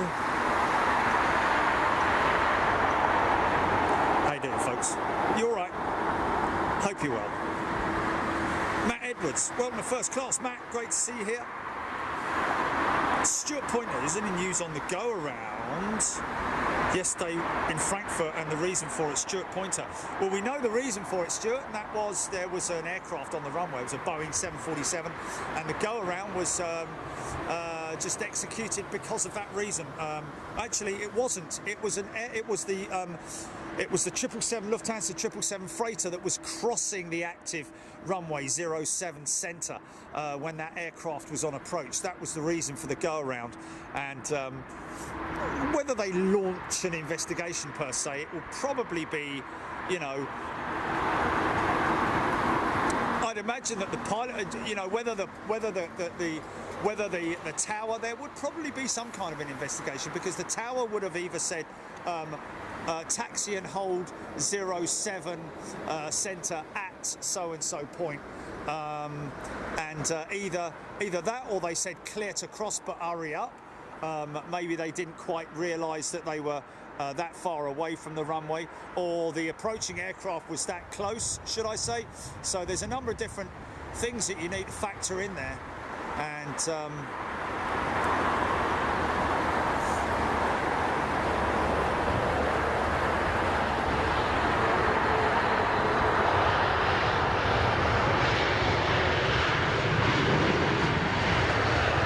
I'm sure someone's going to get a talking to, either the Lufthansa 777 pilot, definitely not the one on approach. I wouldn't have thought. I wouldn't have thought it would be anything to do with him. He was doing everything right, maintaining his approach speeds and so on and so forth. I would have said it's either down to the tower or down to the offending 777 freighter pilot.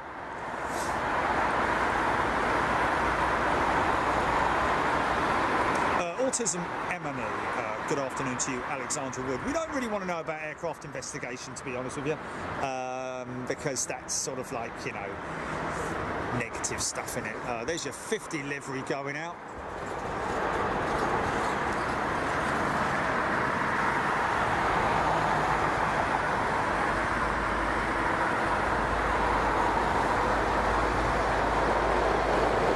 That's a good scheme, that. I think they've done a great job there.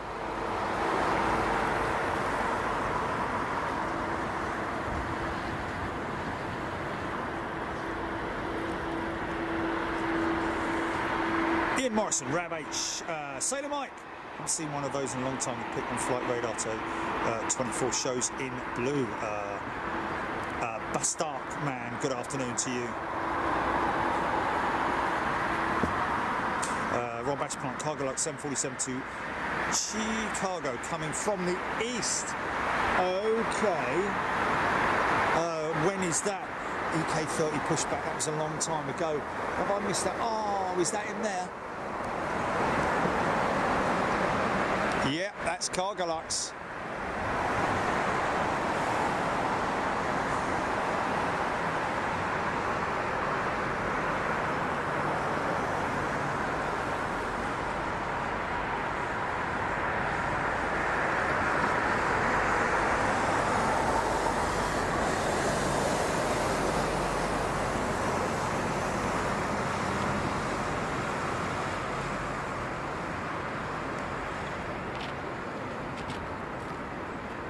Yeah, clean set of motors on her. Ooh. Ex-South African Airways, that 350 with Air Mauritius. That's Air Mauritius, folks. Oh, Rab H, the app has been flawless for his notifications.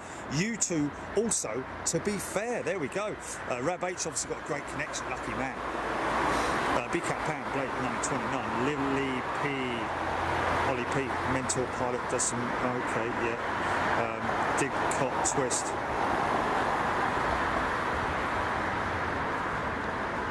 Yeah, we don't know if that's legit. Has he ever actually said what airline he flies for and so on? Yeah. Thank you, HGC.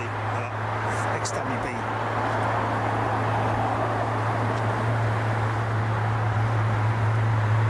Sailor Mike Bone have been test flying a lot of new aircraft, 787-9 for ANA, two 737-10 Maxes that flew from Seattle to Lubbock, Texas, and back to Seattle, 737-7 Max, I think BA 787-10, but not sure. I've got a flask of coffee here, and I am going to eat it.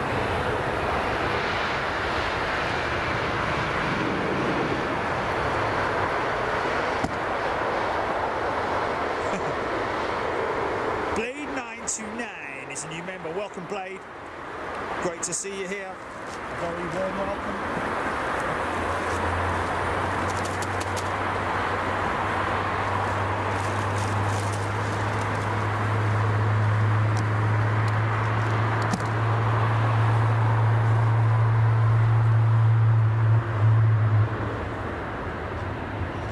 Yeah! How Did you hear that?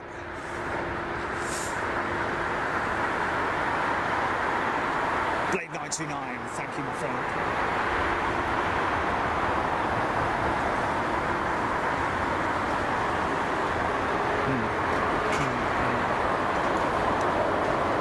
Oh, we need to change that. Yeah. Yes. Yeah. Emirates 380 on the roll. We'll get that. Oh, we're gonna get a great climb out shot here, folks, for this 380. This should be an awesome climb shot.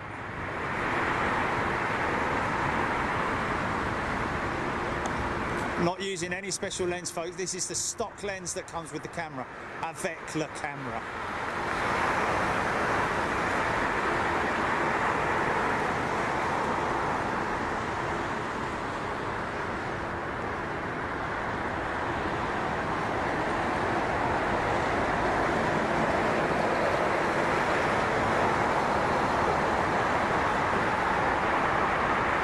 Yeah, that's the great thing with this camera, folks.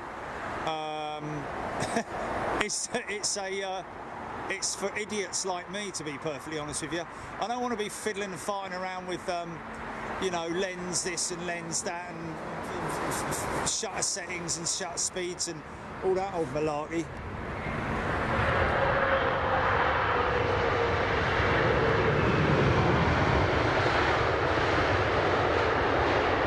Oh man, check that out.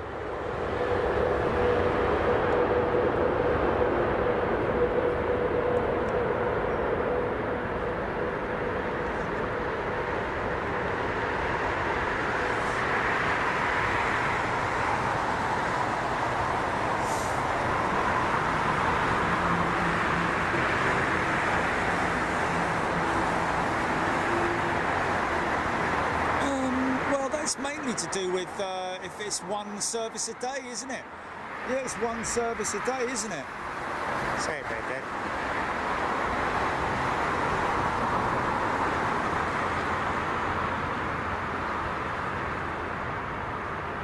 Oh, he's fine, man.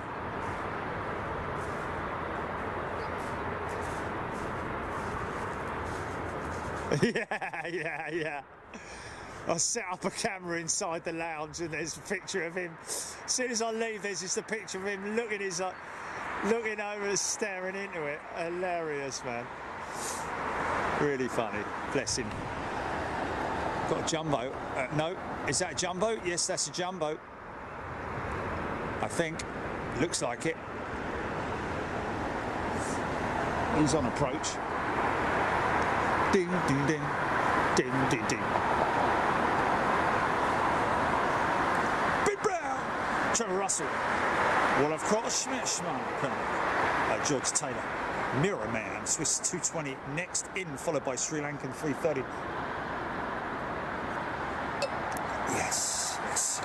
Get ready for the howl. Might get either a big burst of reverser with these Pratts. Oh, look at this beautiful 220, man. Listen out for the burst, maybe a howl as well.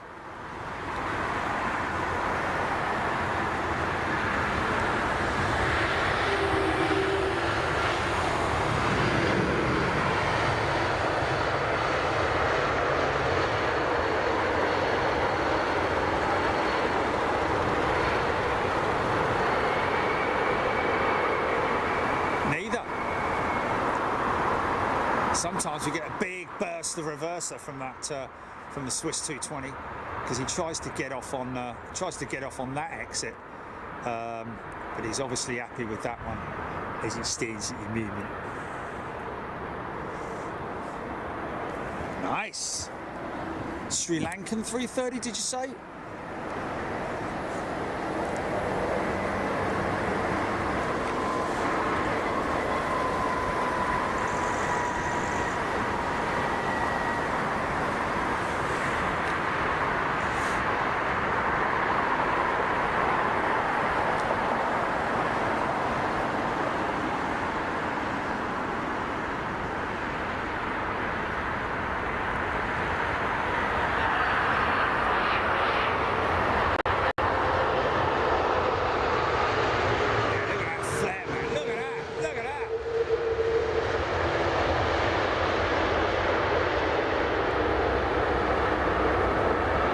good 300-400 yards, wasn't it, before he put that front wheel down?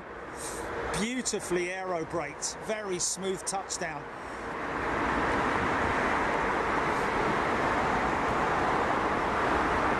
See those clamshell reverses in action there as well.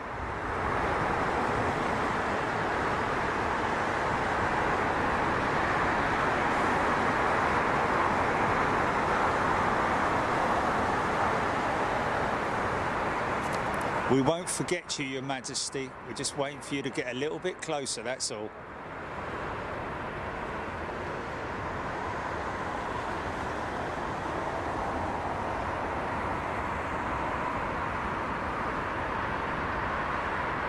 Yeah, everything on this camera is done auto. It's camera settings.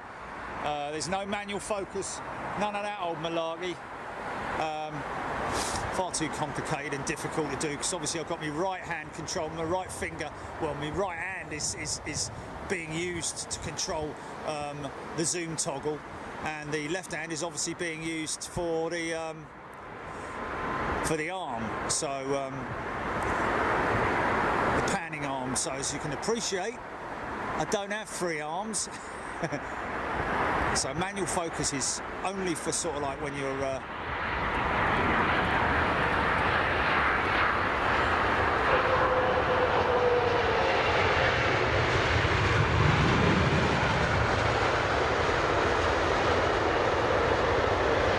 see the slider doors open on the engines there.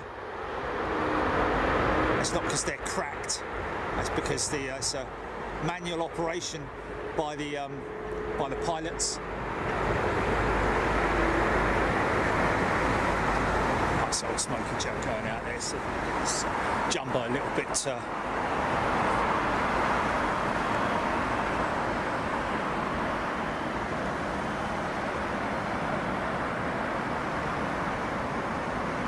Clearly see Cargo Lux written on the side of that jet. Yeah.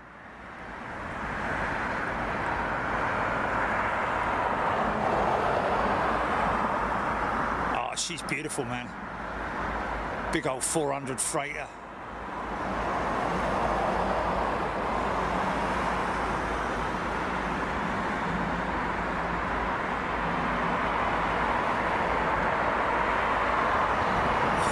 Love doing that, man. Oh, quickly. There she is. Look at that. Royal Jordanian 321 CEO in the Heathrow Riverway. Beautiful, man. Loving that. Emirates 380 Expo livery on finals. Ian Snelling saying, I always say Snelling. Snell! Sorry, Ian. Jennifer Butcher, welcome to First Class, Jennifer. Great to see you here. Michael McEwen is also now a premium member. Folks, all premium members are now able to watch the Miami shows. Is part 1 up, Julie? Day 1 is up, folks. And then we're just going to release day 2 tomorrow, and then day 2 and 3 tomorrow, because... Or we just, I don't know. What, I don't know. Okay. Yeah.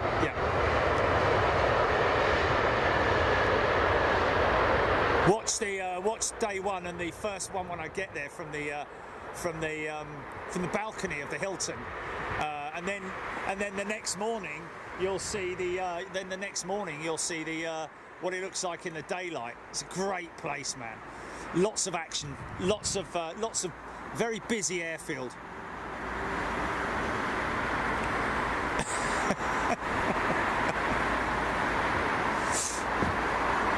Oh, no way, sorry. Because I creep. Yeah.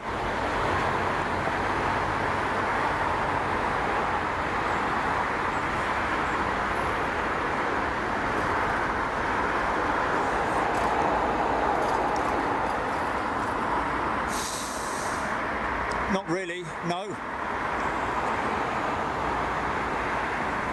Maybe, who knows? Maybe in the future with China, Air China, we would hope, or maybe Korean. with their 747 passenger jet. It's been in here before. Gonna sneeze, gonna sneeze. Excuse me. Oh, look at this one flying straight through the shot, man.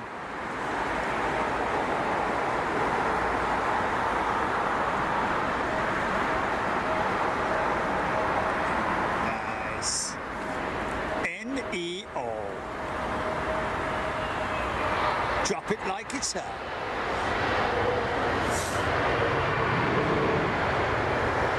South African, or maybe on loan from South African Airlines.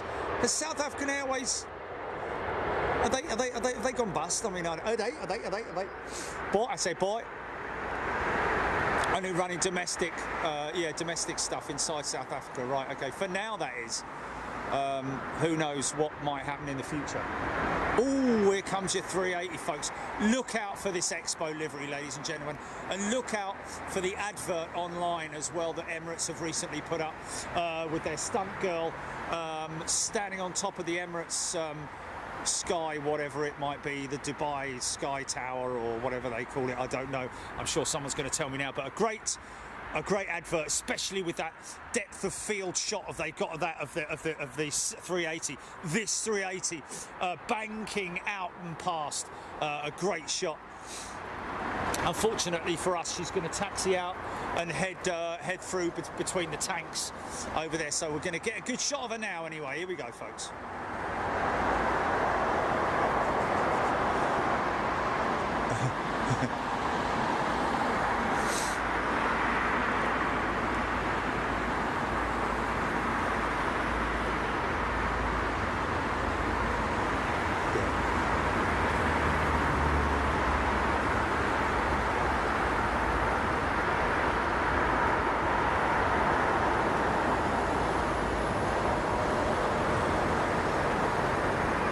Get a move on, mate. Get a move on. Get a move on.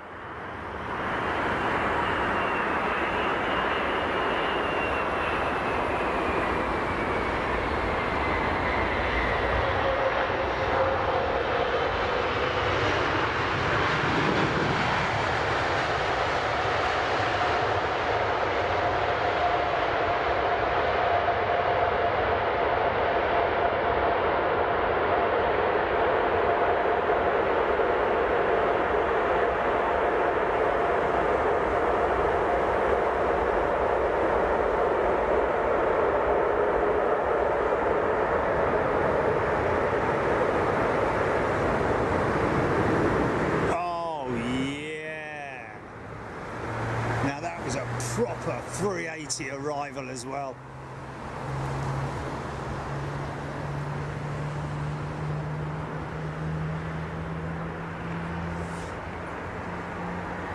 Hey, you blooming did, man.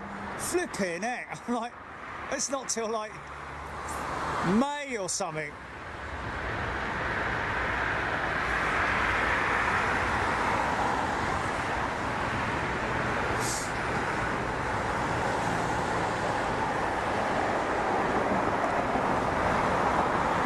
They've still got that sort of like, they've still got that design, haven't they, with the spots on it. But like, you know, whereas before it was just a big giant sticker, this is like the full flipping aeroplane, and wow, what a great job they've done with that. Well done, Emirates. Best livery so far, by far. And congratulations whoever works on their marketing campaigns, because they probably turned around and said, ugly, really? Nah, man, nah. That's a statement, that is. That's a statement.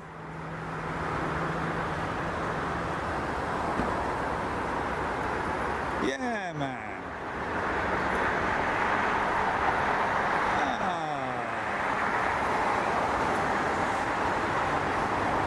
I favour the bold. Put it that way. Good for them. You don't like it? Fair enough. Fair enough. Much better than the previous ones, though. Much better than the previous ones. Yeah, those horrible scabby-looking things. Way easy, mate, easy. This geezer was a little bit off course as well. Or madam. Oh, see ya.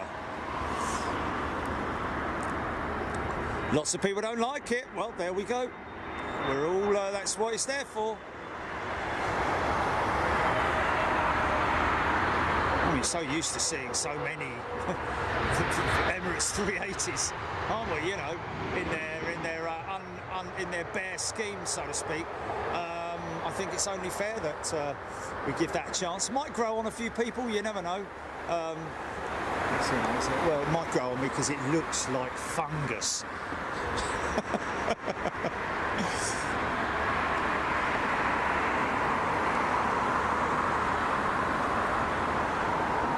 Dreamliner.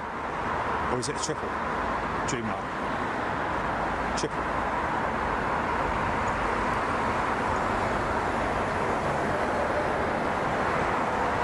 Yeah, I love that shot. It's a Qatar triple, is it? Ka-chow! Gary Daniels, welcome to First Class, Gary. Good to see you here. John McCarthy is a premium class member. Welcome, John. Rebecca Speed is also now a First Class member. Welcome, Rebecca. Nice to see everybody here. If you're thinking of joining, folks, hang off until the next show so I can give you a shout out, because that's what happens every time we finish. As soon as I say, okay, cut Chili, bang, bang, bang, bang, we get a load of new members. It's like, no, I want you to come on so I can give you a shout out next time. Gaz Grill, like it or not, we're all talking about it, so job done to the marketing team. There we go. Very well said, young man. James Vincent. Oh, James Vincent. I think they have another 380 with that livery. Oh, okay. Oh, my. Leslie Donaldson, Aviation in 4K. Rab H, Leslie Donaldson. Sailor Mike did Cot Twist BA 380. 23 minutes out. Oh, we've got to get that, haven't we, Jilly? We've got to wait around for the BA 380. And then we'll be on our merry way. Aviation in 4K, we were only at Frankfurt for one day, purely for one reason. We were after to catch the de-icing procedures there. Unfortunately, well, it did work in some ways, but in other ways it didn't. We had a great show there, lots of aviation, lots of big jets, 777s, 340, 777s, 747 -8s. We had a Magma 747 freighter that came in, A340 300s, all sorts of great stuff out there. And of course, did manage to catch some de-icing action. One in particular aircraft that was being de-iced, only a 320, but bloomin' heck, they really went at it with that, the Type 1, I think it was, the orange,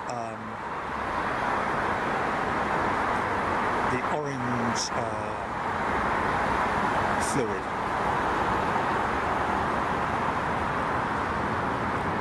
Type 1 and Type 4, I think. Type 1 and Type 4 were being in the green and the orange, I think it is. It's either the other way round.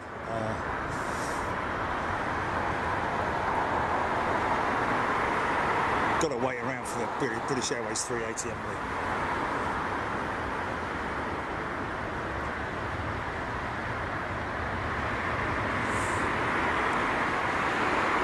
Lionel Brown, what is Expo? It's a trade show, isn't it? Isn't the Expo a sort of like trade show? A bit like the old, remember?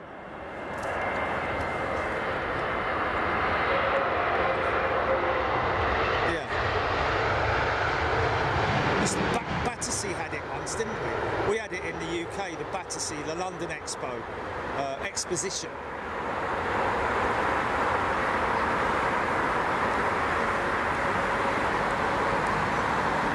Exposing your wares and your trade and wares. Hello, I sell candles.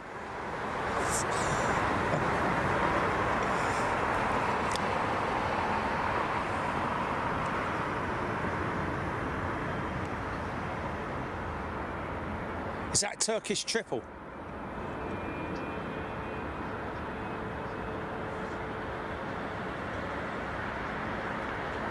Oh, 330, right. Oh, smoky old startup. Flipping heck. Fair play. Gutted to miss that. Blooming heck.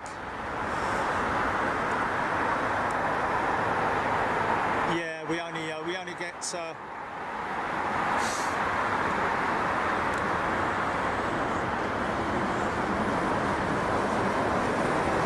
Yes, that's fair. Yeah, it's a bit. Yeah. I know, and it is very stupid. It's surely not a very difficult thing to implement either. I wouldn't have thought. Well, we'll have a word with YouTube. They've done a lot of stuff that we have suggested. Is that old Flaky? It's a little bit flaky. She is, isn't she?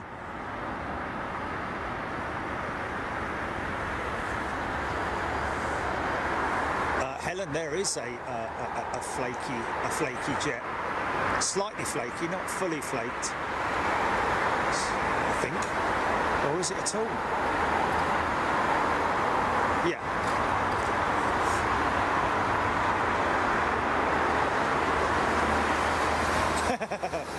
Speak to Capri's.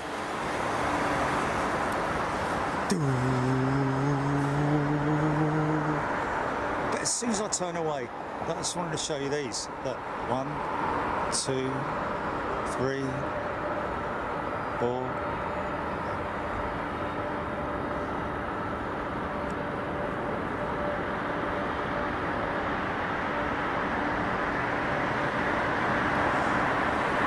I'm the count, and I can count to 3. 1, 2, 3. Olympia, that's it, yeah.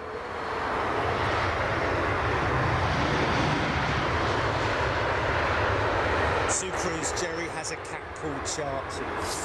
Sounds like the name of a song, doesn't it? Indeed I do.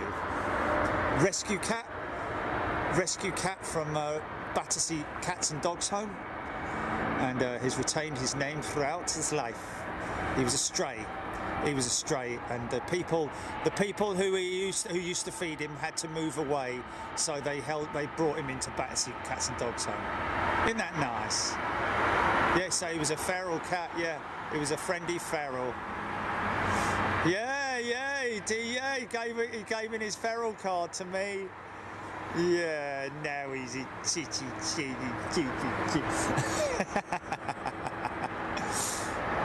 And he's a chunky cat as well, and he's chunky.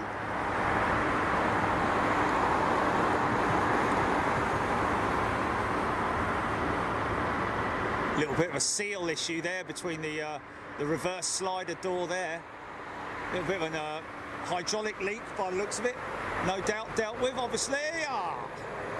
Yeah, no flakes on this jet. She's flake free.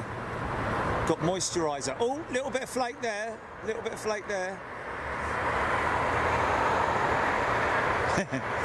Overlords.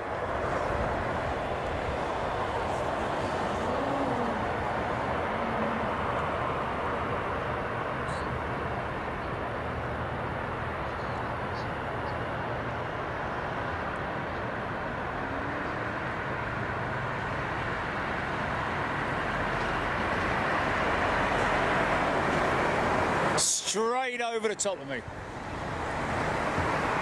Ryanair 737.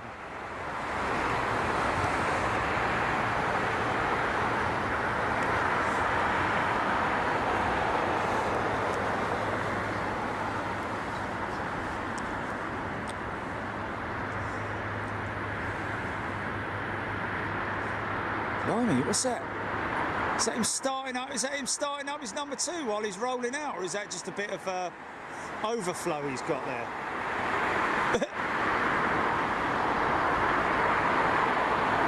Yeah, maybe a bit of overflow. God, look at his back end, look. You dirty old man. Oh yeah, Biman Bangladesh 787.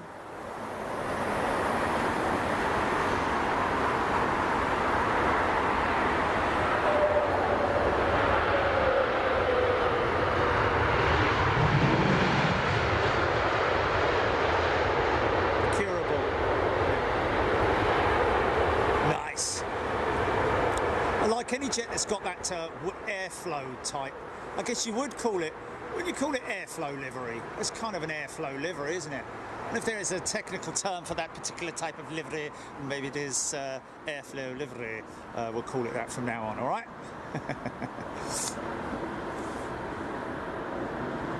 Right, well, sir. Thank you, sir.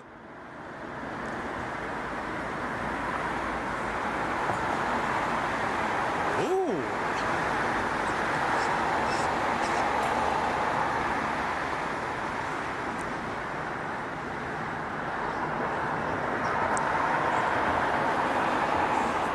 Stinky Merle. Brian Ashplant. Blood and Costa 330 next. Oh, DHL. Blood and custard. Julie, didn't you say that I was flying on a 767 and it said in brackets winglets? Yeah.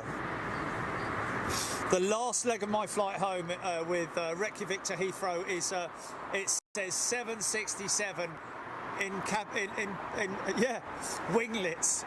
Brilliant. Yeah, old Flaky is very flaky. Mirrorman, Green Acres, Ting Tong John. Not seen Eva Air for a long time. Ting Tong. Well, she's been here quite regularly. Not every day, I don't think, but I think that's possibly a. See if any more smoke appears out of that engine. It definitely wasn't sort of like the kind of smoke that you see when there is an issue, like burning or anything. It was just literally oil smoke from literally a, sometimes you get it when there's a little bit of oil captured in the sump area, and there's just a bit of overspill gets into the system and gets blown out the back end and gets heated up and turns into smoke from the exhaust, if you know what it means. Especially when it hits the exhaust itself, which gets up to some pretty high temperatures.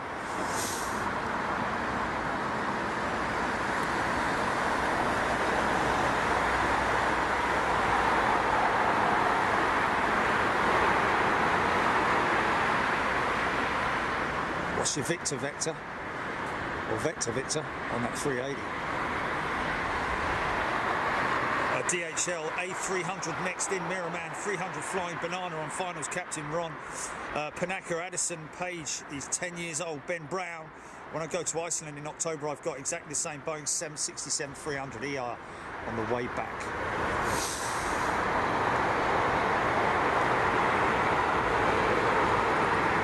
If you missed it earlier on, we did catch the Aurora Borealis 757 with, definitely want to say that right and not when you've had a few shandies.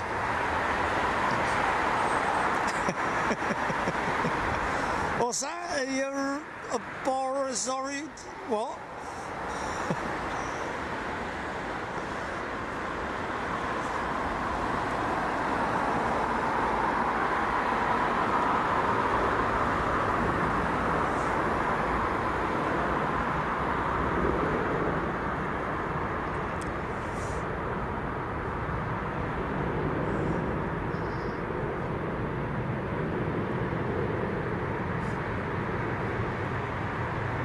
God.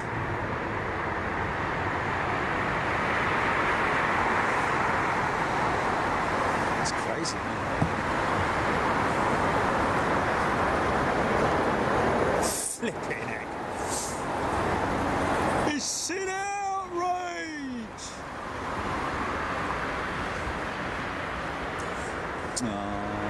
Still got the tool opening there for where the jumbos once came through. No longer, my friend. Sant Sharma, Helen Clapp, Linda, our cat had domestic mother and welfare. Okay, there we go. Wow, Rab H, Trevor Russell, looks burnt. Lily P. Stuart Watson, does that make JD an attorney? An attorney at law? I say.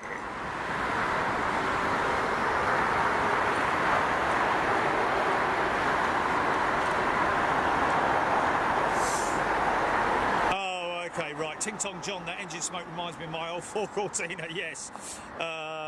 David Hammond, he's off to Iceland in February, David Hammond. So are we. Only for 1 hour though, maybe even less. Michael Muku in Saudi, a 747 freighter will be overhead of you in a minute. Am I way back in the comments here?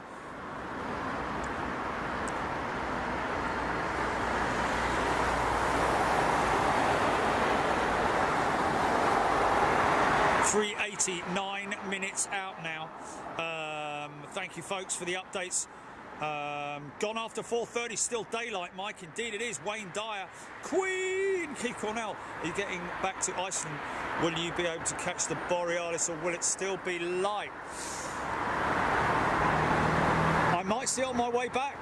The only problem with that, folks, is don't forget that filming, hopefully they'll turn the cabin lights right down so there's no reflection. And I can't do it live, but I might be able to record it on my telephonic communications device.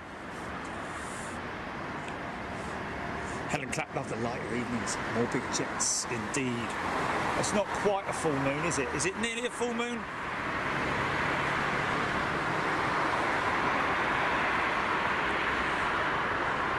Odette Hull just back in time to catch the 380. Horsehair wig. I don't wear syrups. Oh yes, in court, of course, yes. Oh, order, order, order, order.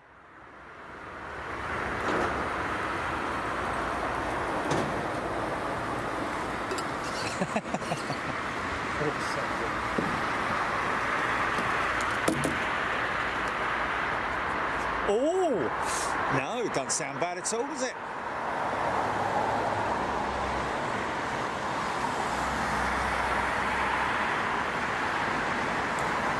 Yeah, and a storm.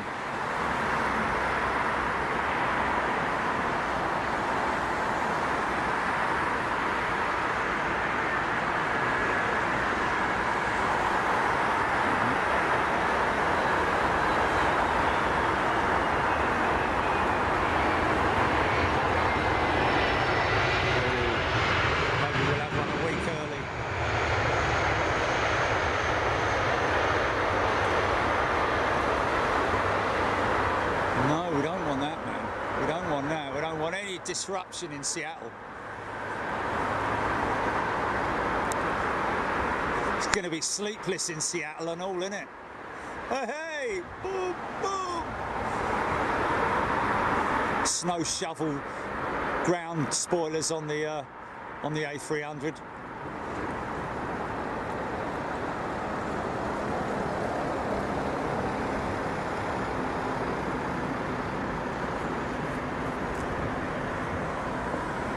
Should be next in. Is the 380 next in?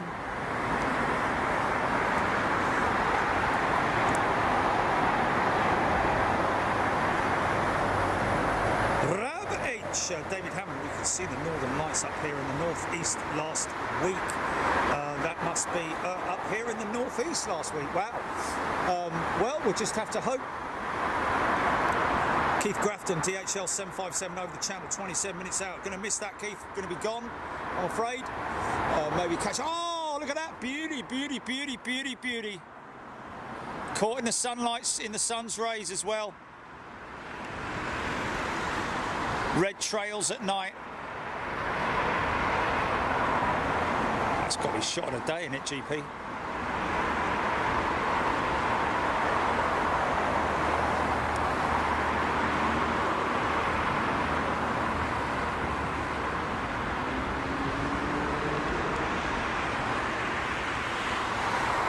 Of the day.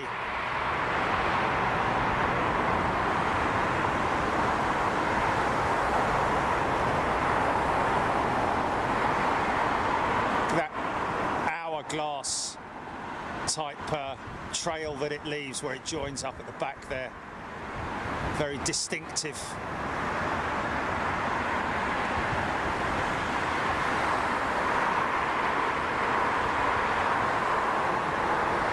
Your Majesty.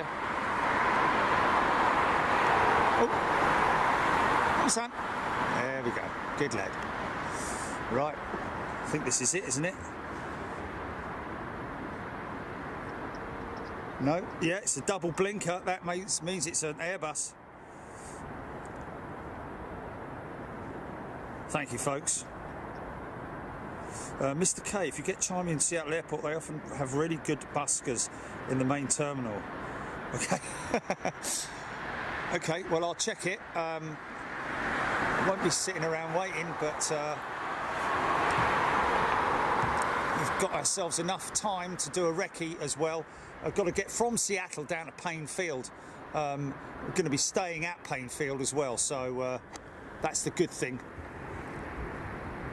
And of course, those guys at the museum are going to be aware of our. I'm just going to quickly switch out here, folks. Stand by.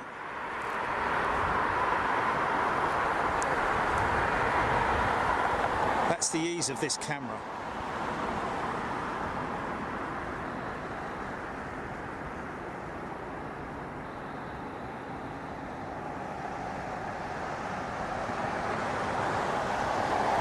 So this is the encore.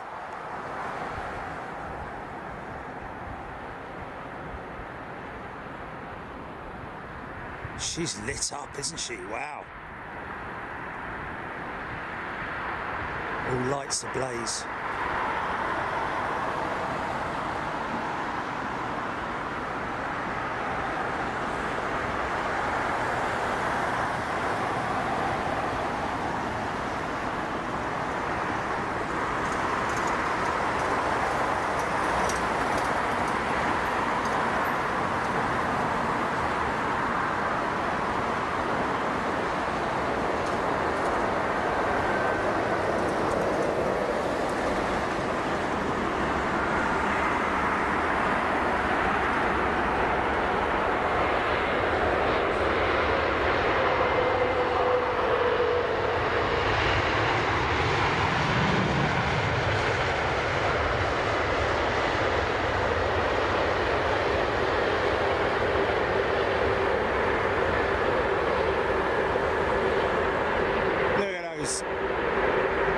Horizontal stabilizer just shaking in the turbulent air from the wind, from the engines, inboard engine reverses only, and of course the air being kicked up by the ground spoilers as well, disrupting all that airflow.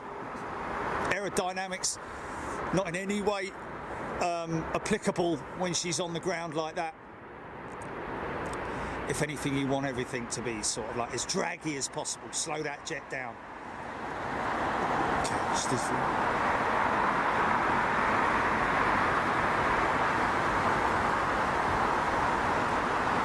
Straight down to T5.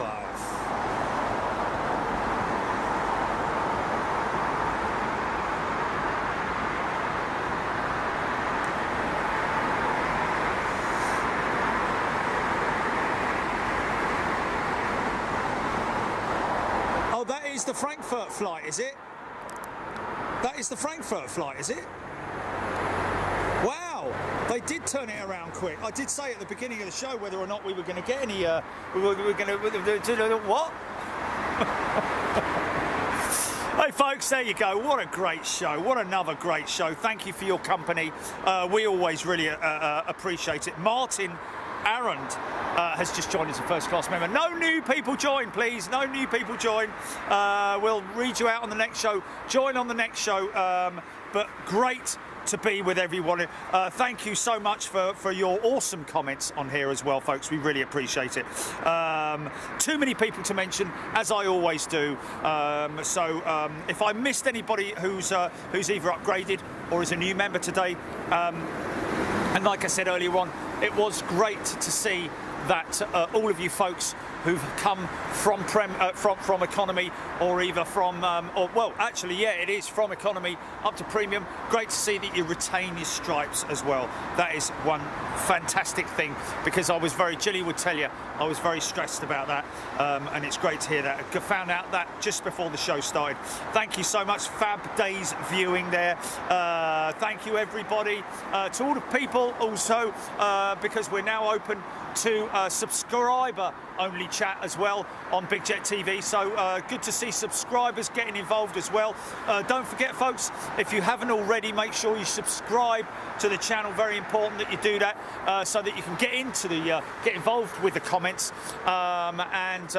Thank you to everybody who came and said hello to me here.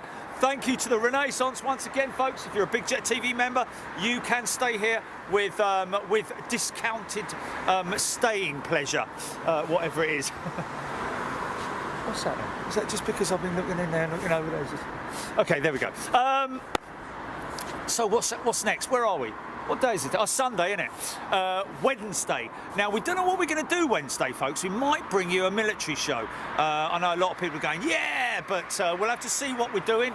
But that's kind of on my mind at the moment, about just because it's been quite some time. So either Lakenheath, it might be Mildenhall, it could be Coningsby, it could be any of those places.